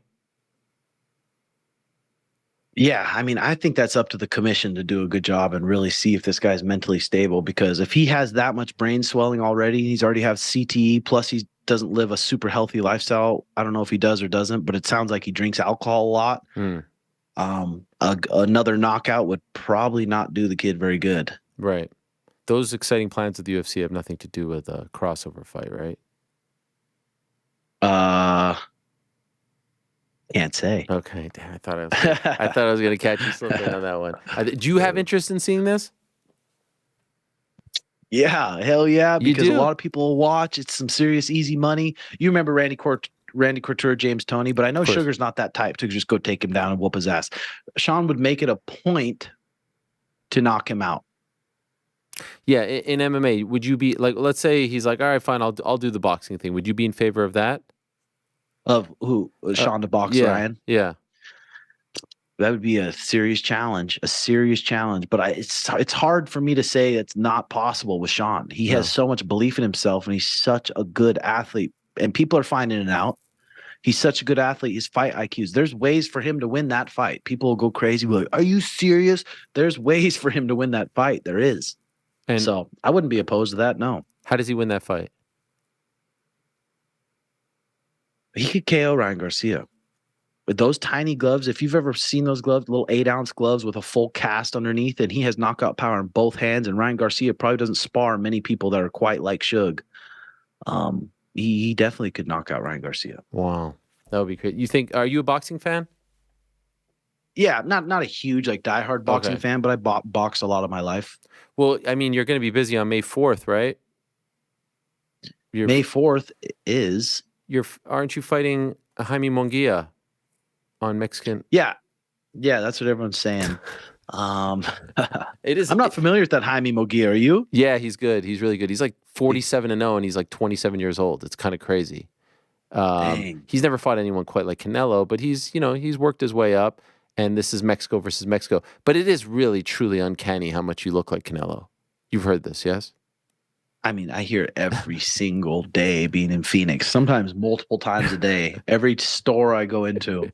Do you get actually stopped and like people are like, holy shit, it's Canelo? Or is it just like, are you that guy? I'm not sure. People who don't know English and stuff, they'll come and get pictures. and you play along? Yeah. Yeah. Put my fist up. You don't feel bad? I don't feel bad. I just do it and get on with my day. I guess it's better, if they believe that they met Canelo, no harm, no foul. Yeah, for sure. Did you get sad seeing the news about Jake Paul, Mike Tyson, or were you pumped about it? Sad? I don't know if sad. I mean, it's a hot topic. We were just talking to MVP about it. So the truth is, I found out like a month before that this was in the works. Like if you got by that guy in Puerto Rico, this would be in the fight or the direction that they would go in. And at first, this is my honest, I've never really talked about this, but like when I was first told about it, I was like, really? Like I thought we were going in a different direction. I thought we were going down like just the traditional boxing route, right? We're just going to fight guys who any 8-1, 9-1 fighter is fighting, right? Just guys who are okay, and you work your way up. And this seemed like a massive departure. Then I was told about, AT&T Stadium, 80,000. Then I was told about Netflix, and, you can't have just any opponent on it. And so I understood it. But of course, 30-year age gap. Mike has only fought once in the past, God knows how many years, and that was an exhibition fight against Roy Jones. Jake is a lot more active, a lot younger. We still don't know about how long the rounds are. We still don't know about how many rounds. We still don't know if it's a pro or exhibition bout. I feel quite confident in saying there's not going to be headgear or anything like that people have been saying. But I do want to know those details. I don't know if this is stupid, but the videos that we've seen, like of Mike hitting mitts with Rafael Cordero, even though they're 20 seconds, does make me feel a little bit better. I know those are just 20-second videos edited, but like I can't look like that if you did a 20-second video of me hitting mitts. You know what I mean? Mm-hmm. So I don't know. People keep asking me my opinion, and people keep like criticizing my opinion, and I don't know if I have a black and white opinion on this because there's just so many different layers. I don't think what I said, sorry for going long on this, but it's just like, I feel like my brain gets so tied up. Everyone said Jake Paul was a novice. Now they're afraid that Jake Paul's going to kill Mike Tyson. I don't think that that's possible. I don't think he has that in him. I don't think he's at that level.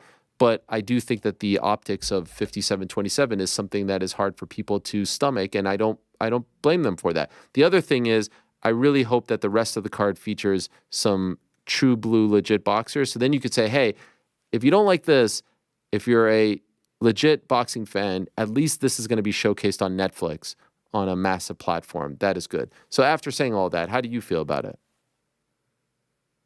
Are they going to do I wonder how hard the drug testing is going to be, because if Mike Tyson can be on some special supplements, which he should be able to be with that age gap, someone who's been through the lifestyle he's been through, done the drugs, all the concussions, his testosterone naturally cannot be very high. So I wonder if they're going to be able to make it fair. If he's not able to get on anything and they're going to have to fight, it's like you saw all those videos of him walking around with his cane, and I wonder if that cane was from his back being bad, because if it's longer than 4 rounds, like how hard is he going to be able to train for that match? And I'm curious, just like you, how many rounds and what ounce gloves? The gloves as well, yeah, and the length of the rounds too, because I believe off the top of my head, the Roy Jones fight was 2-minute rounds. And obviously that's a little bit more manageable for someone his age. Does this make you think differently of Jake? No, I mean, everyone's so complaining about it so much, like, oh my God, but it's like, how many of those people are going to watch on that night? All of them. Right. Everyone's going to be pumped up to watch it. I don't think differently of Jake at all. He just took these fights. He was trying to make people happy, which he just took these fights with the guy who's 10-1, with the guy who's 9-1. And it's like, none of those got any attention. No one's talking about him. So he's like, all right, why not he's probably making a ton of cheddar. A lot of people are going to watch. So how can you be mad at him for that? Not only that, he got criticized for those fights against the pure boxers, right? People were like, oh, Uber driver, cab driver, delivery man. And so I haven't asked him this, I haven't talked to him, but maybe there's probably like, all right, screw you guys. You wanted me to go down this path. Now you don't like it. So now I'm going to go back to the influencer path. Now, of course, people would say like, all right, well, you don't have to fight a 57-year-old Mike Tyson. But I don't know. I don't think Mike Tyson's going to get embarrassed. I don't know. Maybe I'm crazy. You think he gets embarrassed? What do you think happens? I don't think he's going to get embarrassed. No. Hell no. If I had to pick what's going to happen, I just think it comes down to, is he going to be able to do some special supplements or is he not? If he is, then the fight will probably be competitive. If he's not able to do any special subs, it's like he's going to get tired. Yeah. And to be clear, do you think it should just be for Mike that he's allowed to do this and not Jake, or everyone could do whatever? Yeah. Okay. I think Mike. I mean, if there's an age gap of over 20 years, you should be able to do a little something. But it's just funny. No matter what, there's some people, Khabib, undefeated, people that talk shit about Khabib. Sure. John Jones, greatest of all time, people talk shit about John Jones. No matter what, the people are going to talk shit. So when I see fighters being like, well, the people want to see it, it's like, God, who cares? Just get paid. Yeah, just do you. So the fights that you have coming up, you said you have 4 fighters coming up. Which show is that and who is that? Yeah, we have 4 fighters coming up. I have a 5-0 kid named Tommy McMillan, 5-0 pro. He should be able, if he can get a good, nice finish here, we'll probably see him on the Contender Series in the fall. Kid named Ezra Elliott, he's one of the ones that corner with us. He's like a grappling phenom. He's going to do the ADCC West Coast trials coming up. His last win was against a kid who won the East Coast trials, so he's just an animal. His name's Ezra Elliott. And then I have 2 amateurs, this kid named Jojo Griffin, who's 2-0. And then another kid who's like a grappling phenom. His name's David Clay. He's 19 years old, 2-time purple belt world champion, and he's an animal. And it'll be in Great Falls, Montana, my hometown. And Sean treated us to a private jet. So he got us a jet there and back. So that'll be fun taking those guys and having a good time. That is great. Are you from Great Falls or are you from Missoula? I was born and raised in Great Falls. Oh, wow. Look at this. You don't often get to fight or like to corner guys over there, right? Once in a while, at least probably once or twice a year, they have a show out there. Okay. Well, business is booming. It's good to be the Kings, right? Yeah. I mean, at this point, it's just like there's people looking up to us. There's a lot of eyes on us. The only thing is just to keep trying to improve, keep trying to get better, find people that are better than us in different areas and keep trying to improve. It's hard when you're that good. Usually before the fights, before we go to the fight, like the day of, a couple hours before. We're usually watching highlights of people who are trying to mimic at the time, trying to watch maybe Roy Jones Jr., maybe Conor McGregor stuff. But now it's like we're putting on his highlights and watching what he does. The last fight we watched before we walked out the door to head to fight Cheeto is we replayed the Aljo fight, replayed the Holly and Paiva fight, and now we're just rewatching his fights before we go. So it's kind of cool. Is that the is that like the routine? You just watch fights before it's time to go? Yeah, and usually even fight week, trying to keep your mind off it. So fight week, we're not watching a ton, but usually fight day, we usually turn on some fights, get And you're not pumped up watching a the little live fights. You're just watching select old fights. You're not watching, because like you guys are in the main event. You could be watching the prelims. You're not doing that. Yeah, we're just watching select old fights. And then when you're done, by the way, he told me he just went from the post-fight presser to the club, didn't shower, didn't change. Did you do the same, or did you have a change? Yeah, I mean, I didn't want to go to the club. It was 3:30. We didn't even have time to change. 3:30, but all the influencers and stuff want to see Sean, and Russ was there, wanted to see Sean. So he still had blood on his knee from Cheeto's face and still in his spandex and at the club at the table. That is what. And you went too? Yeah. And then you're hitting mitts in the hotel at like 6 a.m. or something. Yep, 6:30. That was right after we rewatched the fight, and then hit the hay after that. What a life. Who's Russ, by the way? Russ is a rapper, and he's a really good rapper. Damn. He has a bunch of hits. You'd probably like his tunes. Okay, I should look him up. You a big rap guy? I'm all over the place. Depends my mood. Sometimes, like last night in the gym, I had 90s country playing. Sometimes I have some Limp Bizkit playing. Yeah. Sometimes Metallica. Sometimes some 90s rap. Sometimes some Little Baby. So it depends the mood. Okay. Well, it's all working. Congratulations on another big win for you guys. Very happy for you and looking forward to this big news or whatever they're talking about. And hopefully we see him back later on this year. It's the Timbo Sugar Show. Your YouTube is killing it. The social media, the narration, it's all coming together. So well done.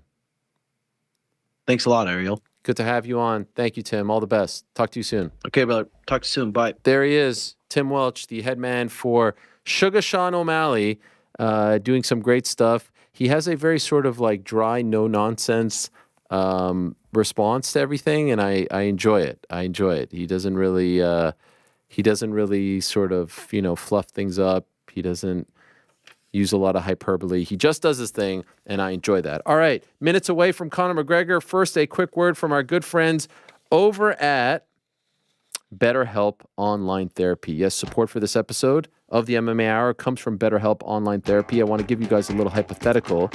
Imagine for a second that you could wake up tomorrow and there was an extra hour in the day that you could spend doing whatever you wanted, truly anything. What would you do? Well, if I had that extra hour, I would probably do a little workout. I would spend some time with my kids. I would meditate. That's a big thing that I would like to get into. Meditate, get in touch with my spiritual side. I hear journaling is a big thing. I don't know. There's a whole bunch of things that we can all do. And for you, it might be something completely different. Figuring out what really matters isn't always that easy. If you felt a little panic when I asked how you would spend that extra hour, Frank, how would you spend that extra hour? I would watch the MMA Hour. Nailed it. You might want to give therapy a shot. If you feel stressed by all of this, it can help you suss out what is most important to you and find some ways to prioritize it all. BetterHelp can make that entire process convenient and painless. Just fill out a brief questionnaire and get matched with a licensed therapist fast. Learn to make time for what makes you happy with BetterHelp. Visit BetterHelp.com/MMA Hour today to get 10% off your first month. That's BetterHelp, HELP.com/MMA Hour. Appreciate their support very much. Appreciate DraftKings support. We'll tell you more about DraftKings back end of this interview. What is this interview? This is Conor McGregor. Conor McGregor coming up in a matter of seconds here on the program. He was in New York City yesterday for the premiere of the movie that he will be starring in, which comes out tomorrow. That is March the 21st on Amazon Prime Video. It is called Roadhouse. It is the remake of the legendary film, which starred, of course, the late great Patrick Swayze, and the Patrick Swayze role, if you will, for this particular film is played by Jake Gyllenhaal. You've seen them do a ton of interviews together, the red carpet stuff, et cetera, et cetera. Yesterday, before the red carpet, before the premiere, I had an opportunity to talk to Conor McGregor. Now, I was told that I had 10 minutes and I had to keep it to 10 minutes. But as you will probably see in this interview, it didn't last 10 minutes, and he didn't want it to last 10 minutes because he had a lot to say. In fact, it lasted well longer than 10 minutes, which was tremendous because, of course, you have to talk about the movie a little bit, but you want to talk about a lot of the fighting stuff, and we talk about it all, and we covered it all. And so this happened less than 24 hours ago, 20 or so hours ago, the rare pre-tape, because he was traveling today and wasn't able to come on live. Doesn't matter. It's all good. It's fresh meat. It's one-on-one with the notorious Conor McGregor, talking about Roadhouse, talking about his fighting future, talking about his relationship with the UFC, talking about USADA, talking about a whole lot more. Enjoy. He's talked to every outlet under the sun, but he said on the final stop before the release of the reimagined Roadhouse, the critically acclaimed reimagined Roadhouse, the theatrical debut, the much anticipated theatrical debut of one Conor McGregor. He stops by. You know yourself. He had to stop by on his favorite program. It's great to see you, Conor. How are you? Great to chat. As always, Ariel, yeah? Flat to the mat, my man. Flat to the mat. You know, I got such a great team around me. Audie, my lady, Karen, my guy, John G. I've got a phenomenal team of people that help me and guide me and support me through this. It ain't easy, you know. I'm away in the family. We're all away from our families. And, you know, it's foreign to us. It's a foreign environment, foreign setup. You know, it's the first time I've worked with Amazon. They've been tremendous. I have got to say, they've been absolutely tremendous with us. And, you know, we've done our best. We feel this is going to be a huge success.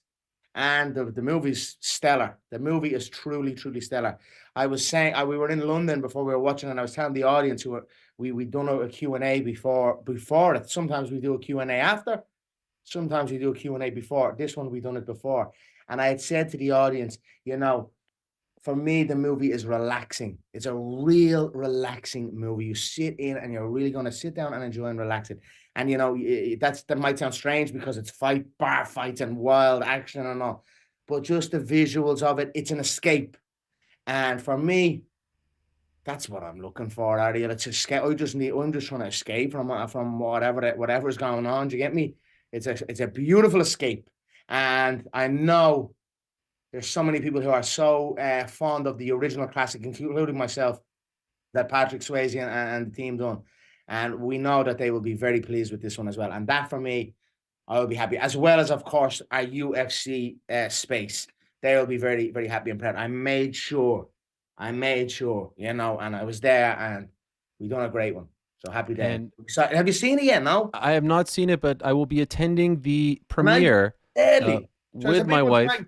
And I'm looking forward to that. That's lovely. I hope to meet you. Deadly. Yes. That's amazing, my man. Enjoy. You're lovely. Can't wait to see you, man. That is nice to hear, because famously around 10 years ago, you told me that you wasn't invited to the I love you, brother. How many years are we at this, brother? 5-time MMA world champion. 5 times. Don't ever doubt me, my man. Yeah, so I'm excited, brother. Excited to see you. Excited to meet your missus. And excited for you to see the movie and hear your reaction. It's getting rave reviews. Oh my Lord, the reviews are incredible. I do feel a bit weird watching that song. It's just a different vibe for me. I've never done it like this. You know what I mean? I mean, I'm watching it in the in the cinema, and you're just seeing people's reaction and all in live time. It had audio. It took audio. My performance took audio off his feet. It took him off his feet clean. Yeah.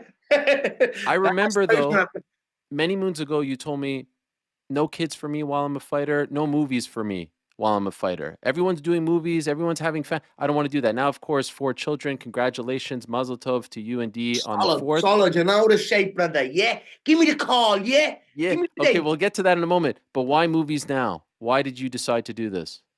Yeah, it is funny. I mean, I remember around the Jose Aldo build a bit, and I knew he was away from the kids, and I was trying to like put that into him. He's a family man. And now I've got Blade and Kid. I've got 4 beautiful children, and you know, and then I do the show business. But you know, you just have to adapt with it. You know, it is what it is.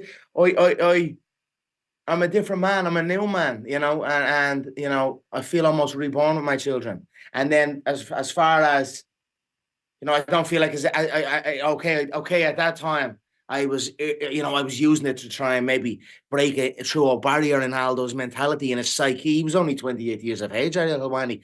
28 years old he was. I asked him, I guarantee he felt 48 at the time. I was making him feel like he had been through the wars. In fairness, he'd been through 1 or 2 wars. Not that many, though. He was a dominant, and he is still, I mean, he's one of the best of all time. But he was dominant, and he was never really in, bar the Mendes fights, he hadn't really taken much damage whatsoever. But I made him feel, I made him feel like he was 100 years old. So, but now, now me, I suppose I'm living that, right? And, I'm away with the family in at the minute, but not all the time. But, it just is what it is. I feel grand. I'm like, if you, I don't know where I was going with this. What we were going to say about the movie then. Yeah, now you decided to do it. So the movie came about with, it was just time. No, it wasn't even that it was just time. It was the right time. I had the injury. I got strong from the lifting. I wasn't cardiovascular. There was no dates. It was only 5 weeks. It was meant to be only 5 weeks. But, when I got there and they were liking what they were seeing, the character start growing legs and arms, and then it just, it just grew, and the part grew. They liked what they got or what they were getting. And I was just doing what I was told. People think I just was playing myself. They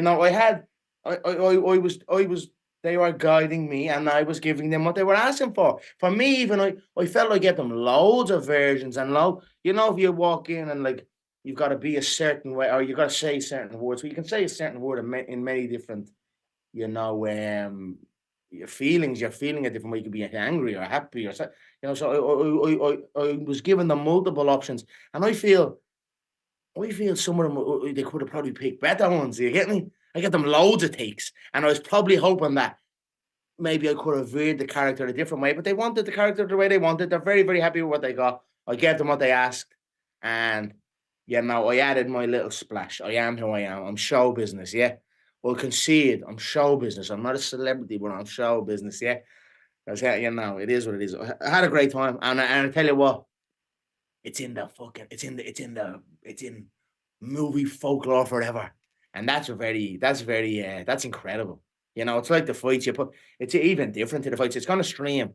I know I would have. It deserves cinema. I think we all know that. I think if you look in the space, it seems to be because obviously the business aspect of it. I don't have Amazon Prime personally. Do you have Amazon Prime? Yes, of course. Well, it's like I think you have to get it when in the US. It's related to this when you're ordering stuff and whatnot. Yes. So in Ireland, in the UK, and from my awareness, you don't. So I don't have it. So from a business standpoint, it's going to boost subscriptions majorly. But I think after the fact, so I understand that. So I do understand the business. I would have loved them to be in theaters off the bat. The directors did, the producers did. It was a bit of uproar, but I understand the business, and I feel it will come back to cinema. I think after it launches, and it will go, I think maybe 6 months down the line, maybe a year. It's one of those movies you're going to watch it multiple times.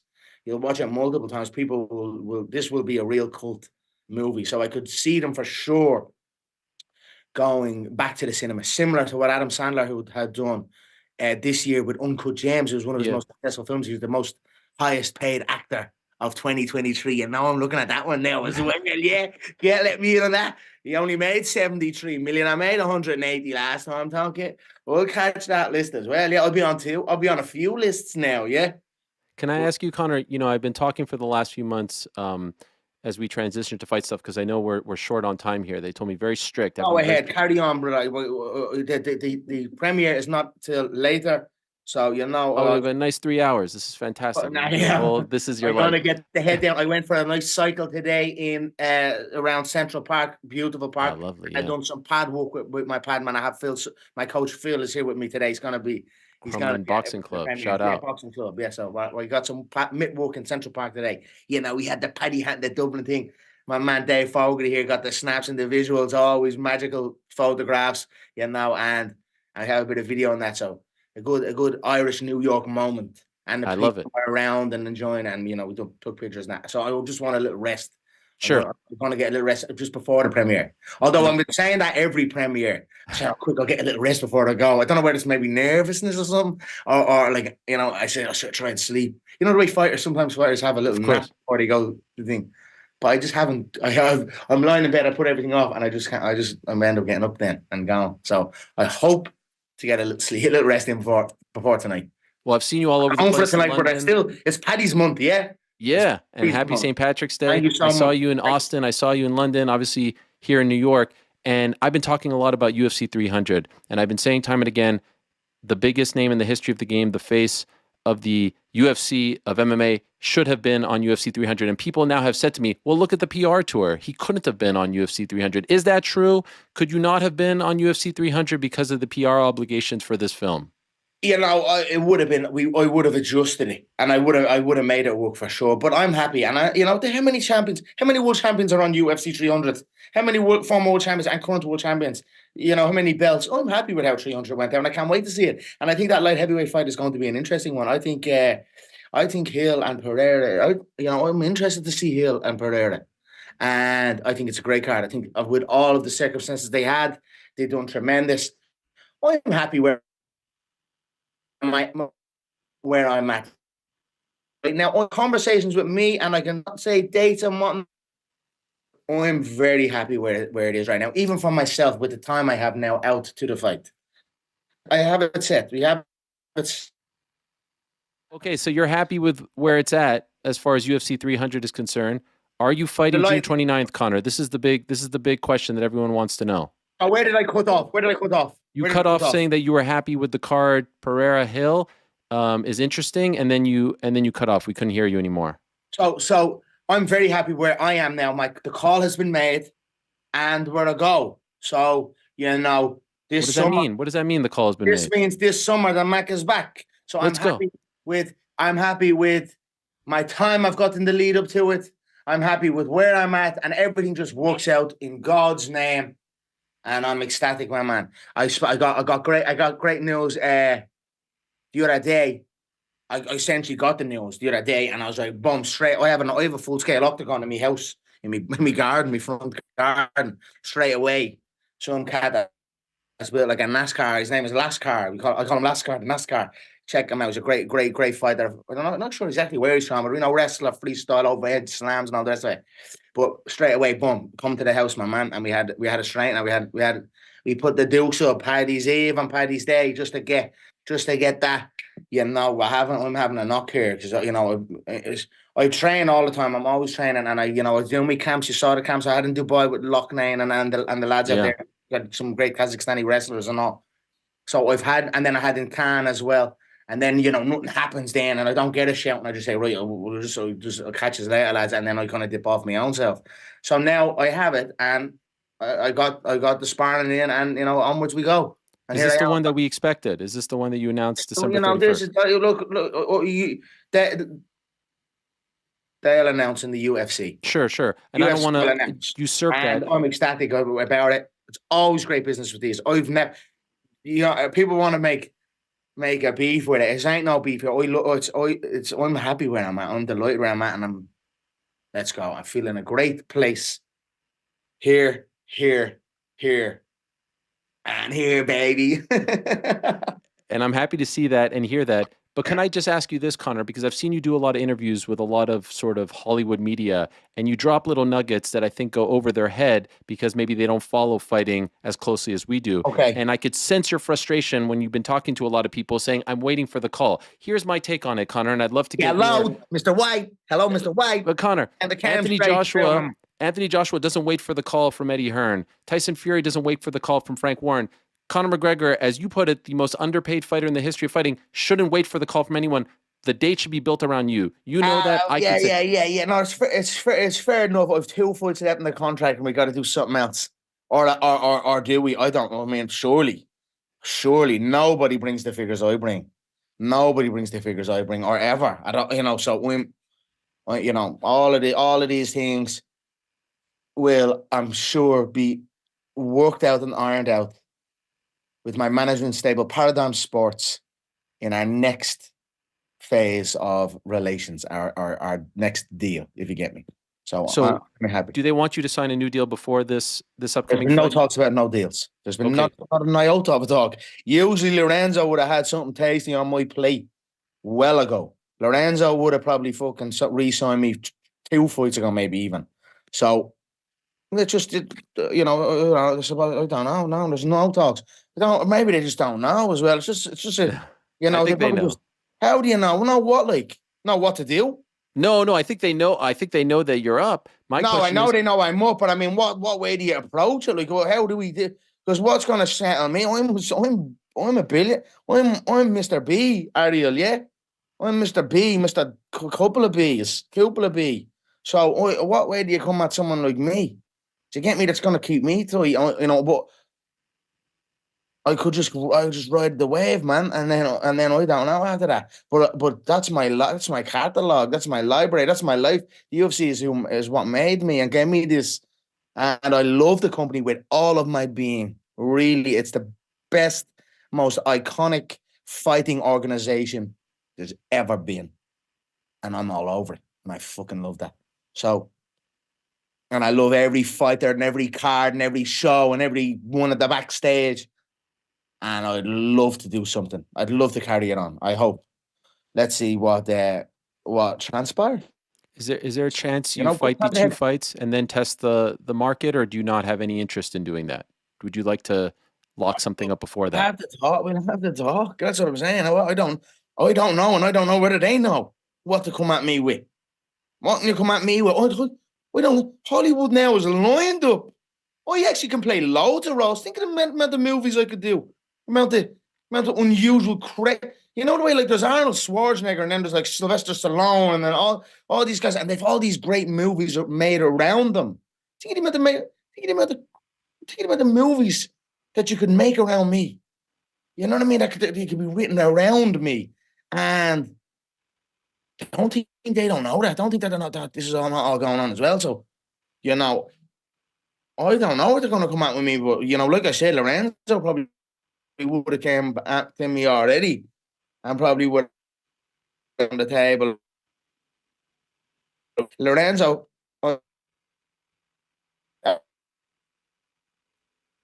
Can you still see me, Ariel? Yeah. No, it froze for a second, but we're good. Ariel, can you see me? Yeah, I can see you. I can see. Okay, sorry. I zoomed out. Sorry. No. Go. Lorenzo would have came to me. No one's came to me yet, and I'm just happy. Yeah, I've got 2 fights left. Is the hope the 2 fights in 2024? Because I saw you say June and then September. Yes. Then Dana White was asked about September, and he said he's not interested. Look at Anthony Joshua right now. Yeah. With consistency. I was watching ringside. I watch boom, sharper each time. Look at Parker. What's Parker's first Joseph name? Parker. Joseph Parker. Fuck Joe. He's in the Black Forge group. An amazing warrior of a man. Amazing boxer. Look at him. Boom. Consistency breeds quality. So I'm coming in here years out of the game. I have to be. I'm years out of the game. Now I'm sparring and fighting, and I feel good and sharp. But I'm gonna have to get my in league sharpness, and that's gonna have to come through the thing. So the weight and all has not been discussed. I know I had the little buzz. I haven't discussed the weight. To be honest, I haven't even checked the fucking. I haven't jumped on a weighing scales since the fight, the last fight. Since I weighed in on the last fight, I did not touch the scales, not once. So I don't even. I'll have to go through all that, and then rounds. Maybe I might say to them, look, I'm just doing 3 rounds, lads, for this one. And I want to just wet me beak. I can do, because I'm at 3, I can do 3, I'll do 3 rounds really nicely now. And rather than like pushing through to get to 5, and, it's just, I feel if I push right now to get to work towards 5 full fitness rounds, I feel I could, that the first 3 rounds wouldn't be as sharp as I could get them. So I'd rather sharpen the blade of 3 and go in nice and sharp and fresh, get the feel, get the fight. Chandler's going to come for it. Chandler's going to come at me. He's going to want to try and engage and come at me. He's going to have to. And that's a style.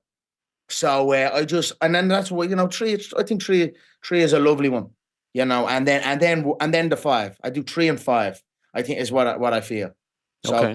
That's kind of where I'm at. Now, like I said, these are not this is just my own thoughts to you and my mouth. I haven't spoke this to anyone really yet. I'm just kind of now that I've been given a little more of it's a go now. So I'm thinking now. Okay, weight. Okay, rounds, etc., etc. And I don't know. Does that mean? What way that would mean? Because there's 3 rounds. Does it have to be 4? I don't know. I'd be interested to hear what they'd say on that. I actually could put me first fight tonight. Don't care. Don't care about none of that. Yeah, do you know what I mean? I really don't care. So, that's kind of just where I'm at with it at the minute. It's delightful news, and I think a lot of people will be happy to hear this. But what about just a couple of days ago, your old rival, your old friend Nate Diaz going to bat for you publicly? Did you see that tweet about you? Yeah, Connor. yeah. How about that? What do you think when you saw that? Yeah, Nate is great. Oh yeah, man. When you share, back-to-back knocks we had, real fights. That's a real fighting man. The 2 brothers are real fighting men, and I always had the height of respect for the 2 lads. And I was a fan of the lad. You know what I mean? I was a fan of them. And then I got to share the octagon with him. We had wars and we boxed each other around, and I appreciate it. Wish him well. I'll always wish to see past opponents and potential future opponents again, to see them do well, and what a monumental moment that will be when we get that one done. So I'm excited for it. When I was at the cold water, you could have given it a minute and put cold water on it instantly. It's huge. That to me has the sphere written all over it. Mexican Independence Day. Nate Diaz is a American Mexican and a beloved fighter and a real fighter. Now, he's hard to deal with the lads, and I don't know all the ins and outs, to be honest. And I know the lads are hard to deal with also. So, I think it'd be amazing, and it would suit me lovely. The date, summer, and into September. I believe I get my 2 fights in this year, yeah. Okay. Two last quick things, if I may, because it's a silly question to ask to someone who's speaking like this and looks like you look right now, but I feel like I have to hear it from you, and the fans have to hear it from you, because we always hear, it's hard, he's so rich, he doesn't need to do this, the motivation isn't there. I see a very motivated person to fight again. Are you still motivated to continue this career and keep on fighting for many fights to come? It's my life. It's what I love to do. Look at it. I'm doing this forever. I'm gonna do this forever. I'll be recalibrating my competition. I actually relate to it. When Mike Tyson fought Roy Jones Jr. Right, he's retired for so long, and he was asked in an interview around the Roy Jones Jr. fight, "What do you think Cus D'Amato would say to you, Mike, now that you're not retired, now that you're coming back after all these years?" And you know what he said? He said, Cus D'Amato would say, "What took you so long?" And that made me I got goosebumps all over my body. We can become mentally fatigued, or depression and things like that get set in. You hear about it with people and post fight and whatnot lately and recent in the last while, and and life, and it's just, I feel like it's a more like mental fatigue, and the body kind of, you just get a little bit more fed up. That doesn't mean go all the way. Look at Aldo now. Great to see Jose back. Really happy to see Jose back. I was actually taken back that he did retire. When he retired, he was in contest. He was a contester for the fucking title. He was in title contention from where I was looking. He was very unlucky not to even scoop the title. And he fought the champions and won. I'm happy to see Jose back, and I wonder, was it a business play that didn't play out for him? I wonder, was he trying to press for something more or something like this, and then walked away, and then they just let him, and then it kind of, he went and done his boxing matches and all the rest of it, and whatnot. But now he's back. Excited to see him back. Tremendous goer. Always great for the company, and there you go. Let's go. But I'm going to be doing this forever. I'm very excited. Very excited now. I have confirmation. Very excited now. I can't act the bollocks now. That's the thing.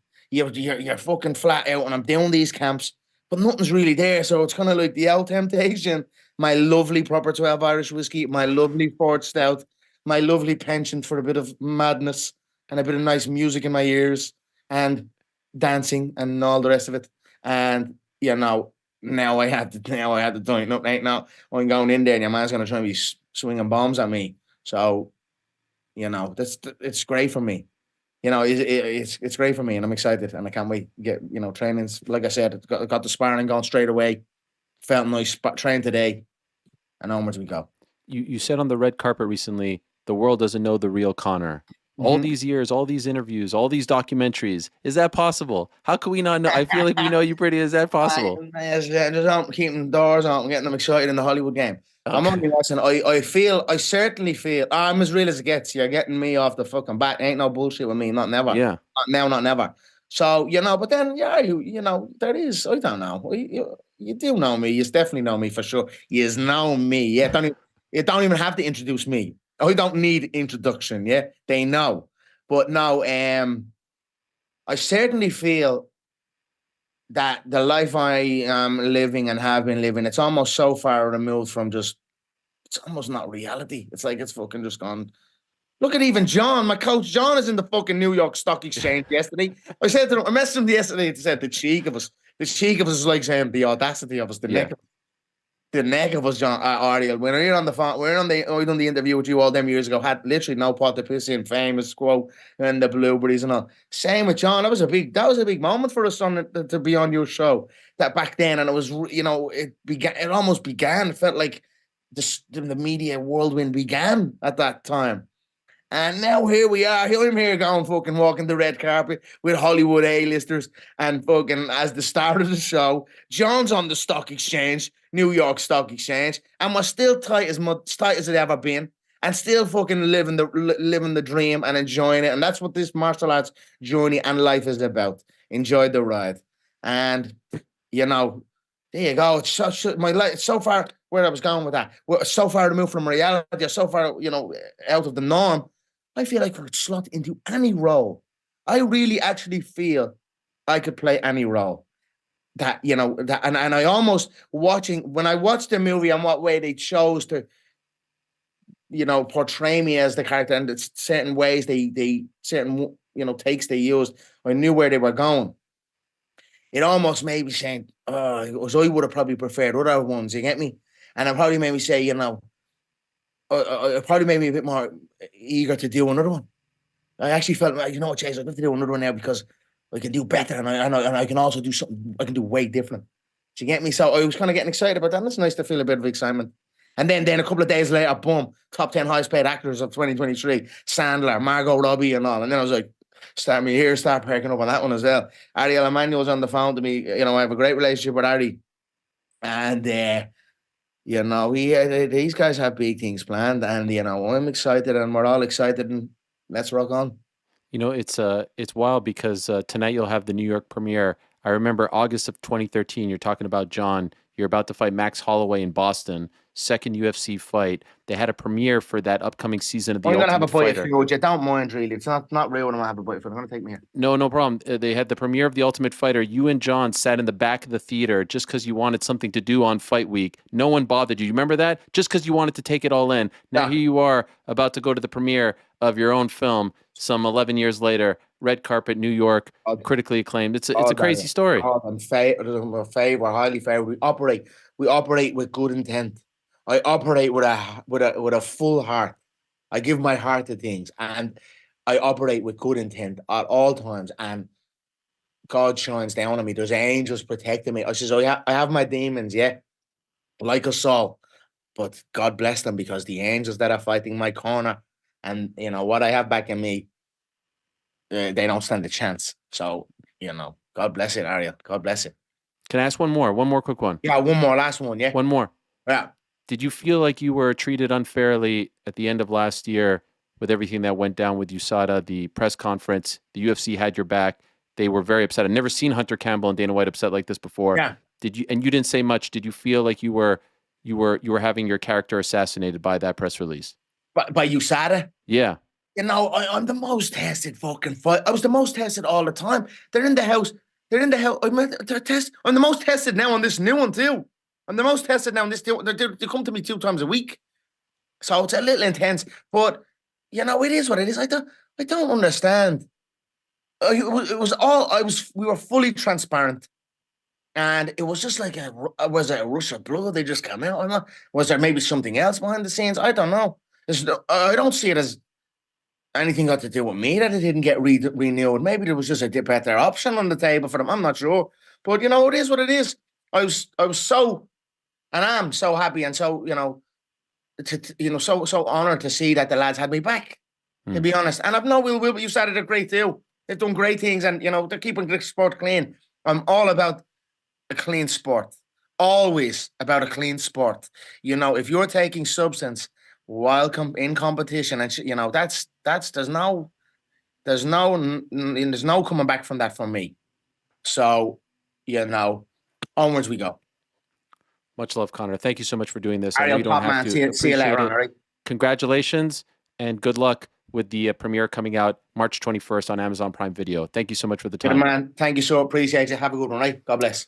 Appreciate it. And so there he is, Conor McGregor joining us. An interview that I think was about 30 minutes, which was 3 times longer than what they told us we were getting. So I was pleased with that. I think we covered a lot, talked about a lot, obviously talked a little bit about the movie, but the big news is it's interesting because there was that interview with TalkSport that came out Monday, and he seemed very upset. He seemed very frustrated with the lack of direction, the lack of dates. And, I'd seen him do a lot of interviews with movie people leading up to my chat with him, and I could see him drop nuggets and pieces of information regarding his frustration, and you could tell it just goes right over their head. You could tell that they're not really picking up what he's dropping because they just don't know the fight game, the sport, etc. And so when he said that to me, that obviously is why my eyes opened up, because a lot had changed. And I think that interview was a pre-tape, meaning an interview that was posted several days later. And so he gets the call. That's great. That's great news. And you could tell perhaps they didn't love the fact that he had announced on December 31st that he was fighting June 29th. Who knows? And obviously he didn't like the fact that the cold water was poured over the idea of him and Diaz fighting at the Sphere. Who knows? But the good news is, and I believe him, and I believed it since he announced it on December 31st, June 29th is the date. Now, obviously, a lot can happen between now and then, injuries, delays, whatever, but that is the date. That is what they're targeting. That is what they want. And that is who should be fighting on June 29th. If it wasn't going to be UFC 300 on April 13th, it had to be the International Fight Week card, and that this year is June 29th. Historically, it's the first or second week of July. This year, for whatever reason, it's June 29th, and that has to be the fight, and it has to be against Michael Chandler. And obviously, the 185 was a bit of a laugh, but it has to be 170 or 155. In my opinion, that is what makes most sense. And then we're down to one fight, and then things get really interesting. Very clearly in this interview, he is very happy. He wants to be a UFC man, and he wants to be there for a long time. But he does acknowledge nothing has been discussed. Post those 2 fights, no new deal, no new discussions. I'm assuming at some point they're going to happen. The question is, do they happen before fight number 2? Do they happen after fight number 2? Do they happen after the final fight? And when I say 2, like 2 and then 1, when are they going to happen? Because he knows, and they know, and everyone knows that he has a boatload of options, whether it's boxing, whether it's doing his own thing, whether it's Saudi Arabia, whether it's PFL, whether it's anyone on the planet, whether it's McGregor Promotions, whether it's him fighting on the moon. He has the options, and he can make the same money anywhere else. The UFC now has to make it worth his while to stay, because if he truly is back, and if he truly wants to fight, and if he's truly motivated, and if he's truly never going to stop, he is right. For the foreseeable future, he is the most underpaid fighter in the sport, just because he is that damn big and that damn popular. I still find it crazy that he has to wait for the date. Canelo Alvarez doesn't wait for anyone to tell him when to fight. Anthony Joshua doesn't wait for anyone to tell him when to fight. Tyson Fury doesn't wait for anyone to tell him when to fight, and on and on and on it goes. But that's the sport, and he seems okay with the arrangement, and he seems to be in a good place as of now. A week ago, maybe that wasn't the case. In a week, that may not be the case, but he seemed to be in great spirits. He seemed to be in good form. I thought the 3 rounds discussion was very interesting. And I still think he would be the main event, even if he is 3 rounds, by the way. The Diaz stuff was interesting. The USADA stuff was interesting. But obviously, of greatest interest is it appears as though whatever roadblock was presented and was present in terms of getting him back. He needs that date. He needs that goal. He needs that light at the end of the tunnel. And it seems to be apparent now that it is June 29th. GC, what were your takeaways? You're a big Conor guy. What were your takeaways from that? Yeah, exciting to hear that he's had talks with the UFC, and it looks like he's going to come back this summer. Was starting to get a little bit worried after, people were sort of shutting it down, even after he made the announcement back in December. But seems like he's in good spirits. Seems like he's on the right path. And, I mean, you kind of got to believe it when you see it for him to get in the octagon. But if he were to fight twice this year, that would be incredible. I mean, by the time he gets in there in June, it would be 3 years since the last time we saw him in the octagon. So, yeah, I thought it was good. Thought it was a good takeaway. I don't know if Rick is there. Is Rick there or no? Rick sure is. I'm here. Yeah, your takeaway, Rick. The man seems motivated. Like, you asked him point blank about the idea of, like, is he lacking motivation? Do you have too much money, as has been presented by Dana White? It's very clear to me, and should be clear to anybody, especially if they've been paying attention to this press tour. Conor McGregor wants to fight. I think we're all ready for him to fight, and I'm just excited when the details get ironed out. But yeah, clearly that's a man who wants a fight desperately and is moving toward that, and it seems like the UFC is moving toward that as well. He says he's got the call and all systems are go. So let's see it in action and get a huge fight this summer. I'm in. I'll feel really good when I see the UFC like tweet it out. So, I've seen a lot of people say, like, yeah, I'm going to wait for the official announcement. He said this 5 times. To be fair to him, it's always been June 29th.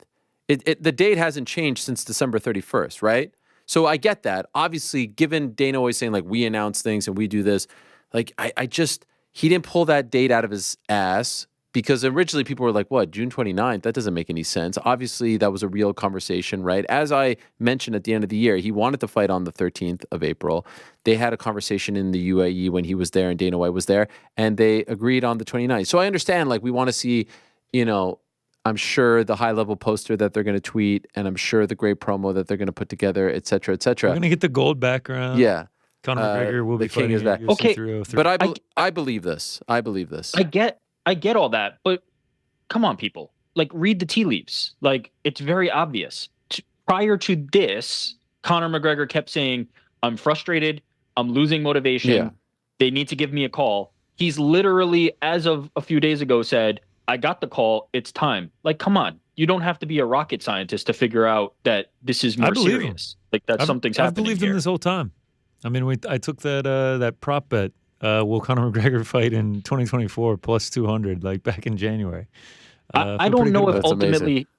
I get the reluctance or hesitation to be like, yeah, he's back, I'm in, but also, like, something has happened clearly, right? You have to just pay attention to that. Something has happened, and we'll see what the result of that is. But the tone, the demeanor, the quotes have drastically changed in the course of several days. And it seems to be what he originally said in December. Chandler, 29th, International Fight Week. Nothing has really changed. It feels like they just had to iron out the details, and it seems like they've done that. And he says that the UFC is going to announce it very soon. So, yeah, no reason to. Well, I believe him. And then there's still a long way to go to June. That's where the skepticism and all that stuff can come in. It's not that long, by the way. It's just a little over 3 months. Like, that's a long time. But there have been some fights that are 6 months out. 3 months is your standard, I think. 3 to 2 months. Should I clarify? That's a long time for Conor McGregor. Yeah. Well, that's why I wanted him to fight on the 13th of April. That's why a smidge over 3 hours is a long time for Conor McGregor. Yeah. So let me clarify. Like I don't necessarily mean for fight camp. Yes. How do you think Mike's feeling right now? Mike is over the moon. Gotta be. Well, right? I saw him tweet that. What did he say exactly? He's like, I haven't heard anything. Yeah. Listen, he's not in the loop. Nah, he's just messing around. They've told him from the beginning. Beginning, and imagine being at the Chandler household when he hangs up the phone after getting like the confirmed contract signed. Everything is ready to go. Like, can you talk about just the biggest celebration relief of all time?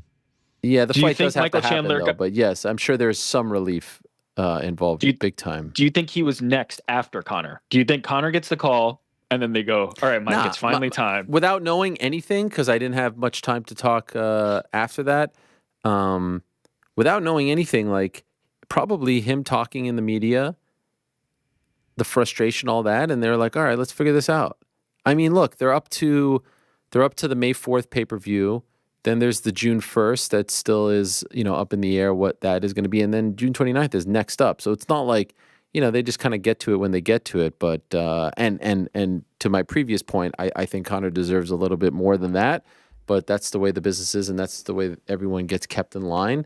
And he seems okay with it. It's going to be, he gets that one fight out of the way without a new contract. That is going to be the most interesting story, one of them in the history of the sport.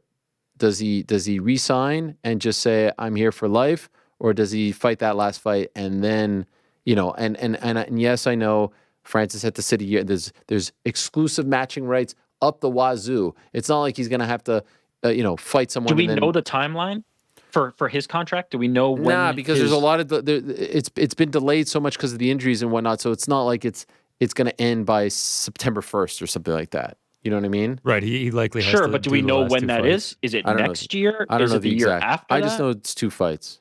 That might be the biggest takeaway, actually, is him being like, how do they even come to the negotiation table with me? I pull bigger numbers than anybody ever. Like, how do they even approach this? Right. I would have already had a deal on the table back if Fertitta was doing this. Right. And then the fact that he was like, I'm never quitting this. Like, I got inspired by Mike Tyson, Roy Jones Jr. So, like, it feels like he's just going to keep trying to make fights. So, yeah, if he's going into a final fight without a new deal, things will get really interesting after that.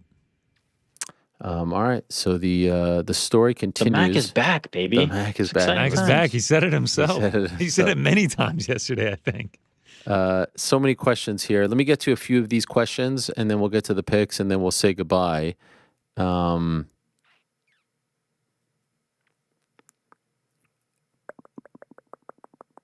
Adriano, hey Ariel, rumors of UFC 305 heading back down to Australia. If so, could we see DDP versus Izzy, Strickland versus Whitaker, and Shavkat versus JDM in a number 1 contender matchup? Your thoughts on this lineup? Much appreciation as always. Hell yeah. I'm up for all of those. I love every single one of them, especially if it's 305 would be, I think Whitaker said August or so. DDP Izzy, yes, sign me up. Now, how will DDP feel about that? First title defense in Australia? I mean, it's a journey, but remember, Sean was probably cheered more so than Izzy in Australia. Izzy resides and trains out of New Zealand. Strickland, I think, would be beloved once again, and Whitaker, Strickland and Whitaker would be interesting to see who gets cheered more, and then Shavkat, JDM. Yes, so yes, please sign me up for all. This is an interesting one. The Latter-day Godfather, bonne journée, mes amis. Big one today. In anticipation of UFC 300, can you guys give us your rankings of the entire card in terms of what is your most anticipated? If not, you want to just give us your top 5 in order. This is an interesting one. I like this one. Most anticipated for UFC 300. Top 5. I'll go first. Let me go to my friends at Tapology. It's the only one I trust.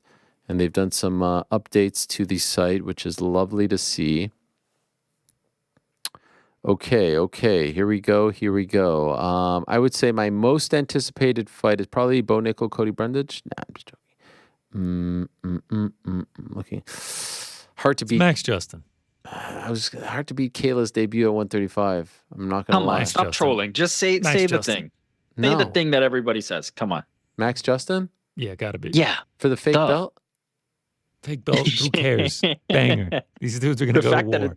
I'm being honest right now. Belt or no belt? You could put no belt on the line, and it's the same fight. Kayla Holly. Number 1. Number 1. Armin Charles. Okay, that's a solid number 2. Max Justin. Get what? Kayla Holly won. Cody Figueiredo. Cody Figueiredo. Pereira Jamal. No? What do you guys say? I mean, I'm going Max Justin 1 for sure. Connor and I will probably have similar lists. Max Justin number 1 for sure. Yeah, probably Chucky Olives, Charles Oliveira, Armin 2. Yep, same. Probably Pereira Hill 3. Okay, I divert here. I like Sterling and Cater 3. Ooh, That's my 3. Sterling Cater's great. Yuri versus Rakic. Rakic coming Yeah. back. Yuri, can he avoid, going back-to-back losses? I'm gonna go Yuri Rakic 4 after I'll go- Pereira Hill, and then because I want to see Hill, coming back from injury, dealing with the bright lights of trying to get the belt back on UFC 300. I want to see that, and then I'll go Cater Sterling at 5 because I want to see Sterling at 145. I'll go Pereira Hill 4. Jim Miller, too. And then I'll go. Now it's toss up between Holm and Harrison and Figgy and The story Cody. behind Holm and Harrison's debut, 135. It's unbelievable. I mean, the card is incredible. It is like, listen, don't get me wrong. I'm There's a no Killer right Harrison answer. fan, There's no and right answer. And I believe that, but like Cody and Figgy is just Well, gonna the be. correct answer for number 1 is Justin and Max. Yeah, we that's all I want to say is there's only one answer for number 1. respectfully disagree. Mikey T. Good day, crew. I have a question for Ariel and a question for GC. To GC, I love the graphics you make for the watch parties, the vault graphic for big hitters, and the graphics you make for the GC and Rick show. I'm sensing a trend here. Graphic for the watch parties, vault graphic for the big hitters, GC and Rick. Nothing that I get to contribute Yeah, from. nothing. Nothing. I mean, What? We don't have the nose cranker up there in the corner every single Wednesday. Nah, that was a man. labor of love over That here. was- I had to manually put in every single number. I'm just saying. Get the art for the nose done. Okay, all right. Font, question counter. So long ago. It was 2 years? It's sporadic. It's sporadic that you get these. Ah. We do a show twice a week. What do you want me to do? Add in a new 3D designed custom Yeah, element yeah. every single show? Ever evolving. Anyway, which programs do you use and how do you gain experience, i.e. schooling, DIY? Yeah. YouTube. That's definitely a huge mentor for me, I guess. Shout out. Teacher. YouTube has pretty much everything you could want on the Adobe Cloud. Mostly using After Effects, Premiere, Illustrator, Photoshop. Those are like the big 4 that I'm using. But yeah, you get a combination of like Envato elements. They have so many things. It is remarkable. Like we had no graphic idea you designers. had these skills when we hired you. I dare I say you undersold it, or maybe you've just learned since because it never really came up. Yeah, I guess undersold a little bit, but I have definitely learned a lot on the job. But yeah, get Envato elements, get the Adobe Cloud, and use YouTube. I swear to God, there's like a tutorial for anything. Like you can get as specific as possible, and there'll be a guy, 90-second tutorial on how to do it. So that's mostly how I do it. Frankie, and they're incredible, and we appreciate them I greatly. appreciate that. I do. No, they are incredible. And my favorite are when you and Rick do the show, and then there's like the hour-by-hour breakdown. I'm like, wow, I wish I could get that. But I like that it's just reserved. It's actually funny you mentioned that. Oh, this is so we were nice. talking about that today. Yeah, that is a time-consuming one. Oh, I mean, I'm not worried feel about like the time. need It looks so good, I feel like I need it to prop me and Rick up, whereas you got this insane guest list. You can just drop a picture of Conor McGregor. Doesn't need to be as detailed to try and draw the audience in. And those things take about 2 hours. So if we wanted to add that to the show, we could speak to a the lot. agent. Yeah. We could figure it out. All right, fair enough. Happy to do it though. We just got to. Yeah, the cheddar makes it better. Frankie, hey Ariel, non-MMA related question here. Can you and the guys tell us your favorite fruit? That is all. My guess is Ariel strawberry. It's not bad. Probably say the one that gets me most excited is a nice mango, like a good mango, Damn straight. Love acai, love strawberry, love banana. Banana's probably been the most consistent throughout my life. Love a good mandarin. Enjoy a good Okay, peanut but butter do you love and apple. acai? Yes. Do you No, love no. acai that's not like a sugar? No. loaded, That it's like super. acai bowl. No, that's super. It's super bitter. Yes, in the bowl. So yes, Yeah. in its raw form, I guess it's unfair to say that. Coconut, I enjoy. Anyway, this gentleman says Rick tomato. Actually, I was just gonna ask: are we gonna be weird and count tomatoes and avocados as fruits? Yeah, well, more of that to come. If he's saying that as like a hipster thing, then that's funny. But No, I think if it is. he's not, then it's just Yes, I silly. think you were gonna be the guy that steps out of the box, and then we get into a big GC mango. Tomatoes. I do love a good mango. I don't know if you're topping like nice hot summer day, ice cold watermelon. That's probably my number one. I don't think there's any fruit that I dislike. Don't love grapefruit, but I hate grapefruit. I actually hate it with a passion. Also, Tough don't to like deal passion with. fruit. Whoa. Passion fruit's all right. Yeah, Frank loves the passion fruit, man. Bananas are like the most consistent. I mean, those are just easy to grab. You can bring them anywhere. Apples. You guys got a favorite kind of apple?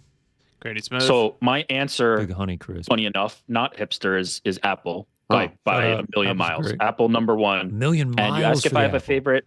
If you ask if I have a favorite, I have a serious favorite. Envy apples are just the next level. Never Envy even heard of apples. that. Wow, I believe from New specific. Zealand. Envy apples. They come all the way next from New level. Zealand? Oh, nice and Well, yeah, red. and apples come over from everywhere. No, And get an Envy. oh, Trust me. Nice and red. Trust me. It will I thought change. they'd It come will from change like your life. Vermont or something. You ever had New cotton York- candy grapes? Yeah. Yes. Yeah, I don't like those. Those are pretty trippy. You don't like them? I love Too them. sweet. By the way, But speaking of New Zealand, I love kiwi. well, there's one Okay, that's nice. There is one more. This individual says Frank Avocado. Avocados You know are what? I amazing. mean, I If we're was counting talking that, about that's my a one. avocado smoothie earlier with Alex. It's Weird. amazing. If avocados are fruits, that's my one. Do Love kiwis love avocados. originate in New Zealand? Is that No, it was a Oh, play on that's words. okay. That's an animal. Yeah. Yeah. Brantley, hi Ariel. You've been hinting at a potential UFC 300 weekend visit. Are you and the team potentially going? That would be a legendary comeback to a UFC live event. So can we talk about our 300 stuff, or do we have to? I mean, I feel like, yeah, right? No, we're going to be going to UFC 300. We're going to be going to Las Vegas. We're going to be doing a special show on Thursday, April 11th. We're going to be doing a special show on Friday, April 12th. GC and the boys are going to be doing a watch party on the 13th of April. There might be an impromptu meetup session here and there. More on that to come. Will not be attending the event due to other obligations and, what I've talked about in the past, but we'll be boots on the ground, as they say, in the city that, it doesn't sleep, but that's New York. Sin City is what I was referring to. So this is big, and it's mostly big. I mean, if I'm being honest, I don't really want to go. The only reason I've pushed to go is so that GC can finally go to Las Vegas, and it seems like we got it done. You want to go. Come on. Be serious. I'm just saying. You want to go. That was the main motivation, if I'm being 1,000% honest. You want to go. It's going to be great. What's that? Can't wait to touch down in Big LV. First time, right? First time. Hotels booked, flights booked. Everything is ready to roll. Got a Raiders hat. Oh, wow. I'm going to be styling and Fight profiling. feast. I mean, there's going to be a lot of Fight content. feast will happen. Watch party, full card watch party. Wow. All from the strip. 7 hours. Jesus. Yeah. Dare can't say wait. that we are breaking some news right now, right? Sure. There it is. So, yes, more on that to come, but that week you'll have a Monday show, a Wednesday show, a Thursday show, a Friday show. We're doing it big. Yeah, we're doing it big. And then the usual Saturday stuff. And then right back at it on Monday for the post 300 show. So stay tuned for more. But yes, we'll be out and about and hope to meet a lot of you there. Should be fun. Like I said, impromptu, but we will do something. It's not going to be like a live show like the New York ticketed event that we had, but we'll be around. We'll be around. Here's Ben P. Hello, Ariel. My question is somewhat of a backhanded compliment. I don't understand you doubling and trebling down on the, quote, never being paid by a promoter. Come on, man. It's 2024. You are hindering only yourself. If Turkey wants to give you a bag to go and do your thing, then you should take it. You are the best in the biz and you deserve it. And for what? Because you're scared people will, quote, take to Twitter and say mean things about you and your integrity? You've been doing this how many years now? You and anybody who watches you knows what your integrity is about. What are you scared of? Going on your own damn show and saying something remotely critical about that show or that promotion? You get a pass by now and you have earned it. Let WWE pay you. Let Eddie pay you. Let Turkey pay you. And then go on your show and say whatever the hell you want. You have worked hard to be where you are and to be so in demand. So go and make that fortune. Well, very nice. No real question there, but I enjoyed the sentiment. And thought it was really nice. So I appreciate that. Thank you. Here's one for Frank. Mo to Clutch, non-MMA related. I have a number on my phone that I forgot to save a while back. And that person and I text about basketball, MMA, etc. But the problem is I don't know who I'm texting. I've texted back to be nice, but do I just randomly ask who is this, FaceTime them to find out who it is, etc., etc.? What do I do? P.S. I will start saving numbers. What should this man do, Frank? First, I would Google the phone number. Get the, Then yeah. I would ask other people that might be, adjacent to the conversation if they know who it is. and then finally FaceTime. Wow, FaceTime, huh? Yeah, Huh? but you leave your camera off. I sometimes I say like, oh, got a new phone, and by the way, that never New works. phone, who does? Yeah, but like that never works. Like I've had new phones. Your contacts get brought over. So when people say to me, "Oh, got a new phone. Who is this?" Like, "Oh, you just didn't save my number." That's really what just happened. Yeah. Andy says, Andy Koufax, Ariel, GC's already suffered the public shame of getting TKO'd by a veined Italian blue cheese made from unskimmed cow's milk. Then Monday rolls along and you casually reveal to the legend Coach K he's interested in Train Alta but doesn't have the heart to take a fight. It was like a mom telling another kid's cool dad her son still wets the bed while the son was at the water fountain listening in on the convo. Please give Conor the floor to address this for us. I felt like I addressed it on Monday. Yeah, we were back here, just like we were waiting on Kavanaugh and Rich to be like, "Oh, so he's just." No, you said this yourself. He's just I wasn't bitch. shitting on He you. doesn't want to fight. I wasn't shitting on you. I was just saying. Why does he want to train if he doesn't want to fight? Nah, he didn't say that. Yeah, This is I mean crazy. that's what I was waiting on. Yeah, I don't know. I just love that. Just getting into the bag work, you know. I just love that you and that cheese was it Gorgonzola Oh yeah, that you become wasn't so closely linked. That was not a TKO. That was a full line, flat lined, knocked out cold. That was a that was life altering, scarring event. Scarred. Yeah. Scarred to the point where like I get nauseous now and like I almost start like having anxiety. I'm just like, oh God, like please don't let this be happening again. So yeah. We got away from the Ulta training thing there, but yeah, We believe in you. well, I got a nice like built-in excuse. They don't have any gyms near me. Oh, okay. there Maybe you I go. go train over at Polino's though. Yeah, that'd be nice. You and Dylan. Yeah, me, Dylan, and Pereira. This is a nice one from Agent Spooky. Ariel and Dem Boys. I sure hope you're all doing well. Last week, the crew strongly insinuated you would be in Vegas on April 13th. I know you've said that you don't get out a lot and have been made to feel unwelcome at such events, but we need to see Dana hang his head in sadness as Ariel Helwani comes on the big screen and the crowd goes wild. What other reporter gets applause before even asking a question? You're the GOAT. Whether they want to acknowledge it or not, you play a critical role in the story of the UFC. At UFC 200, you push back on the idea that Conor shouldn't get to fight Nate. 100 pay-per-views later, the same question can be asked minus the Nate part. It would be great as a longtime fan of yours to see you at such a huge event. Either way, I'm a big fan of you and all the guys. Thanks for the entertainment over the years and keeping me sane during my 9 to 5. You know, I believe the weigh-ins and press conferences open to the public.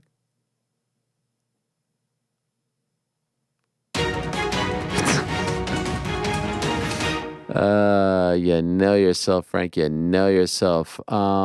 Nick C. Hey, Ariel and crew. I've been feeling nostalgic lately for the old days when you covered events live and always did the post show with Mark, Chuck, etc. Something special about you being there. I fully support you wanting to be home with your family. Do you ever miss those days? Do you still talk to Mark? What's your criteria these days for choosing which events to attend? A lot of this theme this week. Still talk to Mark all the time. Obviously, still talk to Chuck all the time. Those were great days. Those were very fun days. Those were different days in all our lives, different days in the sport. In terms of the criteria, I mean, it depends, but usually these days it's if I'm working the broadcast as opposed to covering the event. I feel like I can cover the event from here, from home, the show, etc. But if I'm working the broadcast, that's a whole different role and opportunity and something that isn't necessarily available in MMA. It has been made available, but as the previous person mentioned, like I would have to get paid. Like PFL wanted me to work the Riyadh show. I just couldn't do it. I would have to be paid by PFL. I've been approached by other promotions. So if it's an opportunity to work with a network and be a part of the broadcast and be in the ring or this and that, yes, that is something of great interest. But there are even opportunities like that I've said no to just because it's a little bit too much. So I try to be a little sensible. We have our anchor here. The other stuff is great as well. And those days, 2013, 14, 15, 16, 17, 18, those were amazing. Changed a little bit with the ESPN deal, but no regrets there. It was just a different role. But yes, I would always equate, our team back then. We were the Golden State Warriors. Incredible team. It's an incredible team now. It's just obviously with different players. And I was contributing to the site as opposed to just doing the show here. and you know, it was a great time with everyone involved. It really was, and I didn't think anyone could touch us. I thought that you know, when I say the Warriors, I don't mean the 2024 Warriors. I'm talking about like the 15, even 16 Warriors, even though it didn't work out. Shout out to the Cavs. Yep. Hey guys, here's from Michael, the Parlay Boys. I commend your efforts in trying to break the losing streak. I too have had issues with 4-leg parlays as of late, so my strategy for this week is to do a 2-leg parlay instead. Could this be the future of the Parlay Boys if the unfortunate streak continues? I'd hate to see any of them quit, but understand that losing sucks. What do you guys think? 2-leg parlays. Yeah, I don't hate it. I mean, if we keep losing, we might as well make it easier. Are we doing it this week? No, I think we'll stick with the right. original format this week. I think we got a winner in us. Okay, well, that's to come. Just a couple more here. Jiggy asks if I would be open to my kids fighting. Obviously would support them, but wouldn't love for them to fight. I don't think they have to fight. Most fighters say they don't want their kids to fight, and I would take their word for it. So, yeah, maybe not. Adam here asks me about the Bills' offseason so far. Bit of a mixed bag. Some major players have left, Jordan Poyer, Micah Hyde, etc. But I trust Brandon Beane, and I trust the process. No doubt about it. This individual named Steve says that he was delighted to hear all of us buzzed about his run-in with Arnold Allen last week at Tesco. He said, following Rick and GC's desire for more information, I thought I would oblige. However, it is a bit of an anticlimax. So as I turn around, meal deal in hand, I see Arnold and I assume his partner walking down the aisle. I do a double take, clock eyes with him, and it's clear at this point he realized that I recognized him. Unfortunately, in that moment, he looked away and I got the vibe that he didn't want to be bothered. So on this occasion, I chose to leave him be. He's local to the area, so I might be lucky enough to see him again and he can help me choose my lunch. Love the show. Love the chemistry you all have. Much love, Steve. P.S. Frank reminds me of Toby from the U.S. Office. Nice. You're okay with that? Well, yeah, I'll take him. That's a nice you say, huh? Yeah. All right. Nick, I thank you for the details. yes. Thank you. Nick says it's disrespectful to have Rose fighting at the Apex. Remember, we asked her about that. I don't think she's too bothered. I think she's probably relishing the idea of fighting with maybe a little less pressure. So, she goes out there, does the thing against Amanda Hebus, and is right back into it. JPV says he's expecting his second child, and I wish him the best. Good luck with the pregnancy. Good luck with the delivery. And it's going to be great, my man. And finally, last one. Here's from Sam. Rapid fire questions, all right? He says, welcome back from mat leave, Andy. Andy not with us today, but I'm sure she would appreciate that. He asks her how it was. We can answer that. We can answer that next week. New York Rick, as an avid moviegoer on a raw vegan diet, what is the go-to movie snack? What was the raw vegan treat that got you through Madam Web? Are you on a vegan diet? You're on a raw vegan diet? I'm not vegan, but... all tomatoes. What? I missed that. What did he ask too? What's the snack that got you through Madam Web? What was the raw vegan treat? I did see Madam Web. Did you admit on air that you saw Madam Web, or he just knows you that well? He might have just known that I'm all about that life. That's a trooper movie right there. Mom was studying spiders in the rainforest, all that. What do I eat? Almonds. Almonds is the snack. And that's a good snack for anything. Movie, whatever you're doing. Raw almonds, just delicious. Good snack. Amazing. That is a great snack, by the way. It's a tremendous snack. Mysterious Frank is a fellow audiophile. I'm assuming you collect vinyl. How many in your collection, and what is your rarest find? Oh. Okay, I like this one. Oh, here we go. Sit back, guys. Yeah, I do collect vinyl. I have a Discogs. Maybe I could share that with everyone. Because it's like 700, 800. Yeah. And my rarest would have to... Actually, I can look this up real quick. Sorry about this. Probably I have an album from Failure called Fantastic Planet. I'm pretty proud of that one. Okay. What's going on here with this camera angle? What's happening? We're just letting Frank go. Okay, yeah. This is for GC. When you arranged the merch back on Ariel's desk after the back-to-back watch parties, did you accidentally put the Bills merch in front of the DC picture, or did Ariel do that just to stick it to the good guy? That's actually more of a Joe question. Yeah, I was gonna say I actually don't rearrange the merch. That's for Big Joe. How do you feel that they are saying that you were taking a shot at DC, like that they would equate you with a move such as? Yeah, I wouldn't do that. No. I wouldn't do that. That was all me, by the way. For the record, that was all me. Listen, I did that. when I'm trying to cover his. If we could go to this shot here, this main shot, I'm trying to cover his face. I'm trying, but by the way, happy birthday to DC. Happy birthday, old friend. Today's his birthday. I think he's 48, 49. So wish him the best. Last one is for me. He's asking if I feel differently about the Substack community now that they all got mad about the Tyson Jake stuff. Nah, they're great. We love them. We could agree to disagree. And I don't even know if we're necessarily disagreeing, but it's all good in the hood. Thank you for the questions. We love you all. A quick word from our good friends over at DraftKings Sportsbook. The thrill and excitement of March Mania is here, and DraftKings Sportsbook, one of America's top-rated sportsbook apps, is giving new... Is there breaking news? Nope. Okay, Sorry wrong about button. that. All right, perfect. Is giving new customers a shot to turn $5 into $150 instantly in bonus bets with any college basketball bet. Here's a tip. UConn. Doing it again. UConn, Arizona, Kentucky, and there's one more. UConn, Arizona, Kentucky. There's one more I can't remember now. It's been a long day. North Carolina listeners, don't forget DraftKings Sportsbook is now live in your state. Download the DraftKings Sportsbook app now. Use code DMAR. New customers can bet $5 to get $150 instantly in bonus bets. Only at DraftKings Sportsbook with the code DMAR. The crown is yours. Gambling problem call 1-800-GAMBLER. In New York, call 877-8-HOPE and wire text HOPENY. That's 467-369. Please play responsibly. 21 plus age varies by jurisdiction. Bonus bets expire 168 hours after issuance. See dkng.com/speedball for eligibility and deposit restrictions and responsible gaming resources. Yeah. All right, what do we got? What's the winning combo, guys? What's the winning combo? The Venezuelan Vixen trying to get it all back. She's already given us her pick. Justin Tafa plus 160. Okay, love it. And then I'll throw the rest of us into the randomizer here. Going against my Atlanta guy, Carl Williams. Just do have to note that. All right, Frank will go first. Sick. Eric will go second. I will bring up the rear. Remember, guys, we got Bellator and UFC. Oh, yeah. I like that. Frank, man, getting late. Getting late. There it is. Yeah. Well, there's really only one pick for me. Always is.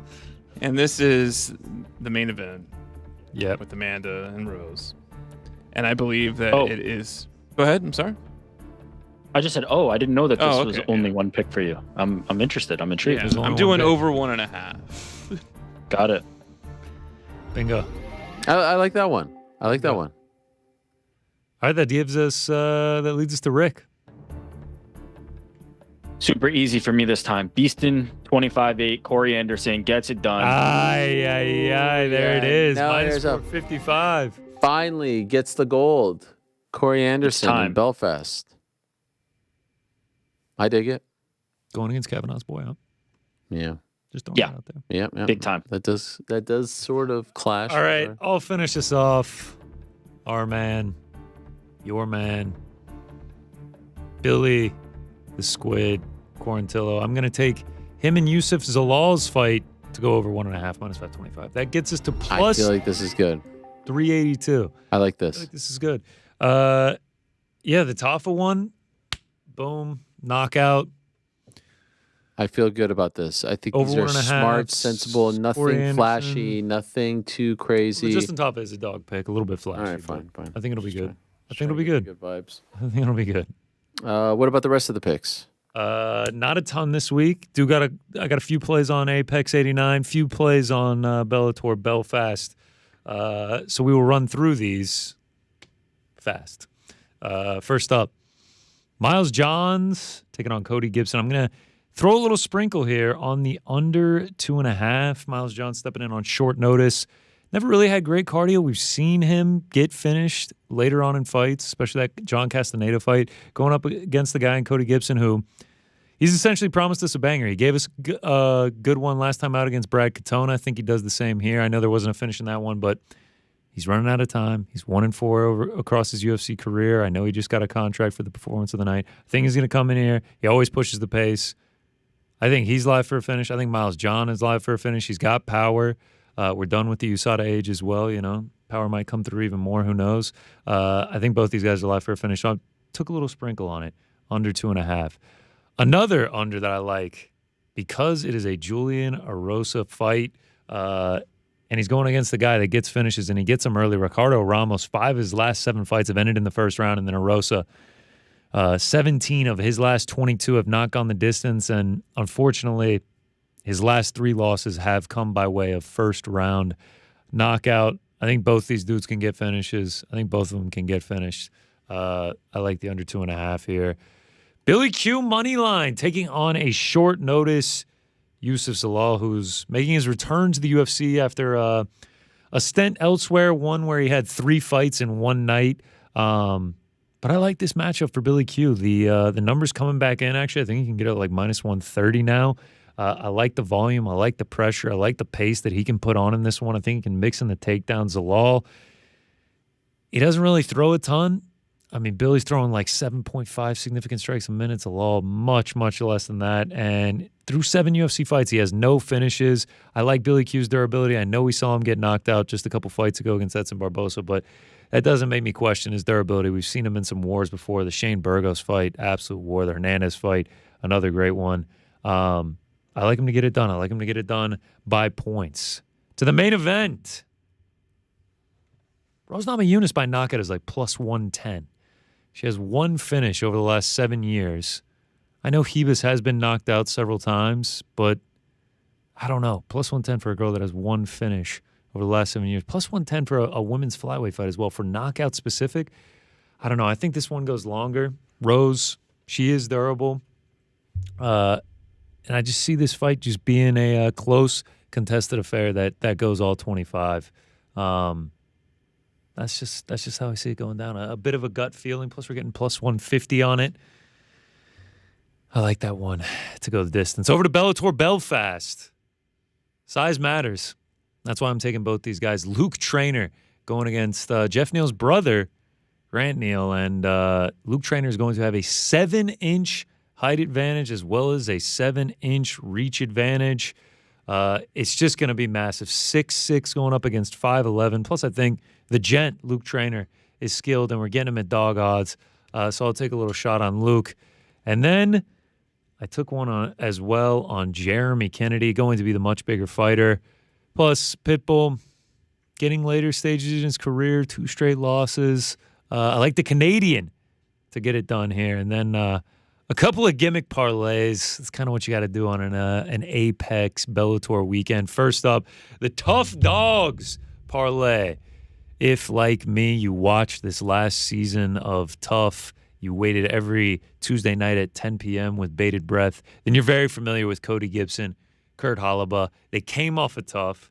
They are underdogs, and they are dogs. I think they both got a great shot at winning this weekend. So I parlayed them up. Plus 440, the Tough Dogs parlay. And then over to Bellator for a gimmick parlay. You got 2 guys fighting with the exact same name on the same card. I'm going to have to parlay them up. I don't care how much chalk I'm playing. The Nate Kelly parlay. Nathan Kelly. Massive juice chalk square odds. But I can't refuse a gimmick parlay. And then last but not least, the Pacifist parlay.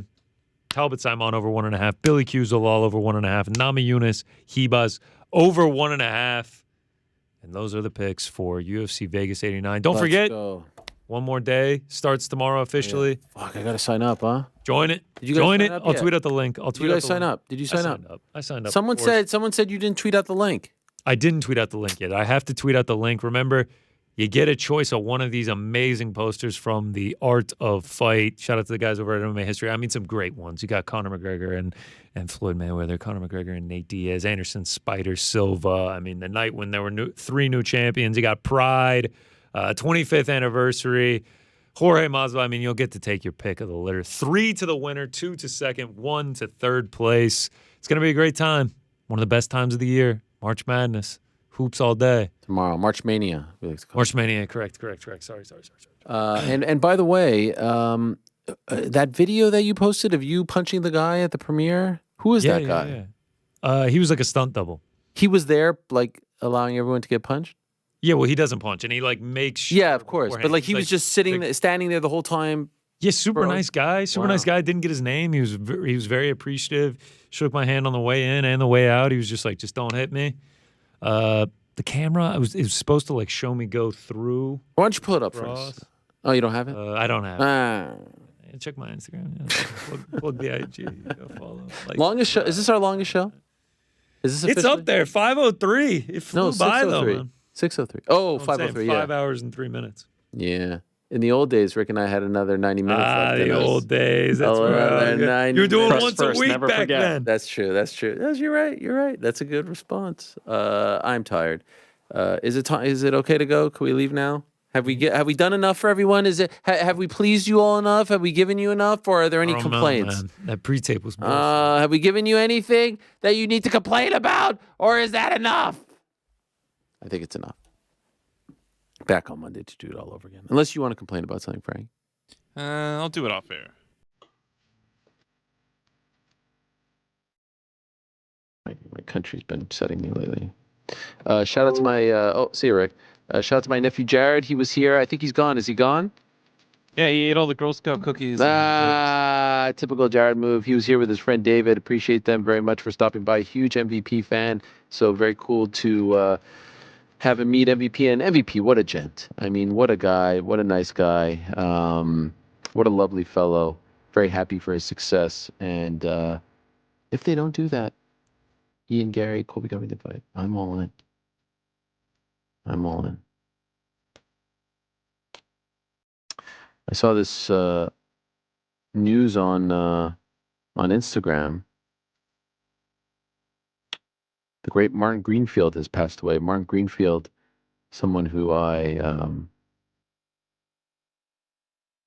used to go to him as my tailor. Rick might remember Martin Greenfield because our mutual friend John Beer went to him as well. He just passed away 1928 to 2024. This guy was an incredible Holocaust survivor, and he was a tailor, and he would show up in a 3-piece suit every day to his place where he would tailor all the suits, custom, bespoke, all that stuff. Fascinating stuff, and a fascinating individual, an incredibly talented individual, and I saw that he passed away, so that bums me out. My condolences to him and his family. Thank you very much to everyone who joined us today. What a show it has been. What a day it has been. Thank you to Donn Davis, Benoît Saint Denis, Michael Venom Page, Tim Welch, and the great Conor McGregor. Check out Roadhouse tomorrow on Amazon Prime. Back on Monday's daytime. Peace. I'm out of here.